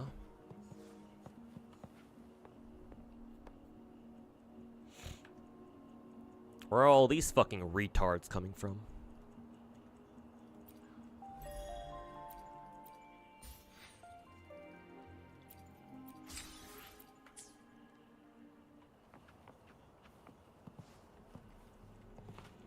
What is this, Zelda music?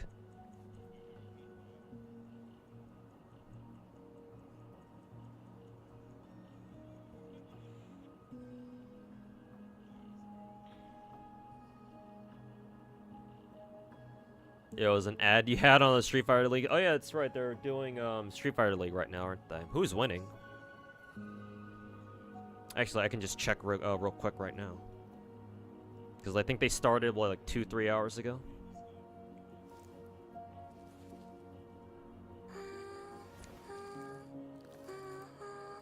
You're curious what's a decent 4-star weapon for Sanwa? Probably just an attack percent one, I would imagine.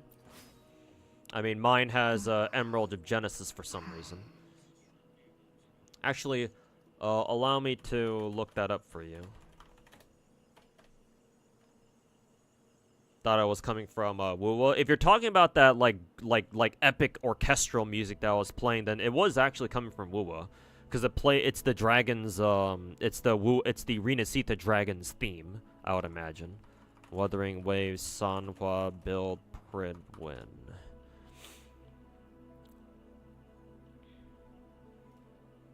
Let's see. As far as weapons go, wow, I didn't know Blazing Brilliance was really good for Sanhua, actually.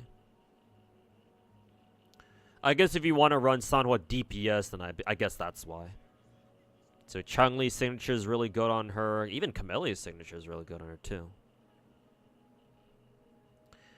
Let's see. As far as 4-star weapons go, it seems like, technically speaking, there's a sword called Commando of Conviction. Let me see if I even have that. It's a 4-star, so hopefully I do. Yeah, this one right here. Yeah, I even have 2 of them. Yeah, apparently this one's her best 4-star. By like only a little bit. Let's see. She has 4 different viable 4-star swords, and they're all like roughly the same, about the same efficacy or effectiveness. So you've got Commando of Conviction. There's also Endless Collapse, this sword right here. Let's see. There is also Lunar Cutter, if I even have that. Yeah, this one right here. And then the last one is Looming Gloss. Lumen Gloss. Do I have that? I think I should. Yeah, this one right here. And let's see. And then technically, let's see. Somme Noir Anchor. That might be a Renacita only sword. Oh, no, actually, no. This is the free-to-play sword, I think. Yeah, I recognize this one. Yeah, this is the Welfare 4-star sword we got. From which event was it again? It was from Shangli Yao's event, I think. The event where we got Shangli Yao for free. Was it that one? Or was it one before? No, I don't think it was Shangli Yao's event. It might have been the one after that. Because I think it was the event that we had. We had to like put together a whole like team to like deal with like a new like Somme Noir fucking event shit. What it was like, we had Lumi, we had Chun-Li, Camellia, Zeji, and like 2 other girls, I think. I think Encore is part of that team too. Whatever event that was, I think this is where we got that sword from.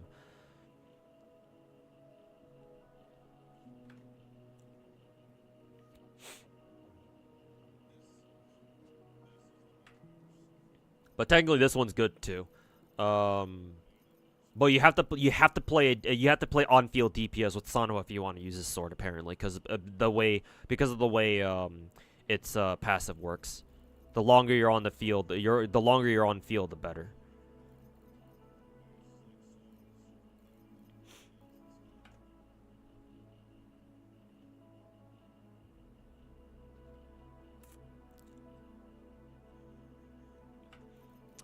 But yeah, the very best sword you want to give Sanhua for just a quick swap, and you use her just for her intro buff, or sorry, outro buff, is Commando Conviction as far as 4 stars go.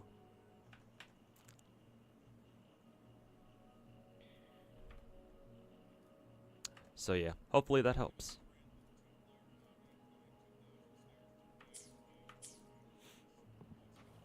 Surprisingly painless, yeah. TOA has become significantly less of a concern now, like it used to be. Not only because we have a lot better characters now, but I think they even nerfed TOA a little bit too. Like even that dragon boss, I was like, okay, this boss might actually give me some trouble here, but nah. Just stunned his ass and just murdered him with the Camellia. It helps that I have Rasia too, so I can just run those two together all the time.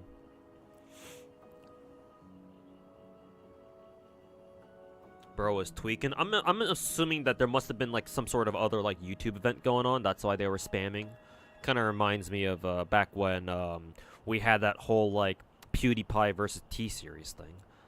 Maybe there's something else like that going on right now, but yeah. Obviously, I don't want people like that spamming my own fucking channel. Really? Oh, you were talking about the Wuwa music then. They really stepped up their music? Yeah, for sure. There's no doubt about it. Yeah. Huang Long's music is kind of whatever. But I think Mount Firmament was at least okay. Black Shores was really, really good. And then Renacita's overall is pretty amazing. They really have stepped up their music quite a bit. Too bad they didn't start with amazing music, though. That would have been even better.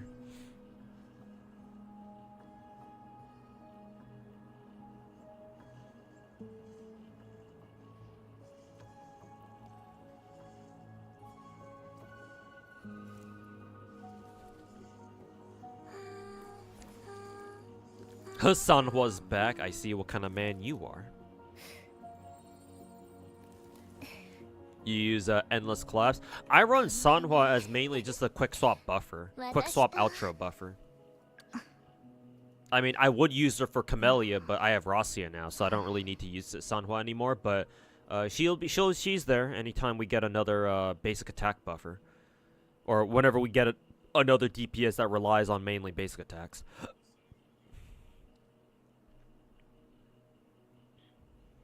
Personally, I think using an ER sword on Sana was probably the way to go. Probably. Assuming that ultimates in this game charge up your Forte gauge really fast, or they help you charge up your Forte gauge at all.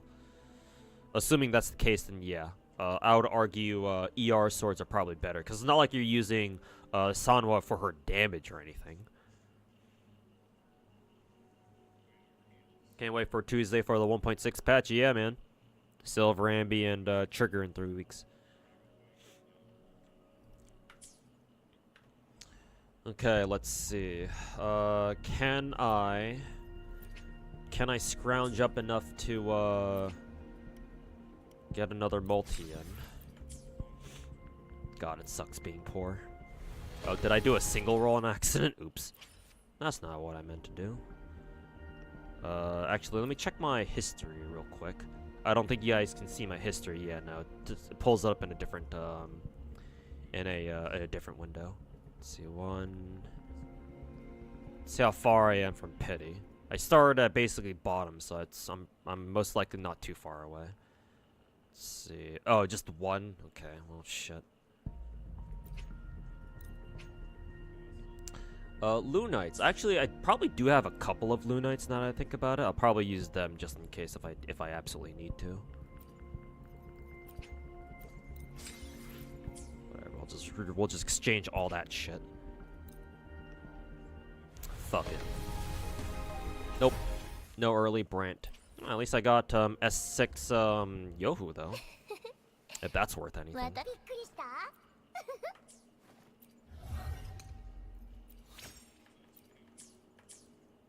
Cool, now I get to go back and fucking grind my butt off for more asteroids. Just in case, let me see how many Lunites I have.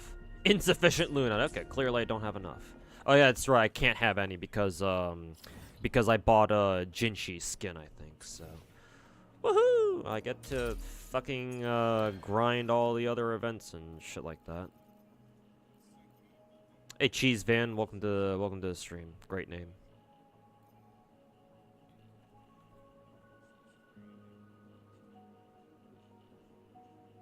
The only thing you're looking forward to is in 1.6 is Pulchra, and you get it for free.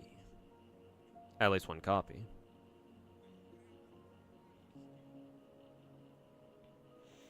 Oh, are we having more, oh, now we're just having more, chat spammers coming in for some reason. I don't know where y'all are coming from over in my YouTube chat, but, I don't give a fuck. I already did all the trials. We can get, we can do, Brant's character quest real quick. Hopefully it shouldn't take too long.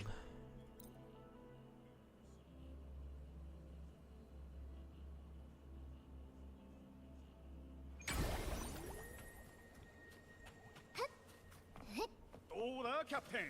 かけてみないか?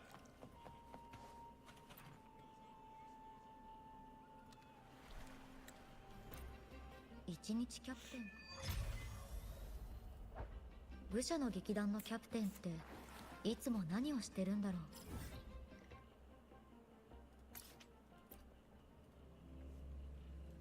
う。ご飯までまだ時間がある。劇団を見て回ろう。What if your 80-year-old rotting grandma saw your room, dude? First of all, I don't know what the fuck a degenerate fucking retarded YouTube chatter is doing in one of my chats judging my room.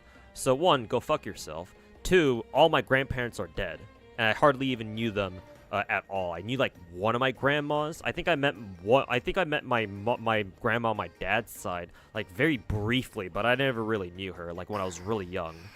The only grandparent that I knew was on my mom's side. And even then, I didn't really know her that well. Frankly, to be honest with you, she probably wouldn't have given a shit. So again, you can go fuck yourself. Fucking YouTube chatter. Got a fucking problem with my room?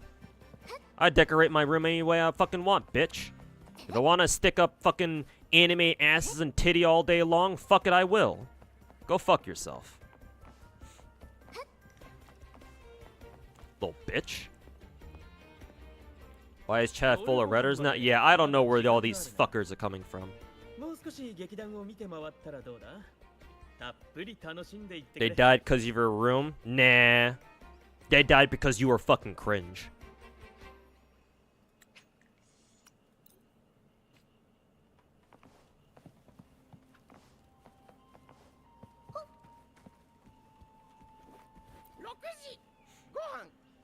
Got anything else for me? Fucking Twitter brain rot off fucking retards. Come on, we can do this all day. Come on, type faster. I know you can do it. You're not that retarded.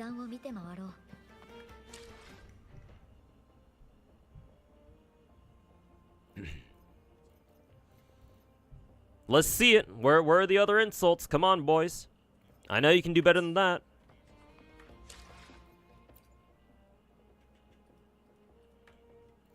Let's see, I need to adjust the time to 1800, I think.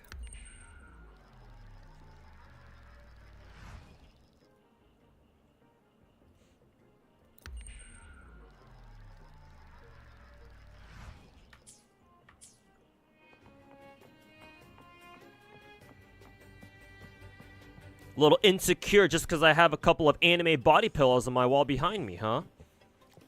Damn, if only your parents could see what kind of fucking dirty-ass fucking basements you fucking live in.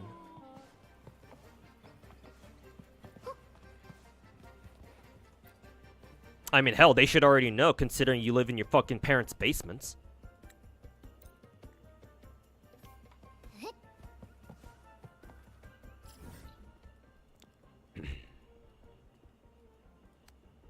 Fucking twats.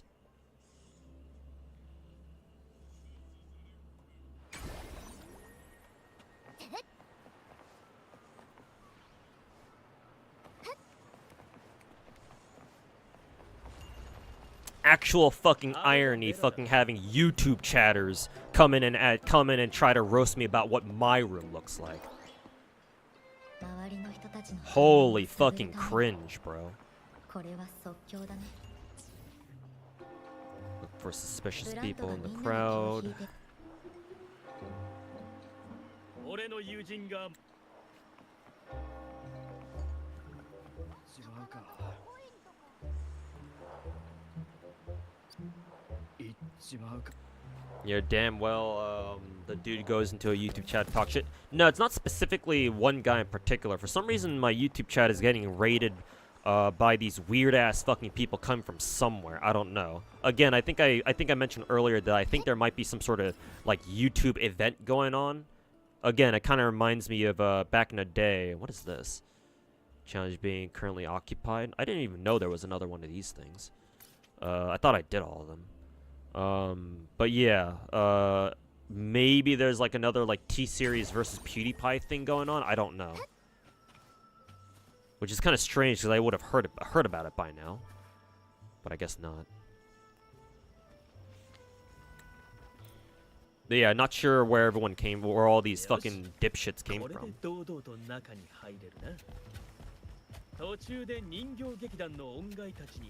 But they're here, so gotta put them in their fucking place.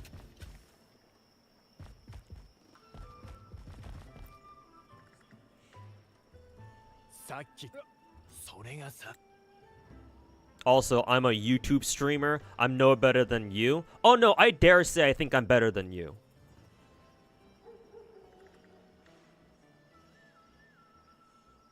No, I think I am better than you, actually. Because unlike you, I don't waste my fucking time going to another stream trying to roast them or anything. I don't know, man. You could probably have a lot better uses of your time instead of doing that cringe shit. So no, I think I am better than you, actually.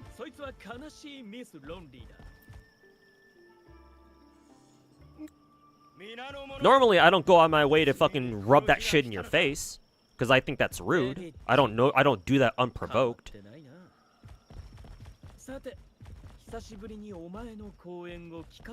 If you're chill in my chat, then I'm chill with you, my dude.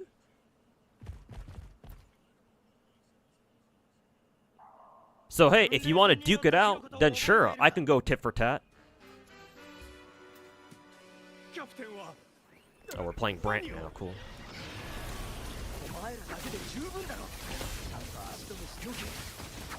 That's cool. That's what the dragon echo does, huh? Kind of want to see his build actually. What do they use on him? Unflickering valor. Oh, his signature is attack is ER. Huh. Strange. I thought it would be what? I thought it would be a crit. Is this our first limited weapon that doesn't have a crit stat? Well, technically, Shorekeeper, it's not the first, because Shorekeeper. But, like, Shorekeeper's the fucking pure support, whereas Brant, you can use him as a DPS, I think. So that's really surprising. I know he scales off of ER, so I guess it kind of makes sense, but still, I would still have expected either crit rate or crit damage. Excuse me.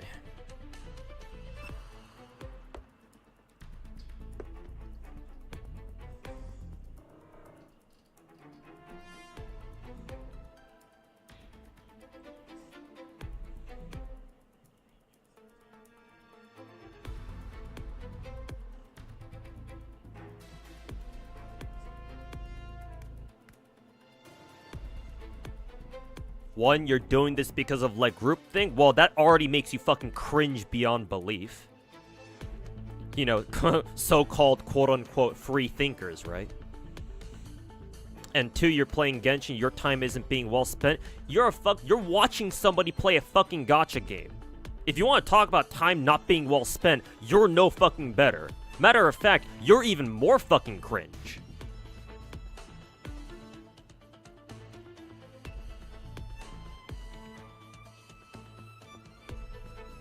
It's just proletarian humor, bud. Yeah, I too love using big words to make myself sound smarter.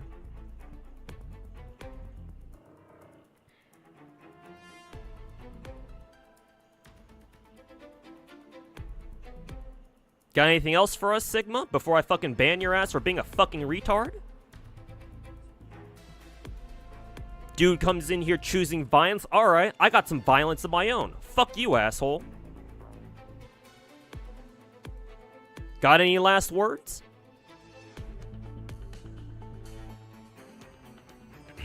Before I summarily execute you like the fucking proletariat you are?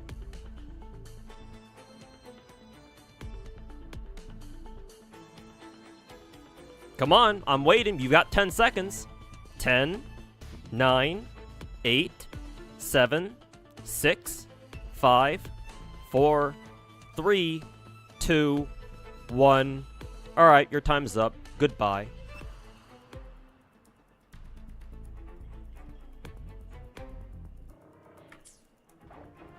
Fucking retard.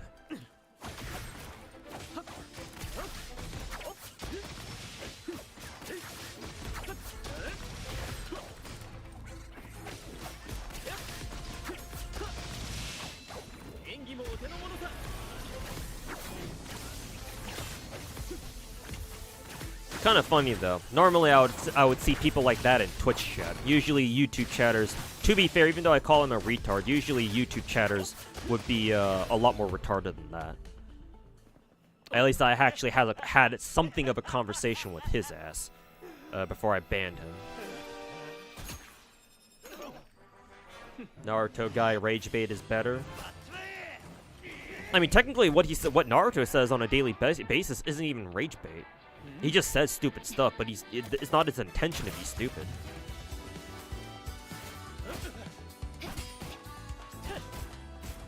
He just says dumb things, but he doesn't have like malicious intent behind it, which is why I don't ban him.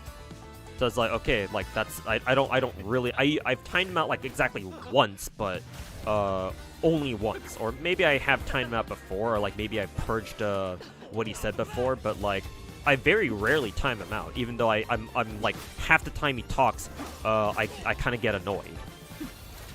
But I never banned him. I don't think I will, because I know that he's, you know, he just says stupid things sometimes, but, you know, he doesn't really mean anything by it. Captain,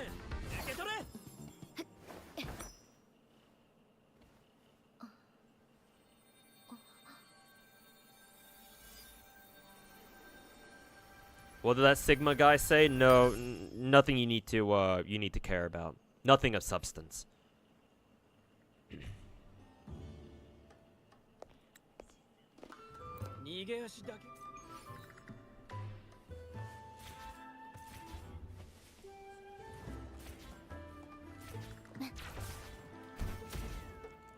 Oh, need to go teleport back all the way across the fucking map again.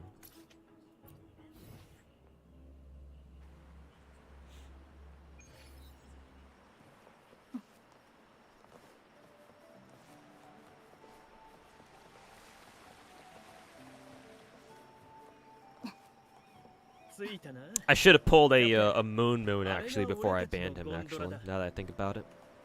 Car crash, pulmonary embolism, aneurysm, stage 4 lung cancer.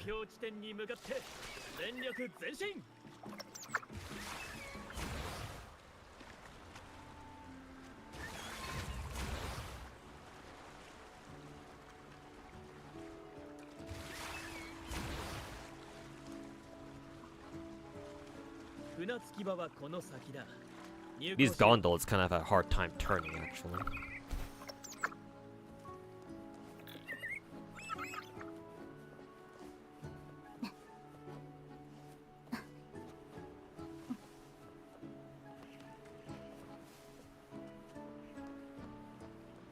Oh God, does no? Ronaldo is a regular viewer. He's good. I think he was just talking to who was it? I think he was just talking to that Sigma guy before I banned him. Yeah, Ronaldo's one of the good ones. 劇場入りの時間だ。演技もお手の物さ。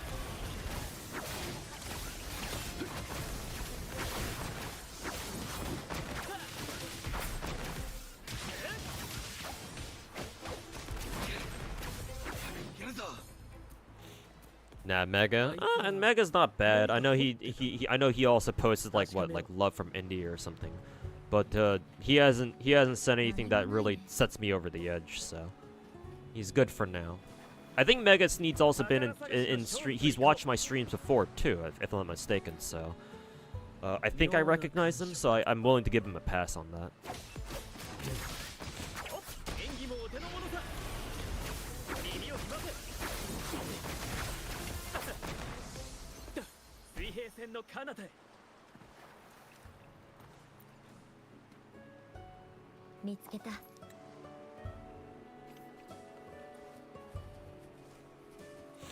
Normally the type of stuff is really funny, but Guy didn't even try. I don't really. All that kind of people, like everybody who are like that type, my brain just kind of bunches them together because it's not worth wasting brain cells trying to like differentiate them or anything like that.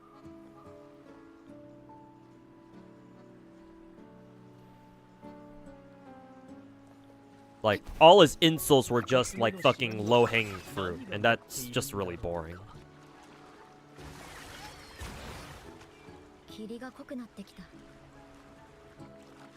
Oh, like, you play Genshin, you shouldn't be talking about, wasting time. 問題ない。明かりに従って進めば目的地まで無事にたど。あの沈没船が見えるか、キャプテン。 ドラコの船なの？ああ、ドラコの船団は狂乱の海すら乗り越えられたそうだ。 Because yes, watching a stream of somebody playing a gacha is any better use of your time too, huh? 目的地までもうすぐさ。 Nice, you can actually just run into them to break them, huh? ようやく鍵を見つけたか。よくやった。 さっきの沈没船を忘れるなよ。海霧も出てきた。さらに危険が増していくはずだ。だが、キャプテンの俺がいれば、どんな危険も関係ない。いいか、お前らはここに残る。 A pirate that turns into a dragon. Well, he turns into a dragon because that's the echo that he's got equipped. Brant doesn't do that normally.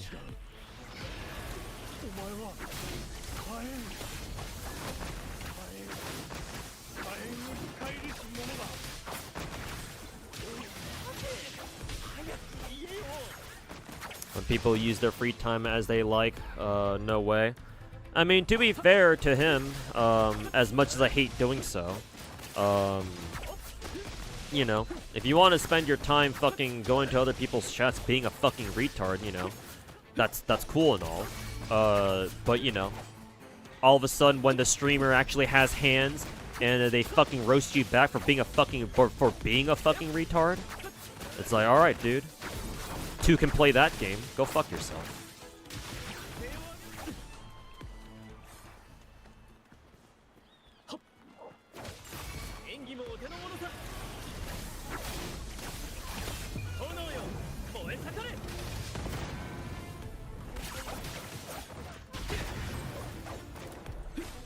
Brant's giant anchor attack is really cool. I like that one a lot.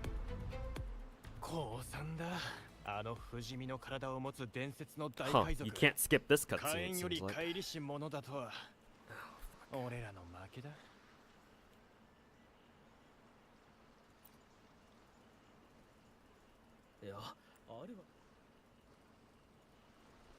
So much for being able to skip everything in the game.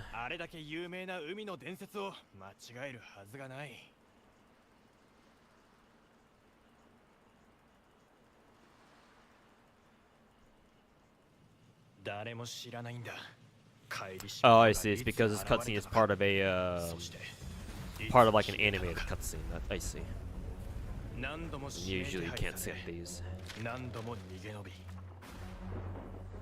不死身と噂されているその人物はどんなに荒れ狂う話でも Stillborn child at birth. どんなに高い荒波でも Fetal alcohol syndrome, perhaps. Is that what they call it? Fetal alcohol syndrome? 随分と大げさだね。最後まで聞こうじゃない The か fuck? What are the beans from Arknights doing here? 何度も巡礼戦を略奪してるくらいだこれは人助けさだがいつも俺たちの邪魔をしている商船を襲おうとするといつも炎をまといながら現れるひどい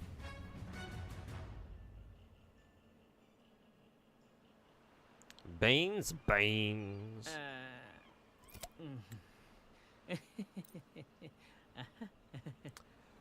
Banes.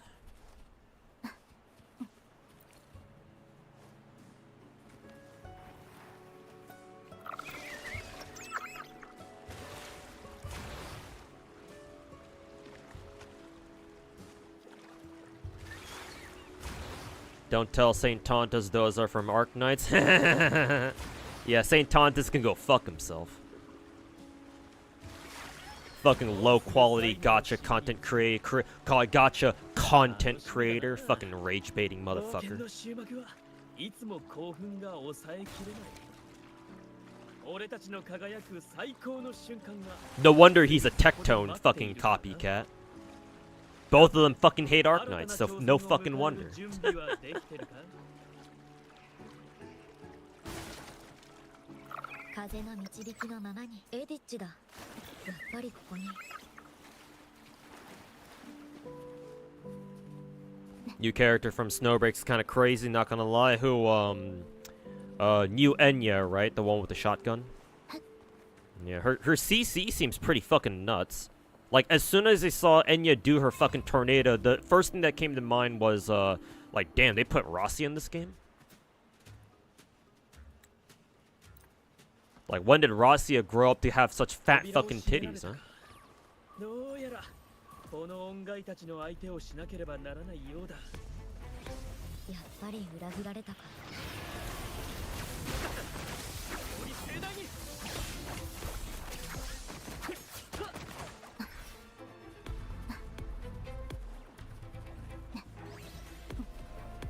入力。よ場を盛り上げてファンサービスの時間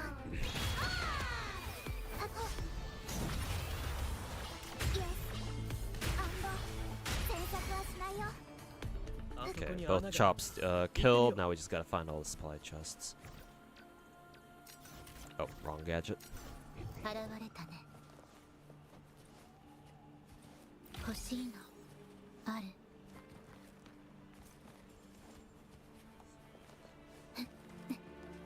予想通り道が続いてるなええ、奥に進もう。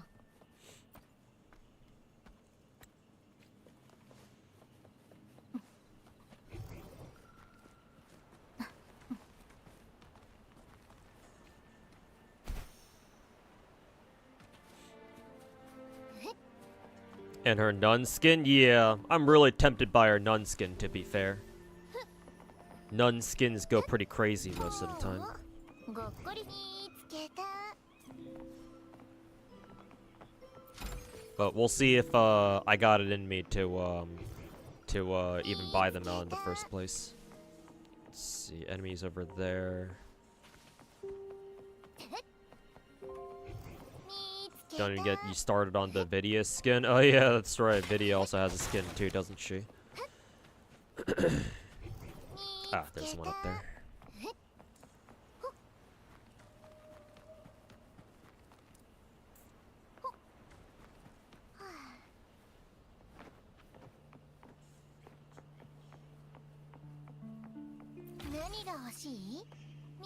Get.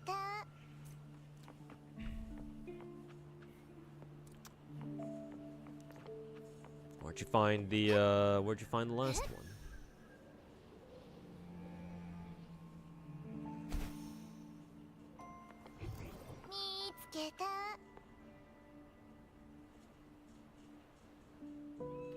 Yeah, Camellia keeps saying Mitsukata, which means she's found the, I think, the last supply chest. I just don't know where it is.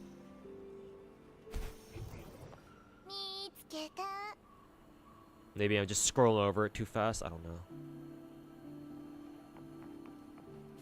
Maybe check on over on this side, maybe.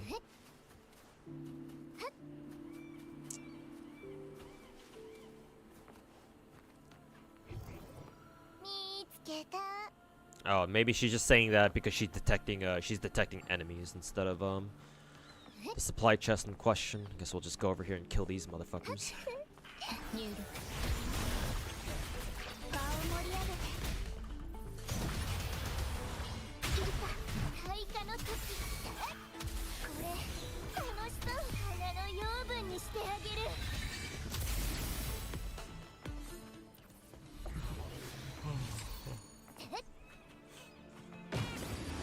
Oops. Yeah, so she was only detecting the enemies. Oh, it's all the way up. It's all the way up there. No wonder it wasn't detecting it.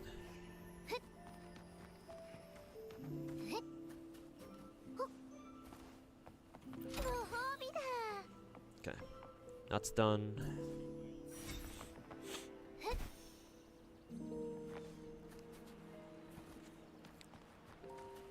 Rossia growth spurt, indeed. You do like how MC and Wuwa talks a lot? Yeah, definitely definite improvement over, for example, Genshin, where a Traveler doesn't fucking talk at all. Outside of like 1 or 2 lines per patch.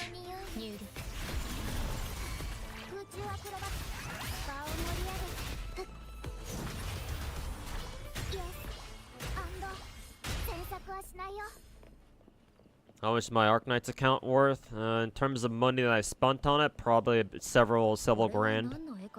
Something like that.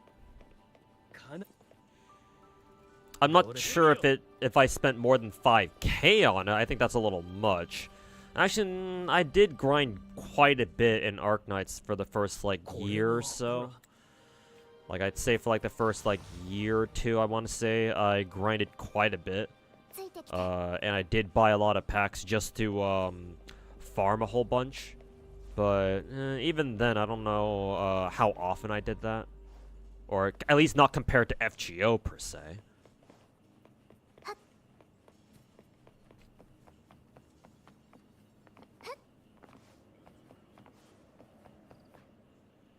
So tentative estimate is just several grand perhaps. Like upper maximum like 4 or 5K maybe.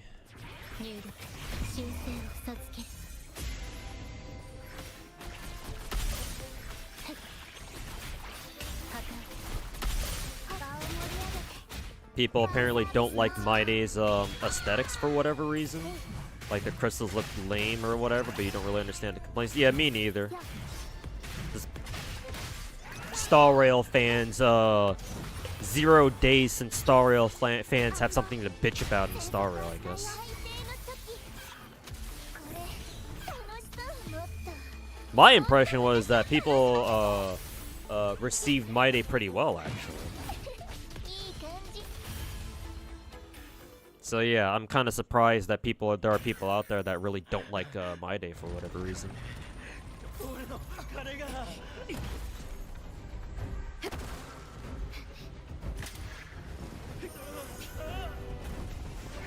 Most of Star Rail's character designs are good. Haven't heard of any real complaints about Maide though.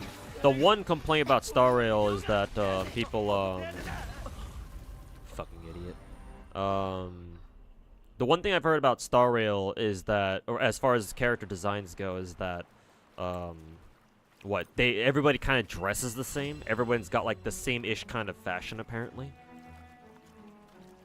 Like, I'm no fashion expert, but, like, I can kind of tell that's the case, I suppose.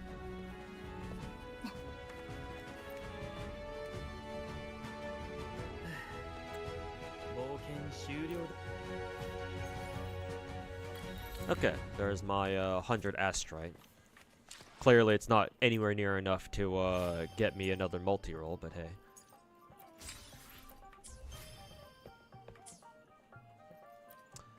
One step at a time, am I right?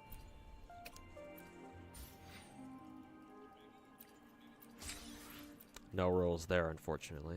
I'm only gonna get like one more roll from reaching Battle Pass level 50, though. I wonder if I'm actually gonna have to spend money for this. Actually, no. I still need to do the Raguna event, so I gotta get that done now. God damn it! Is this only fucking co-op?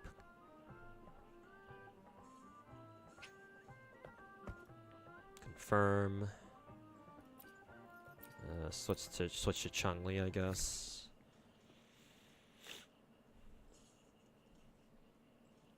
Will I play P5 Phantom X? I'm assuming that must be a gacha. No, I'm not really interested in Persona.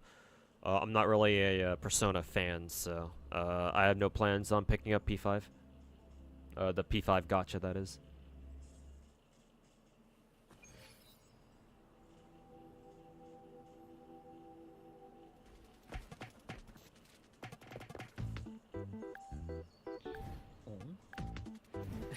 Let's see. Wonder what this is supposed to be. Just a parkour map, I assume.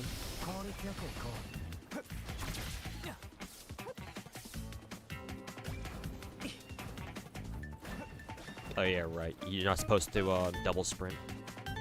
Bad habit of mine, always double sprinting that. Yeah, I guess this is just a cute little race thing, I guess.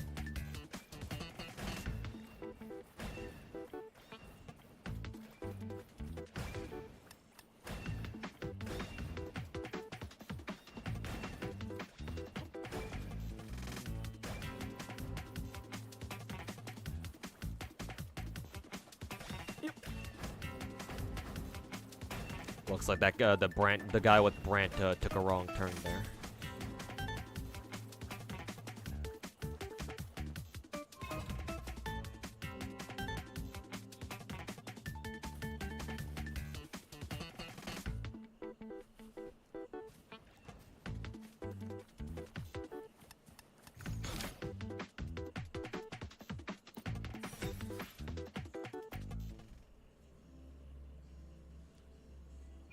Chongli putting those luscious legs, long legs to work. I mean, if you put it like that, then damn.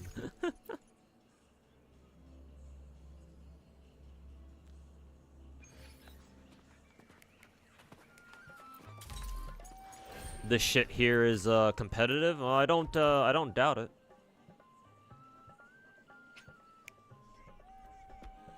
I wonder if you have to get first on every single map. In order to get all the rewards.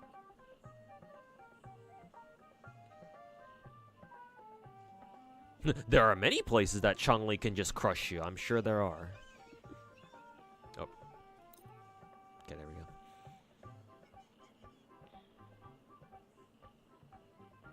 The amount of stuff you've seen people do is pretty crazy. So people like legit fucking try hard this shit.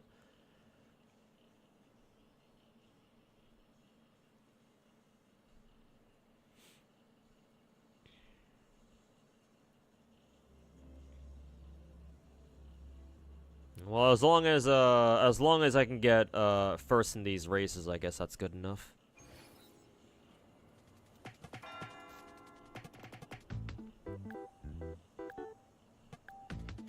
Different map this time.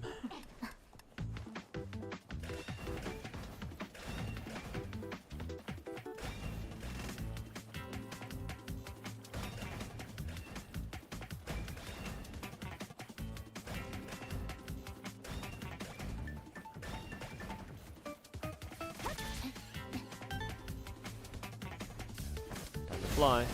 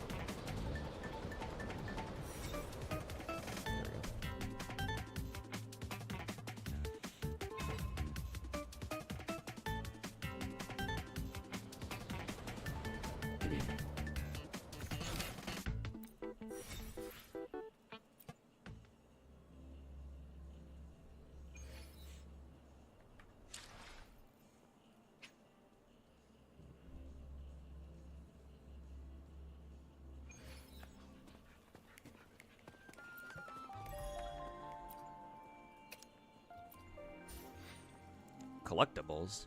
What the hell was that about?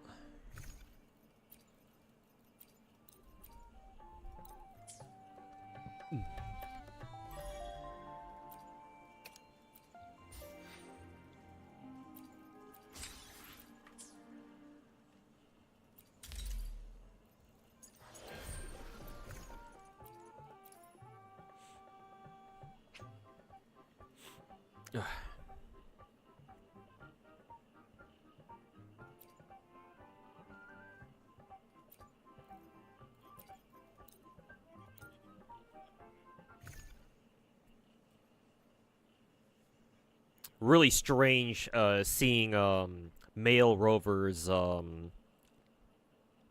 portrait there, because I don't have male Rover.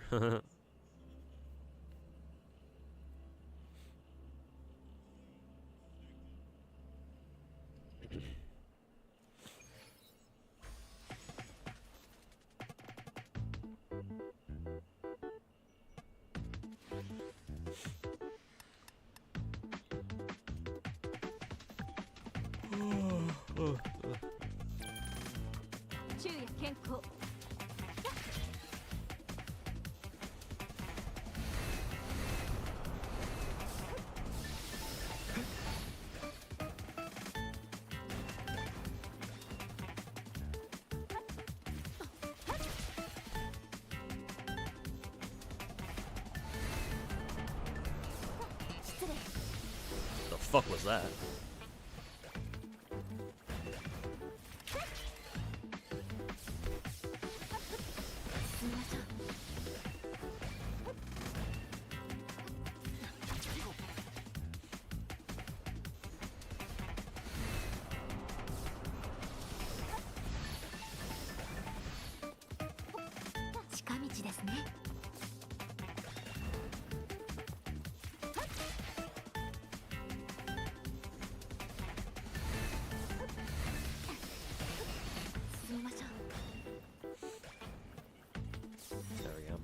There was one part where it was really weird, where like I tried jumping off the flyer early, and it like propelled me forward for some reason. I'm not sure what happened there.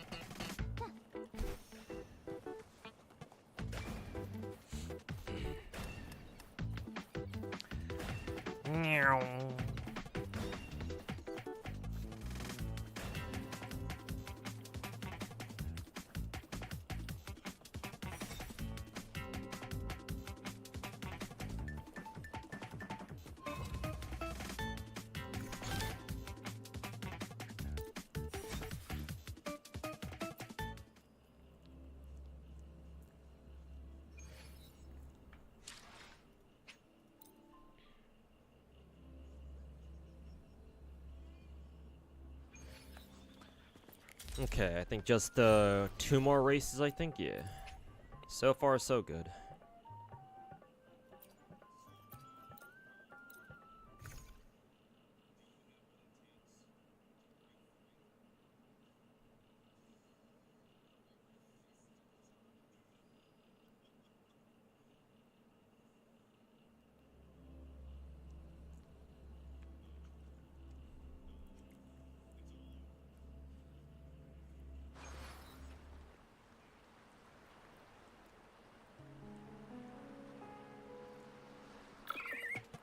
Huh.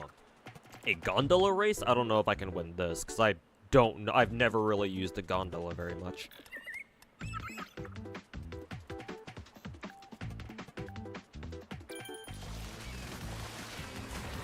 Like, I don't even know how the gondola mechanics even work in this game. So you have like 3 jumps and then you have to wait for them to recharge or something.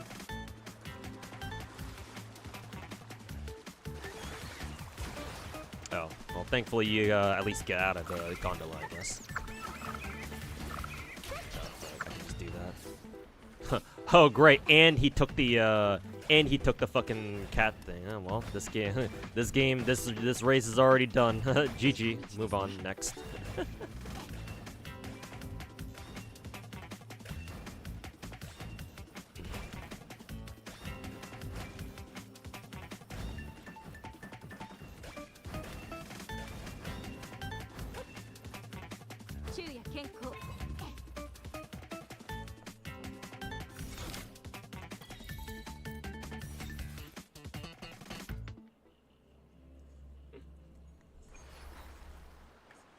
Well, guess we're doing that one again.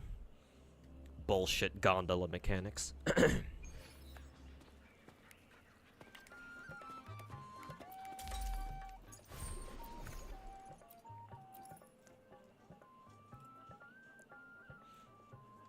Lumi Asa, you mean the VTuber? As soon as I saw the name Lumi pop up, I was like, "What? Wait a minute, are they doing a Phase Connect collab?" But no, it's not her.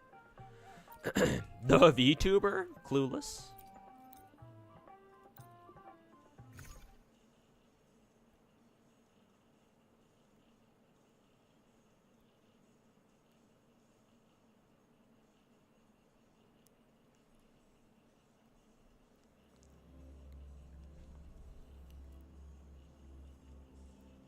Let's see if we can understand gondola mechanics a little bit better this time.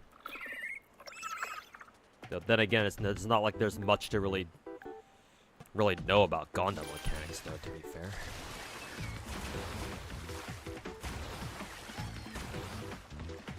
Huh, I was only able to jump twice there. Well, that's fucking lame. I might just quit out right away, then.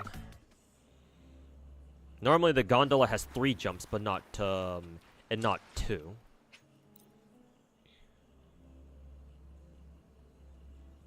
Maybe I must have used them up too fast. I'm assuming that's what happened. It probably ate one of my gondola jumps, probably.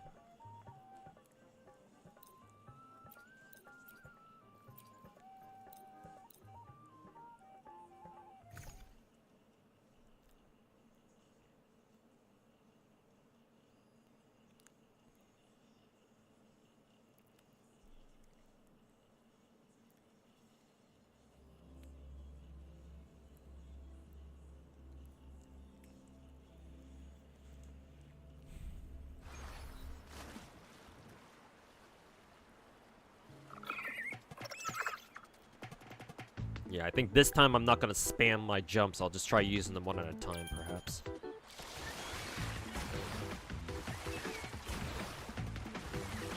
Yeah, like that. That's how I have 3 jumps. I should get another one later, in like a second. Though I can't say I really like how the gondolas can, what is it? Yeah, that's kind of fucking lame. The fact that you can just steal each other's, cat paws. What is this shit, Mario Kart?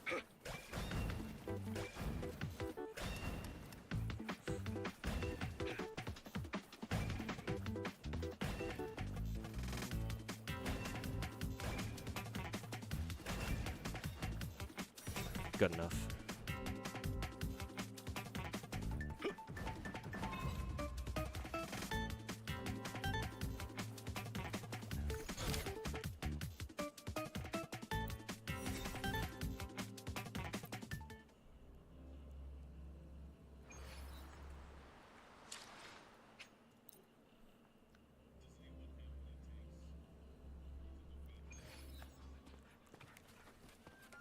You want to co-op it, and if you want to co-op it, it still counts, and you can just trail behind. Nah, no problem. No need to do that.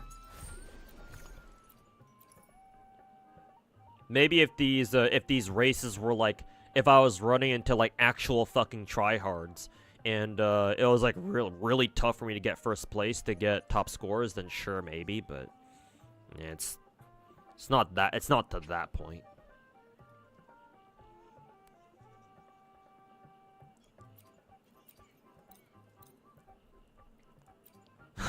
Oh, we can only pick one resonator at a time? Well, that's funny.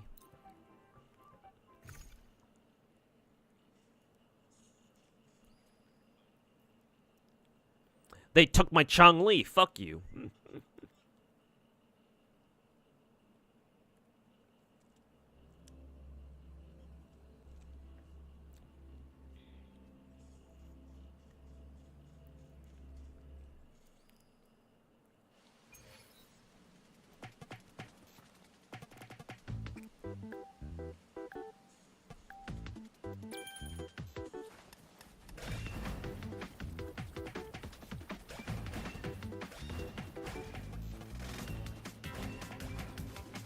Also, why does that Brant feel like he's like legitimately faster than me? Like, what the fuck?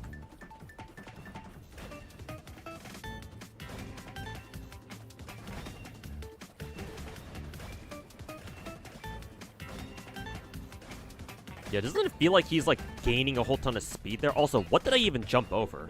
Okay, well, whatever. Game's already done. Not sure what Carlotta even fucking vaulted over there, because vaulting ruins your it ends your special cat dash or whatever it's called.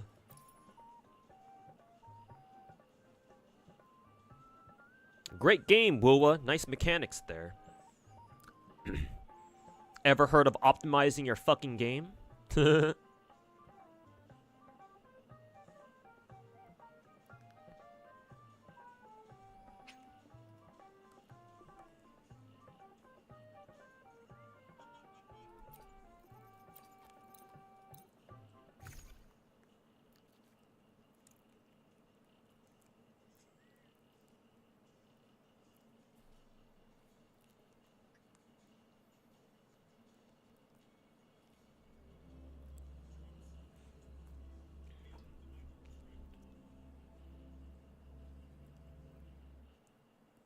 It always takes forever loading these fucking things because everybody has to load them at the same time.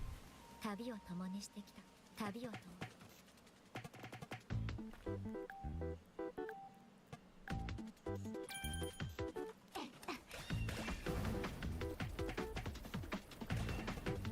Well, thought I could run around the wall there, but I guess the answer is no.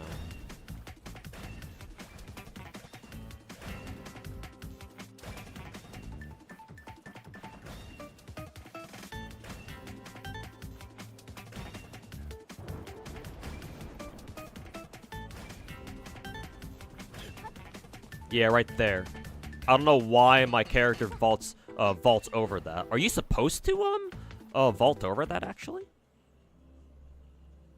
Also, I don't know why I'm getting a fucking loading screen. I left the team? What? Why? God.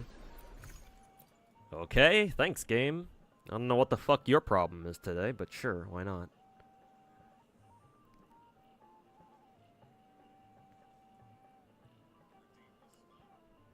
Fucking unoptimized piece of shit.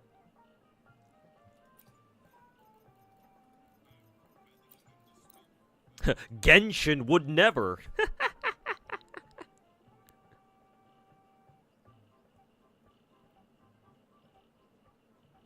Oh, I need to press ready. Which B2 should you invest in? Grave or Mass/Anchor combo or Rouge and Blanc combo? I would say probably... personally, I would lean more towards Mass and Anchor and Nikkei. Mainly because, this is just personal bias, but I am in desperate need of extra Hydro characters, or extra Water Code characters, or Nikkeis and Nikkei. So, I would recommend the Hydro characters. Yeah, legit that Jian is faster than my Chun-Li. What the fuck? Like, how the fuck is he so fast? Like, how the fuck is he so fast? Is this that try-hard shit that whoever it was in Twitch chat or whatever told me about? Is there some sort of like secret? Okay, you have to vault over these, so it's not like you have any choice really. But yeah, is that like supposed to be like some try-hard shit?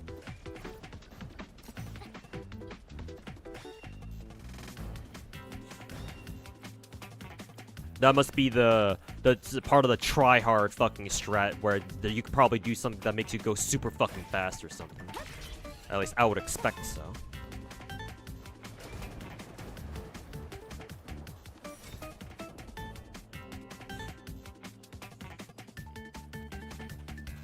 I just wonder why I haven't seen that being used in the last stages though. Why am I only seeing it here? It can't just be because it's the last stage. Which one should you invest in more? You have to level both Anchor and Masked Up at the same time. If you want to use one of them, you have to use the other from what I understand. It's not really an option. Kind of the issue with those two. It's not like you can just level one and the other one's gonna be fine. Let me check my my pity here real quick. 1, 2, 3, 4, 5, 6, 7, 8, 9. So 840. I'm still like what, at least 2-3 multis away. That's gonna be fun.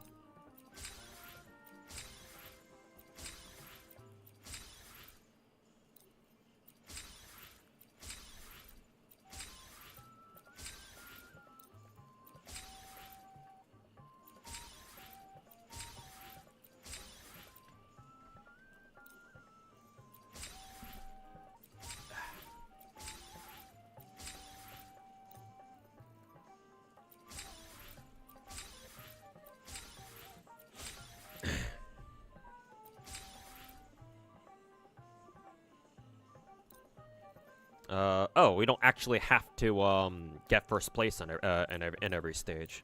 Oh, cool. I just need to do 2 more races then, I guess. Oh, that's fine by me. Maybe we'll get first place on one of these races eventually, but even if I don't really care.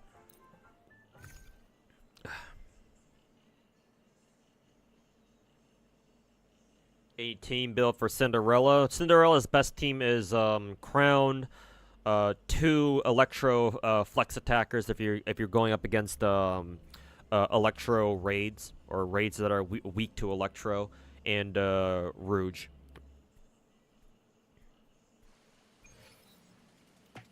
You can also replace Crown with with another bunny girl, either well, preferably Blanc obviously, but Noir can work too.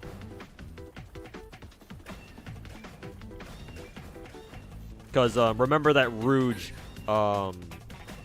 is part of the bunny girl squad, because she's part of the squad 777.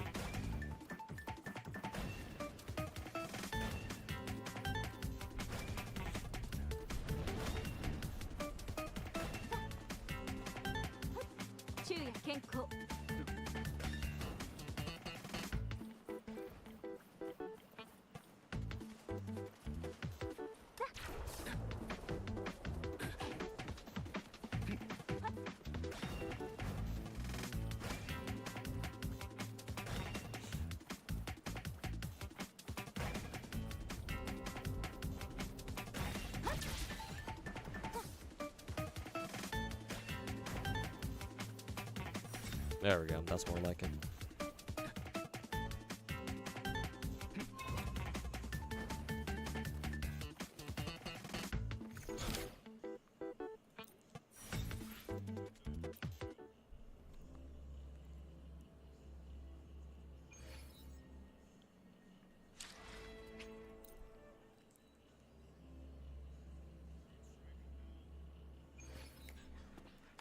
Okay, just one more race and we'll be done for today.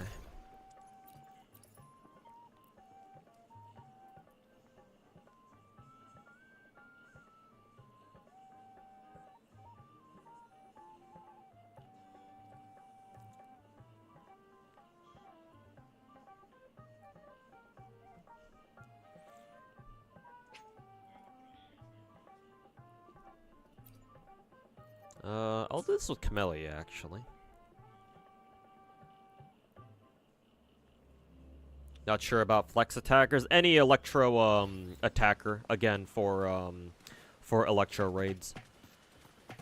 My choices are Summer Anise. Who else? Summer Anise Ein.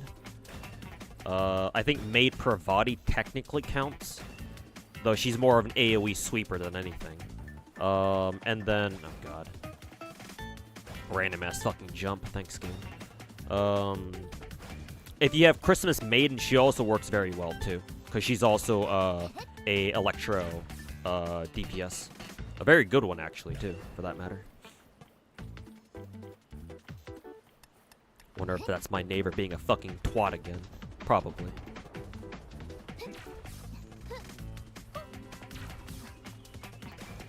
Wonder if you guys actually heard the bang that time.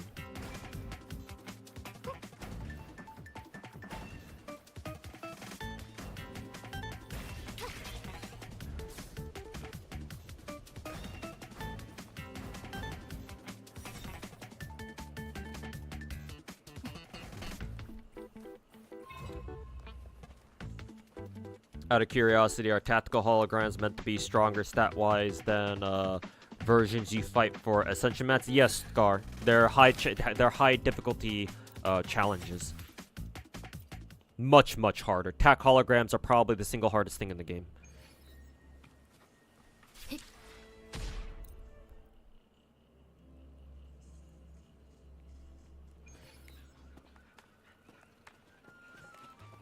Finally got the shotgun team ready. I've been meaning to build shotgun team too. I just don't know when that's gonna happen though, is the problem. Because I already have so many other characters that I want to build too. It's like, oh god, when am I gonna get around to fucking building everything, building everybody else? Yeah, so we'll do a tactical simulator tomorrow.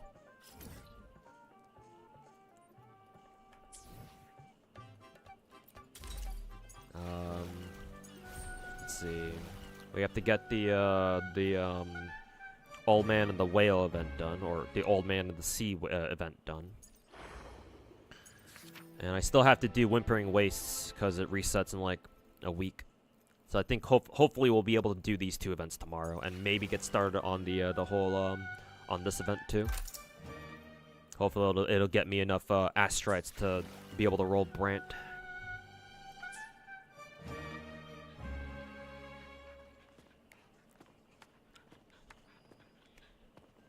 Is Scarlet a good one? Oh yeah, board player. You can run Scarlet. Just remember that Scarlet tanks her own HP because that's part of her kit.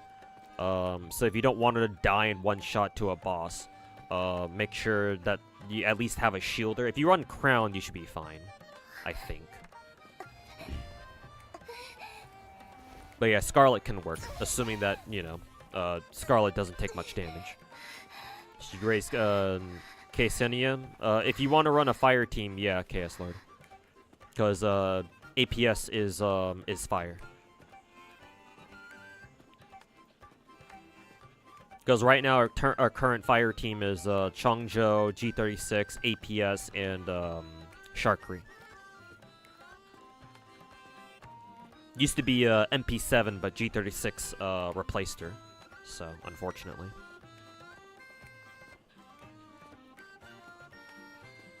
Was wondering why Fallacy was smacking around even harder than you remembered. Yeah, if you're doing,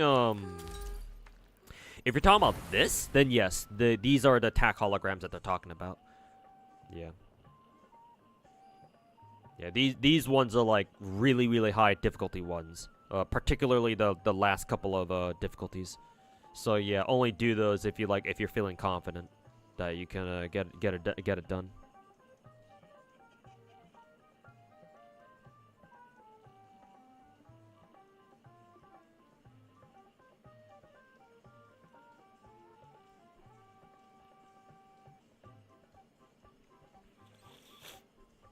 Sharkra, MP7, Changzhou are fully built right now. Oh, okay, then you don't have G36 then. Then yeah, build a APS then, and you have yourself a fire team.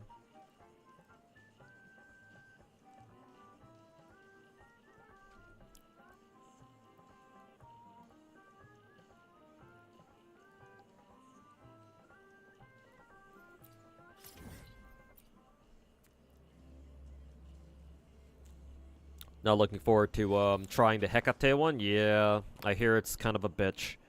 I mean, it's already a really annoying boss to fight just normally, but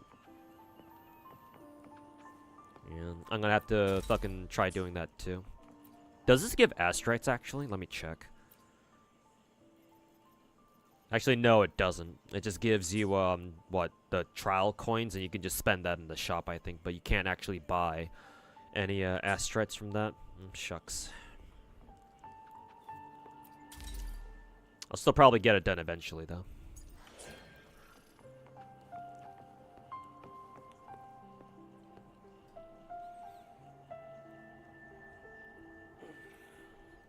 Alright. Any fire element doll guide always ends with the Sharkry. I mean, Sharkry is really, really strong, apparently. Yeah. Like, even if she's not V6, she's actually she's actually still really good. It's just when when you get her to V6 is when she starts going crazy, apparently.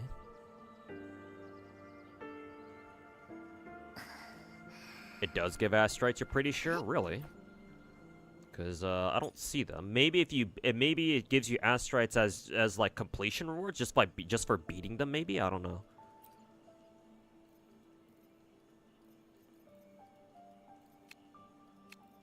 Because, yeah, I certainly don't see them anywhere.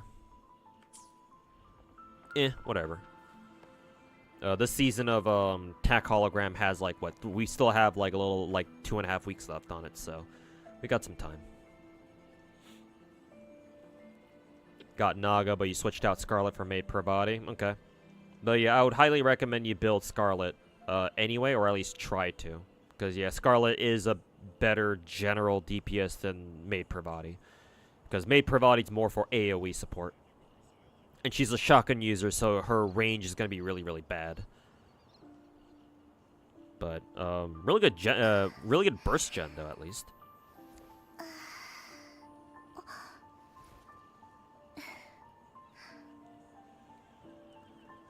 It's 20 astrites per 2 difficulties. God, Wuwa being fucking stingy.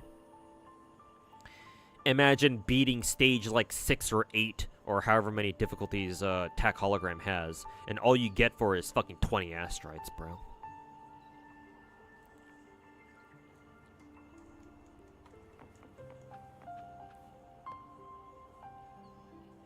Your Scarlet actually is stronger than me? Then yeah, I would suggest you use Scarlet over Maid per body. If that's already the case.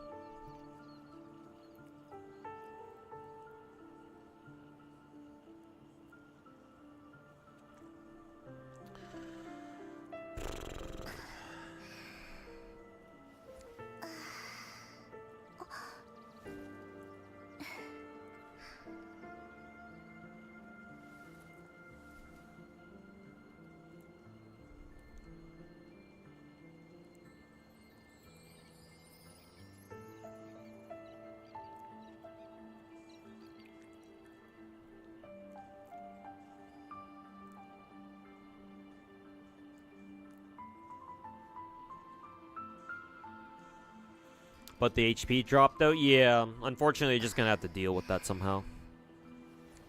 Which is why Crown's really nice, because she shields everybody. So she can give Scarlet at least a little bit more survivability.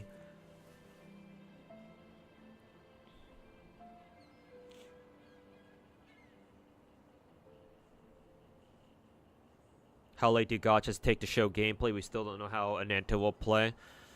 Anywhere from like a year to 2 years after they first initially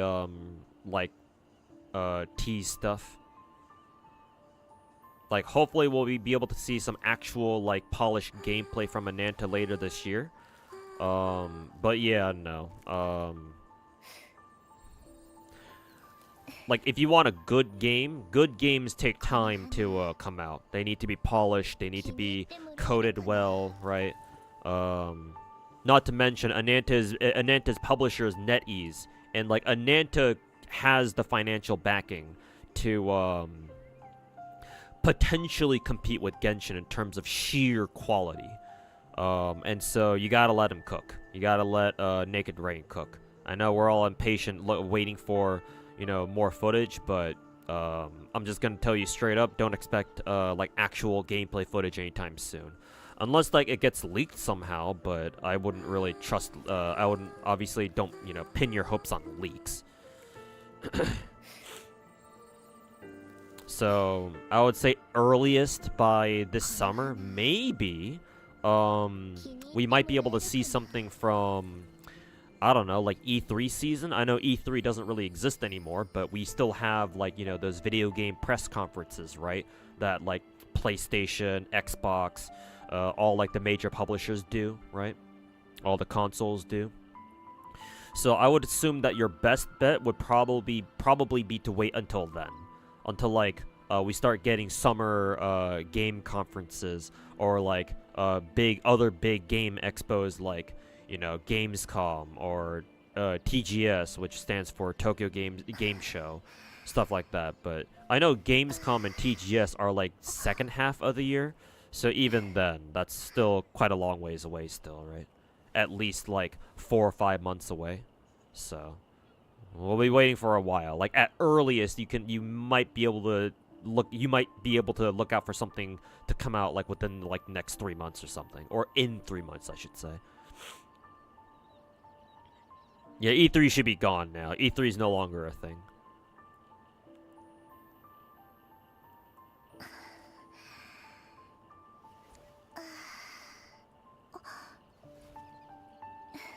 Do you think 87 CR and 227 CD is good for Chongli? That sounds pretty good, actually. Yeah. Let me check my own Chongli real quick. My Chongli has 77 278. Actually, beyond Daniel, let me revise that statement. I'm gonna be real with you. Chongli on her own, like, if she's a solo DPS and she doesn't have anybody on her team that's like specifically buffing her, she's gonna have a little bit of trouble in TOA if she doesn't have like really high crit damage. At least in my opinion. That's my experience using Chongli in like over the last couple of TOAs. She can work, but like I would say if you don't have Brant, specifically if you do not have Brant, then I would highly recommend you get her crit damage up to around like 240% at the very least. Ideally 250%. And try to maintain as much crit rate as possible. If you can somehow get your Chongli to like 80% crit rate, but also 250% crit damage, that would be ideal. I think that would be really, really good. Because now that I look at my own Chongli's crit damage stat, now that I think about it, 227 crit damage I don't think is good enough. At least not in my experience. That changes, however, if you do have Brant. If you have Brant, then story's a little bit different, because Brant is Chongli's best buffer, at least as far as I'm aware. So if you have Brant, I think your Chongli as it is fine. I think Brant should give her enough buffs if you swap to her from Brant, right? So that way Brant's outro skill can buff Chongli coming in. I think that should make up for the crit stat difference, to where your Chongli with 87 CR, 227 CD should be good enough. But if you don't have Brant, then I would highly recommend you try getting your crit damage up a little bit more. Like, give her at least 13% extra crit damage, if you can. Like, let's say if she has an Echo where it only gives her crit rate, but not extra crit damage, try to farm for an Echo that eventually rolls double crit for her. Because, like, for example, my Chun-Li has double crit in every single Echo she has. So, double crit on her Nightmare Inferno Rider, double crit on this one, double crit on that one, double crit here, and double crit there. When did Brand drop? A couple days ago.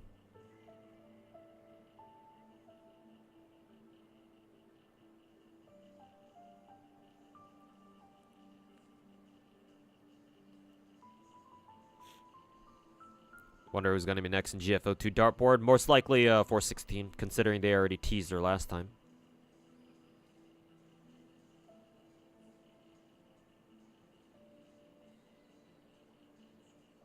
Wonder we're going to get a Summer Nikkei rerun because you want Summer Anise. I don't know, not AK. I don't know, board player. Unfortunately, I don't know how feasible a Summer Anise rerun is. Because they didn't bother rerunning our Christmas 1 characters in Nikkei last Christmas. They only reran Christmas Hot Springs Mika and Hot Springs who was the other girl? Yeah, I use her all the time. Ludmilla. So I actually don't know, man.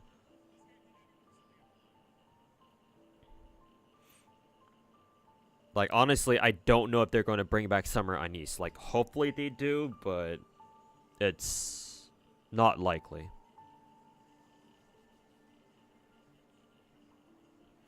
Yours is 55.7 CR and 215.7% CD right now. Holy fuck! She must have a your Chun-Li must have a crit damage main stat 4 Echo then. I hope you're running her with Shorekeeper at the very least, because 55.7% CR seems really, really low.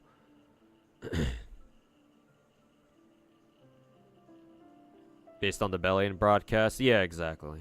So, you do? Yeah, that should be okay. Ideally, she should have at least, like, what, 70% CR? So if you could give your Chun-Li like one more like crit rate roll, assuming she doesn't already have crit rate on all of her pieces yet, or on all of her Echoes yet, like one more crit rate roll and she'd be golden. Because like 70% CR is like good enough in my opinion, especially if you already have what 300 plus crit damage. That's crazy.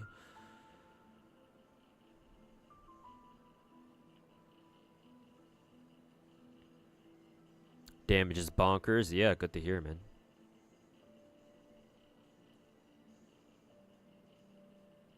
Who's the waiver of Nikkei? Oh, that's easy. Leader. Best burst one in the game still to this day. I think she has some competition now, but she's generally regarded as the best burst one still. So leader. Can never go wrong with her. She's the yellow lolly in the yellow lolly baba in with the dog, with the robot dog.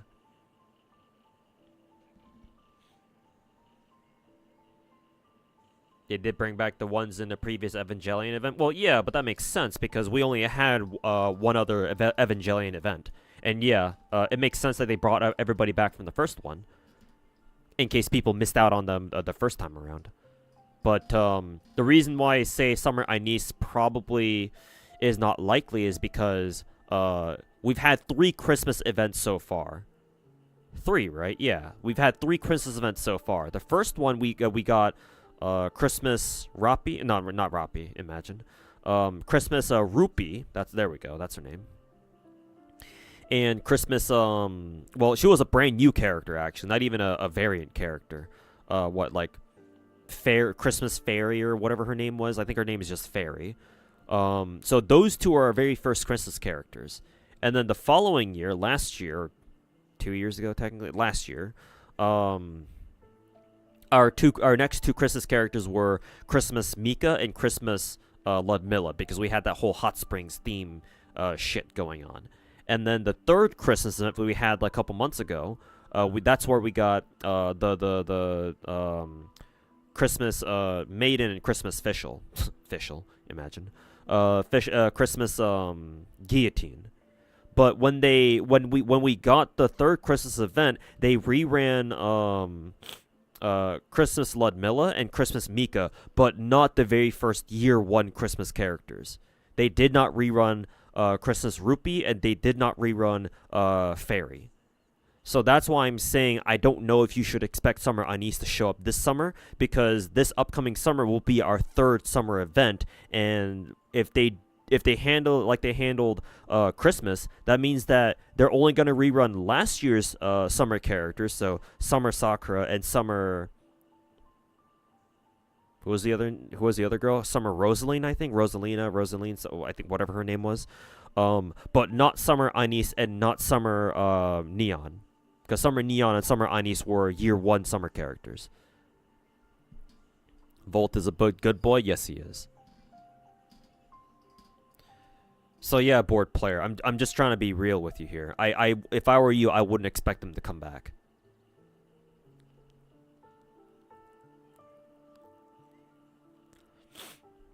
Hopes Wuwa does summer characters. We'll see. It doesn't feel like they will.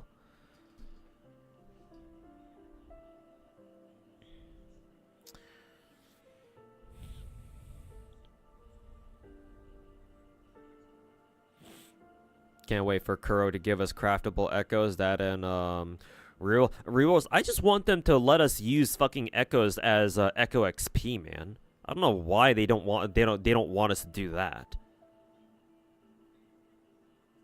Like, it's so fucking bullshit, dude. There's a single biggest reason why it's so hard leveling up echoes, because you always run out of fucking echo XP in this game. So fucking retarded, man.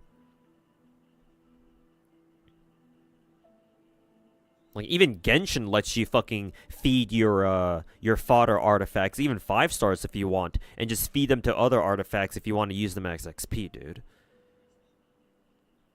I'd like to see the fucking Kuro Glazers fucking try to defend that.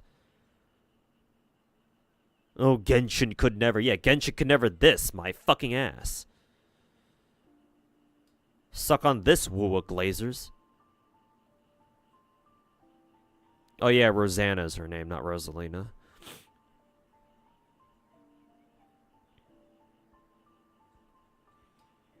You were thinking of the gold mileage Nikkei pack?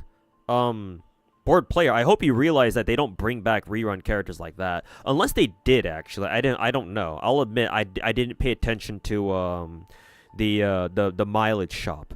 If they brought back the year one Christmas characters for Nikkei, but they just didn't give them banners, so they just stuck them in a mileage shop, then yeah, okay, that's fine. I stand corrected then.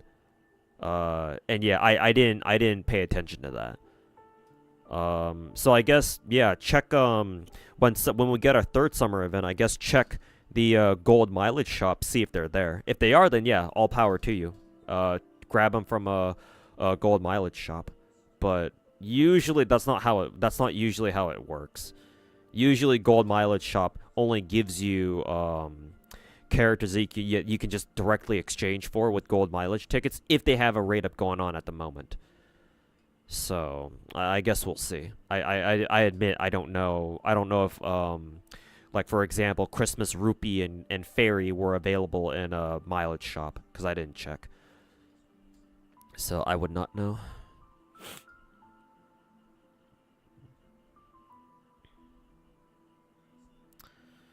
A lot of people are speculating that they'll rerun Christmas characters like Rupee during like a dead patch. Yeah, but that wouldn't make any sense. At least not seasonally. Like it's not like Nikkei, it's not like Shift Up handles their servers like fucking Japanese gachas do.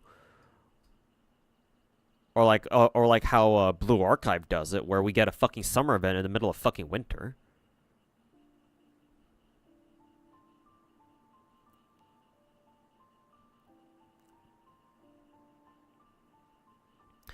Apparently, they don't want you to use fodder echoes as XP because then the hardcore players go crazy and get burnt out on the game. Well, if you get burnt out on a game by playing that much, that's honestly a personal skill issue at that point. Is what I say.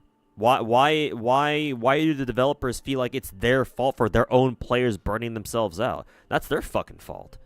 The fuck?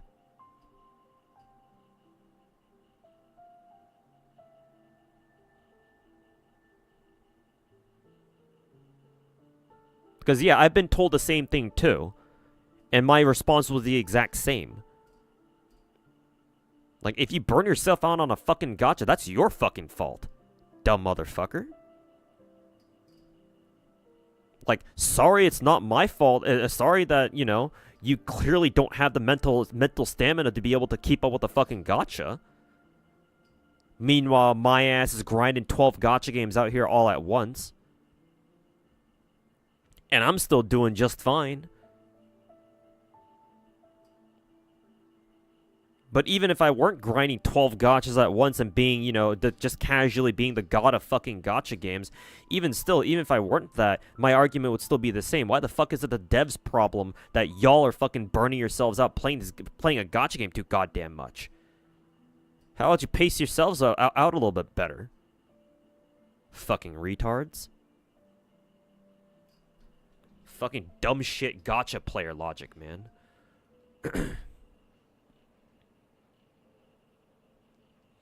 That's what they said in a dev note? Well, that's truly unfortunate then.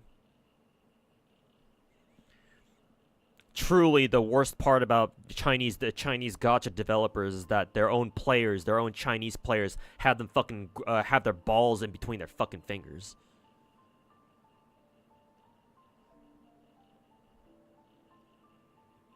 Truly a tragedy.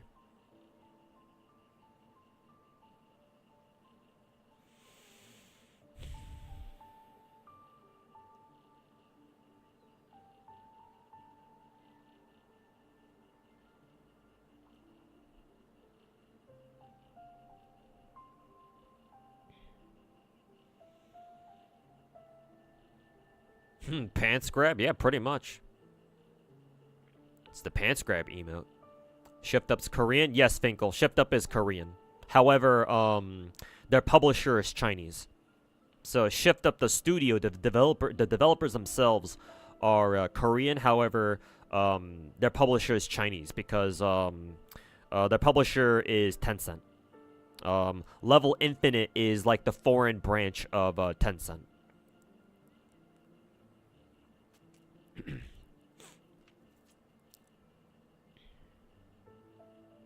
You know that part? Okay, good. But yeah, Shift Up is Korean. If you watch any of their like developer live streams or like their content preview live streams that they do every so often, they don't do it all the time, but for like big events, they usually do one. Yeah, or like for special occasions, I should say, like half anniversaries, that type of shit. And you watch any of their content preview streams. Yeah, they usually have like a developer segment, and they all speak Korean.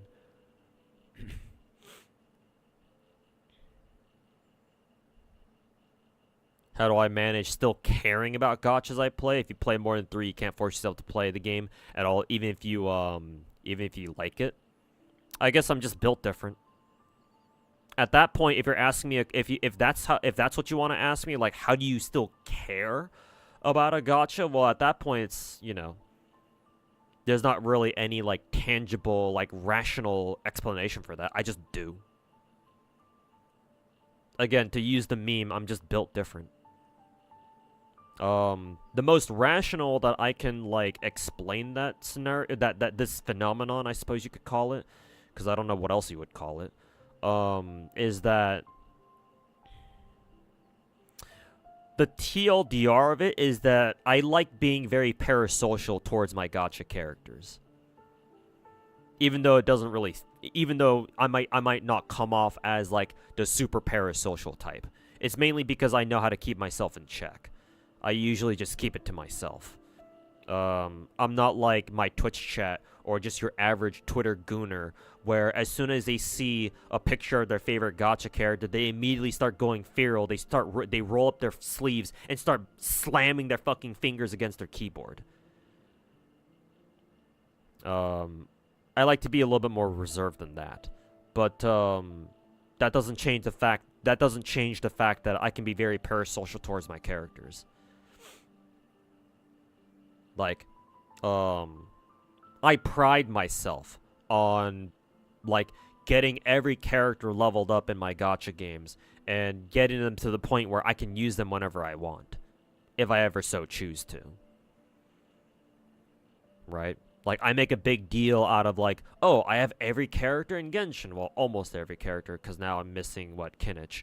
And by this point, Mizuki, of course. But, like, I pride myself in Genshin, for example, for having almost every character in the game. And all the characters I do have, they're all max level, right? They're all max talents. They all have their own weapons. They all have their own artifact loadouts, right? So that way I can just pick them up and use any of them whenever I fucking feel like it, without having to, like, share gear between characters or constantly toss gear back and forth or anything like that. Because I legitimately want all my characters to have the best shit possible. Because I care that much for my characters. So, like, I would say, or at least I would hope, that if you're the type of gacha player like me, where you care enough, if you care that much about your gacha characters, then yeah, it's a lot easier to stay motivated, keep playing gachas, and keep grinding them day in and day out.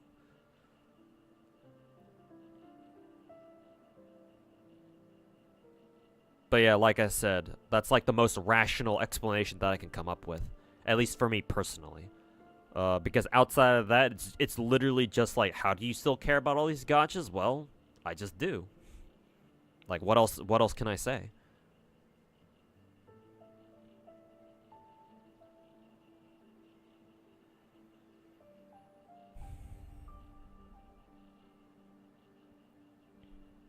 You might care about that much about, like, one character, though, if they're, like, your favorite, but definitely not all of them. Yeah, for sure. That's normal, right? As much as I flex, like, oh, I care about all my characters, like, I also recognize that most people just don't have that capability. Or even if they do, they don't want to do that, or they don't want to go that far. And yeah, gacha games are all about just, like, finding your favorite character, after all, and trying to make them work as best as you can. So, yeah. Like, that's perfectly reasonable, just finding one character that you really, really care about and just building a team around them, and if that's all you want to do, that's fine. That's perfectly normal. That's how most players, I would say, tend to play gacha games. So, you know.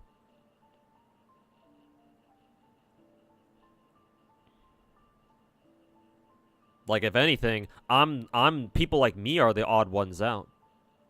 Because, like, what kind of fucking, degenerate autistic retard do you have to be in order to willingly go out of your way to, like, level up all the characters in your gacha?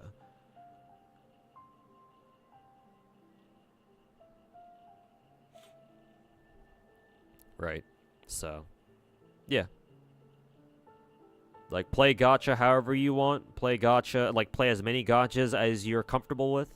As long as you're having fun, that's the most important part. It's just that yeah. If you're asking me about, like, oh, how is that you're still able to care about all 12 of your gachas? Well,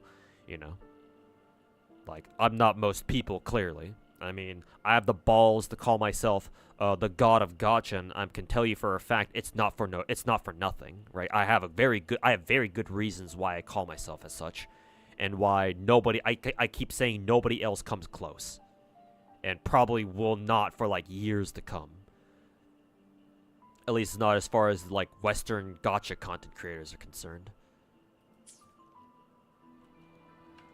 They're releasing the Cowgirl Nikkei. Did they drip market somebody new?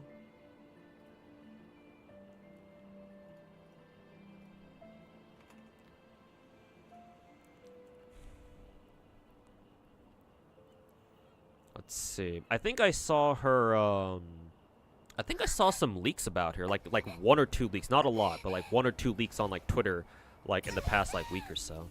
So I guess the leaks were right then, huh?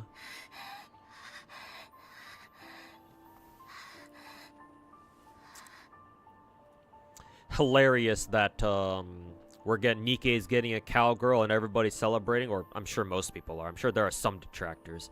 Whereas Genshin tries doing the same thing, everybody fucking shits on her because MiHoYo's trying to be too gooner. But yeah, man, fat fucking titties and a very clear cowgirl motif. Oh yeah. First reply tweet is shoutouts to big titty cow women. Gotta be one of my favorite genders. Based. Absolutely based. この花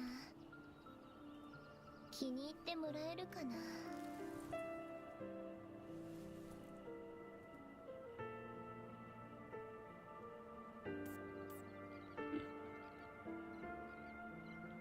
By the rivers of Babylon, those tits have to lactate. Oh god.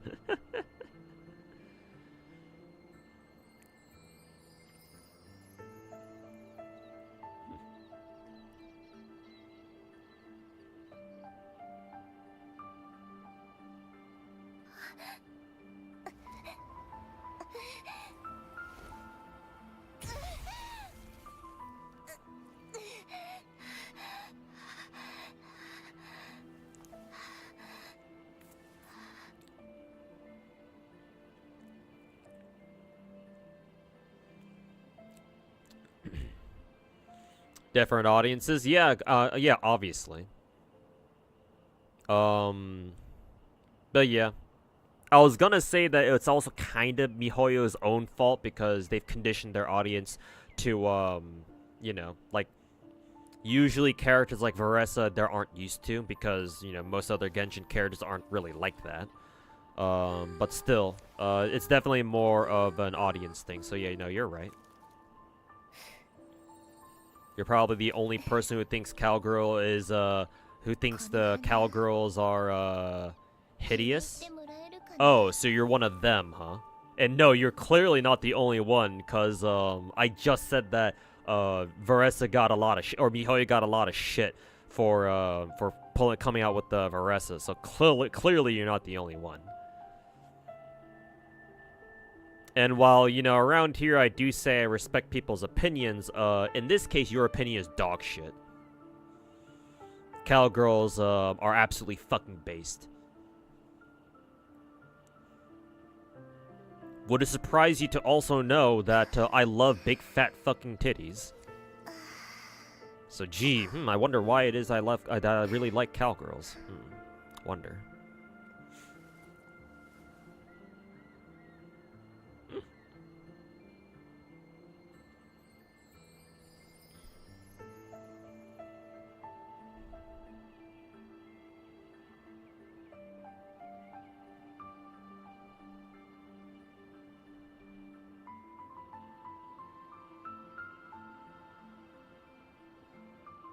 Also, if you ask me, and I know you didn't ask, but I'm gonna say this shit anyway. If you ask me, anybody online who feels like it's necessary to go out of their way to call a gacha character quote unquote hideous, personally I think there's something fucking wrong with you. Like, it's one thing to like go absolutely feral over a character design. That I don't really have a problem with because at least you're being positive. But I don't know, if a character disgusts you to the point where you literally call them hideous, then I don't know, man. Maybe you should you should like take a step away from gacha games for a little bit.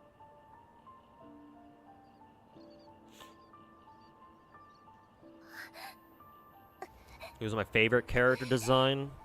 Character design? I suppose technically that's a different that's a different question than like who my favorite character is.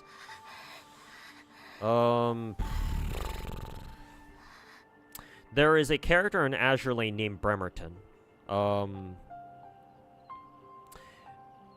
She wears these, like, I don't know if you can call them panties, but,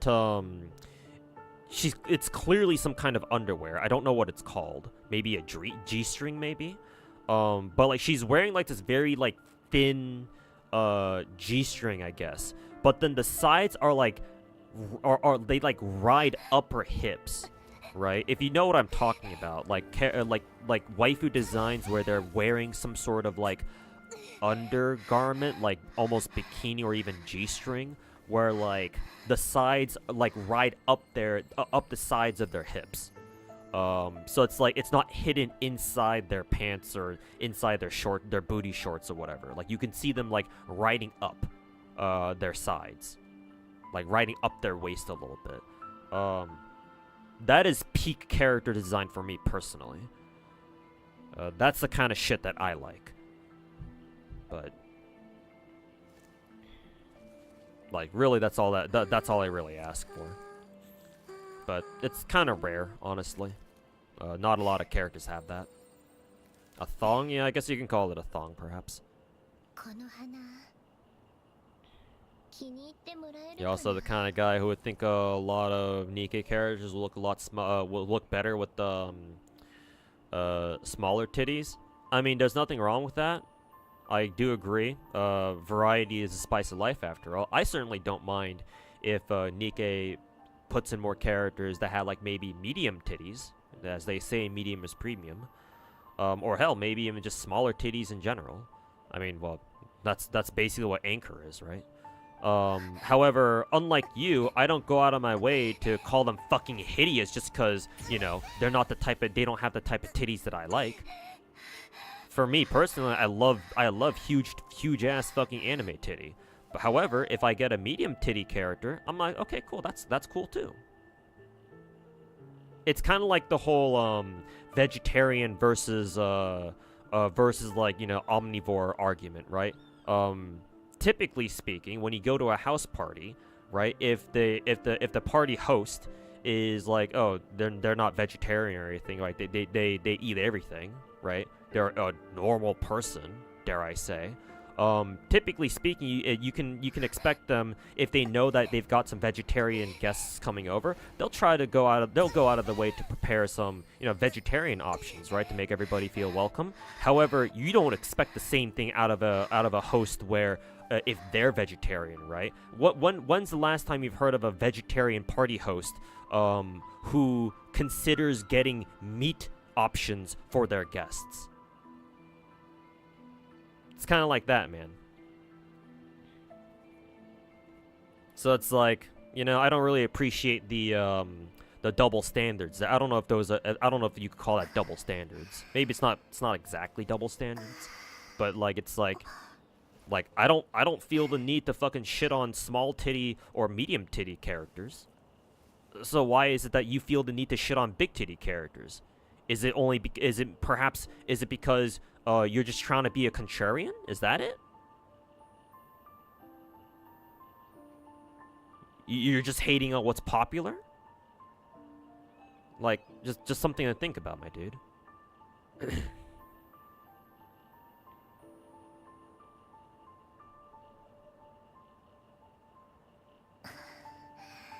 Why the word hit? Yeah, that too. Like, huh? You went out of your way to call a character hideous? Like, why hideous, man? Anyways, just something for you to think about, my dude. Maybe, I don't know if I can convince you to change how you look at things, but on the off chance that I do, just maybe consider that moving forward. So that's all I ask.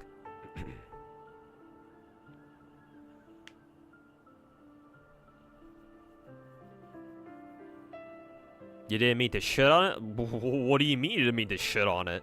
Oh, you're gonna call a character, you're gonna call something hideous, and you're gonna come back and say, "Oh, I didn't mean to shit on it." It's like people saying, "Oh, I'm not, you know, not to be offensive or anything," but you say something offensive anyway. Anyways, I don't know if you guys can hear my upstairs neighbor. They're really starting to bang on their floor now. So I'm gonna have to end the stream here before they call security on me again. So thanks for watching, everybody. Appreciate y'all hanging out. I probably should have ended stream like an hour ago anyway. I was just having a little bit of, I was having fun just talking with chat, but you know. retarded fucking autistic neighbors being fucking buzzkills once again. It's a fucking weekend.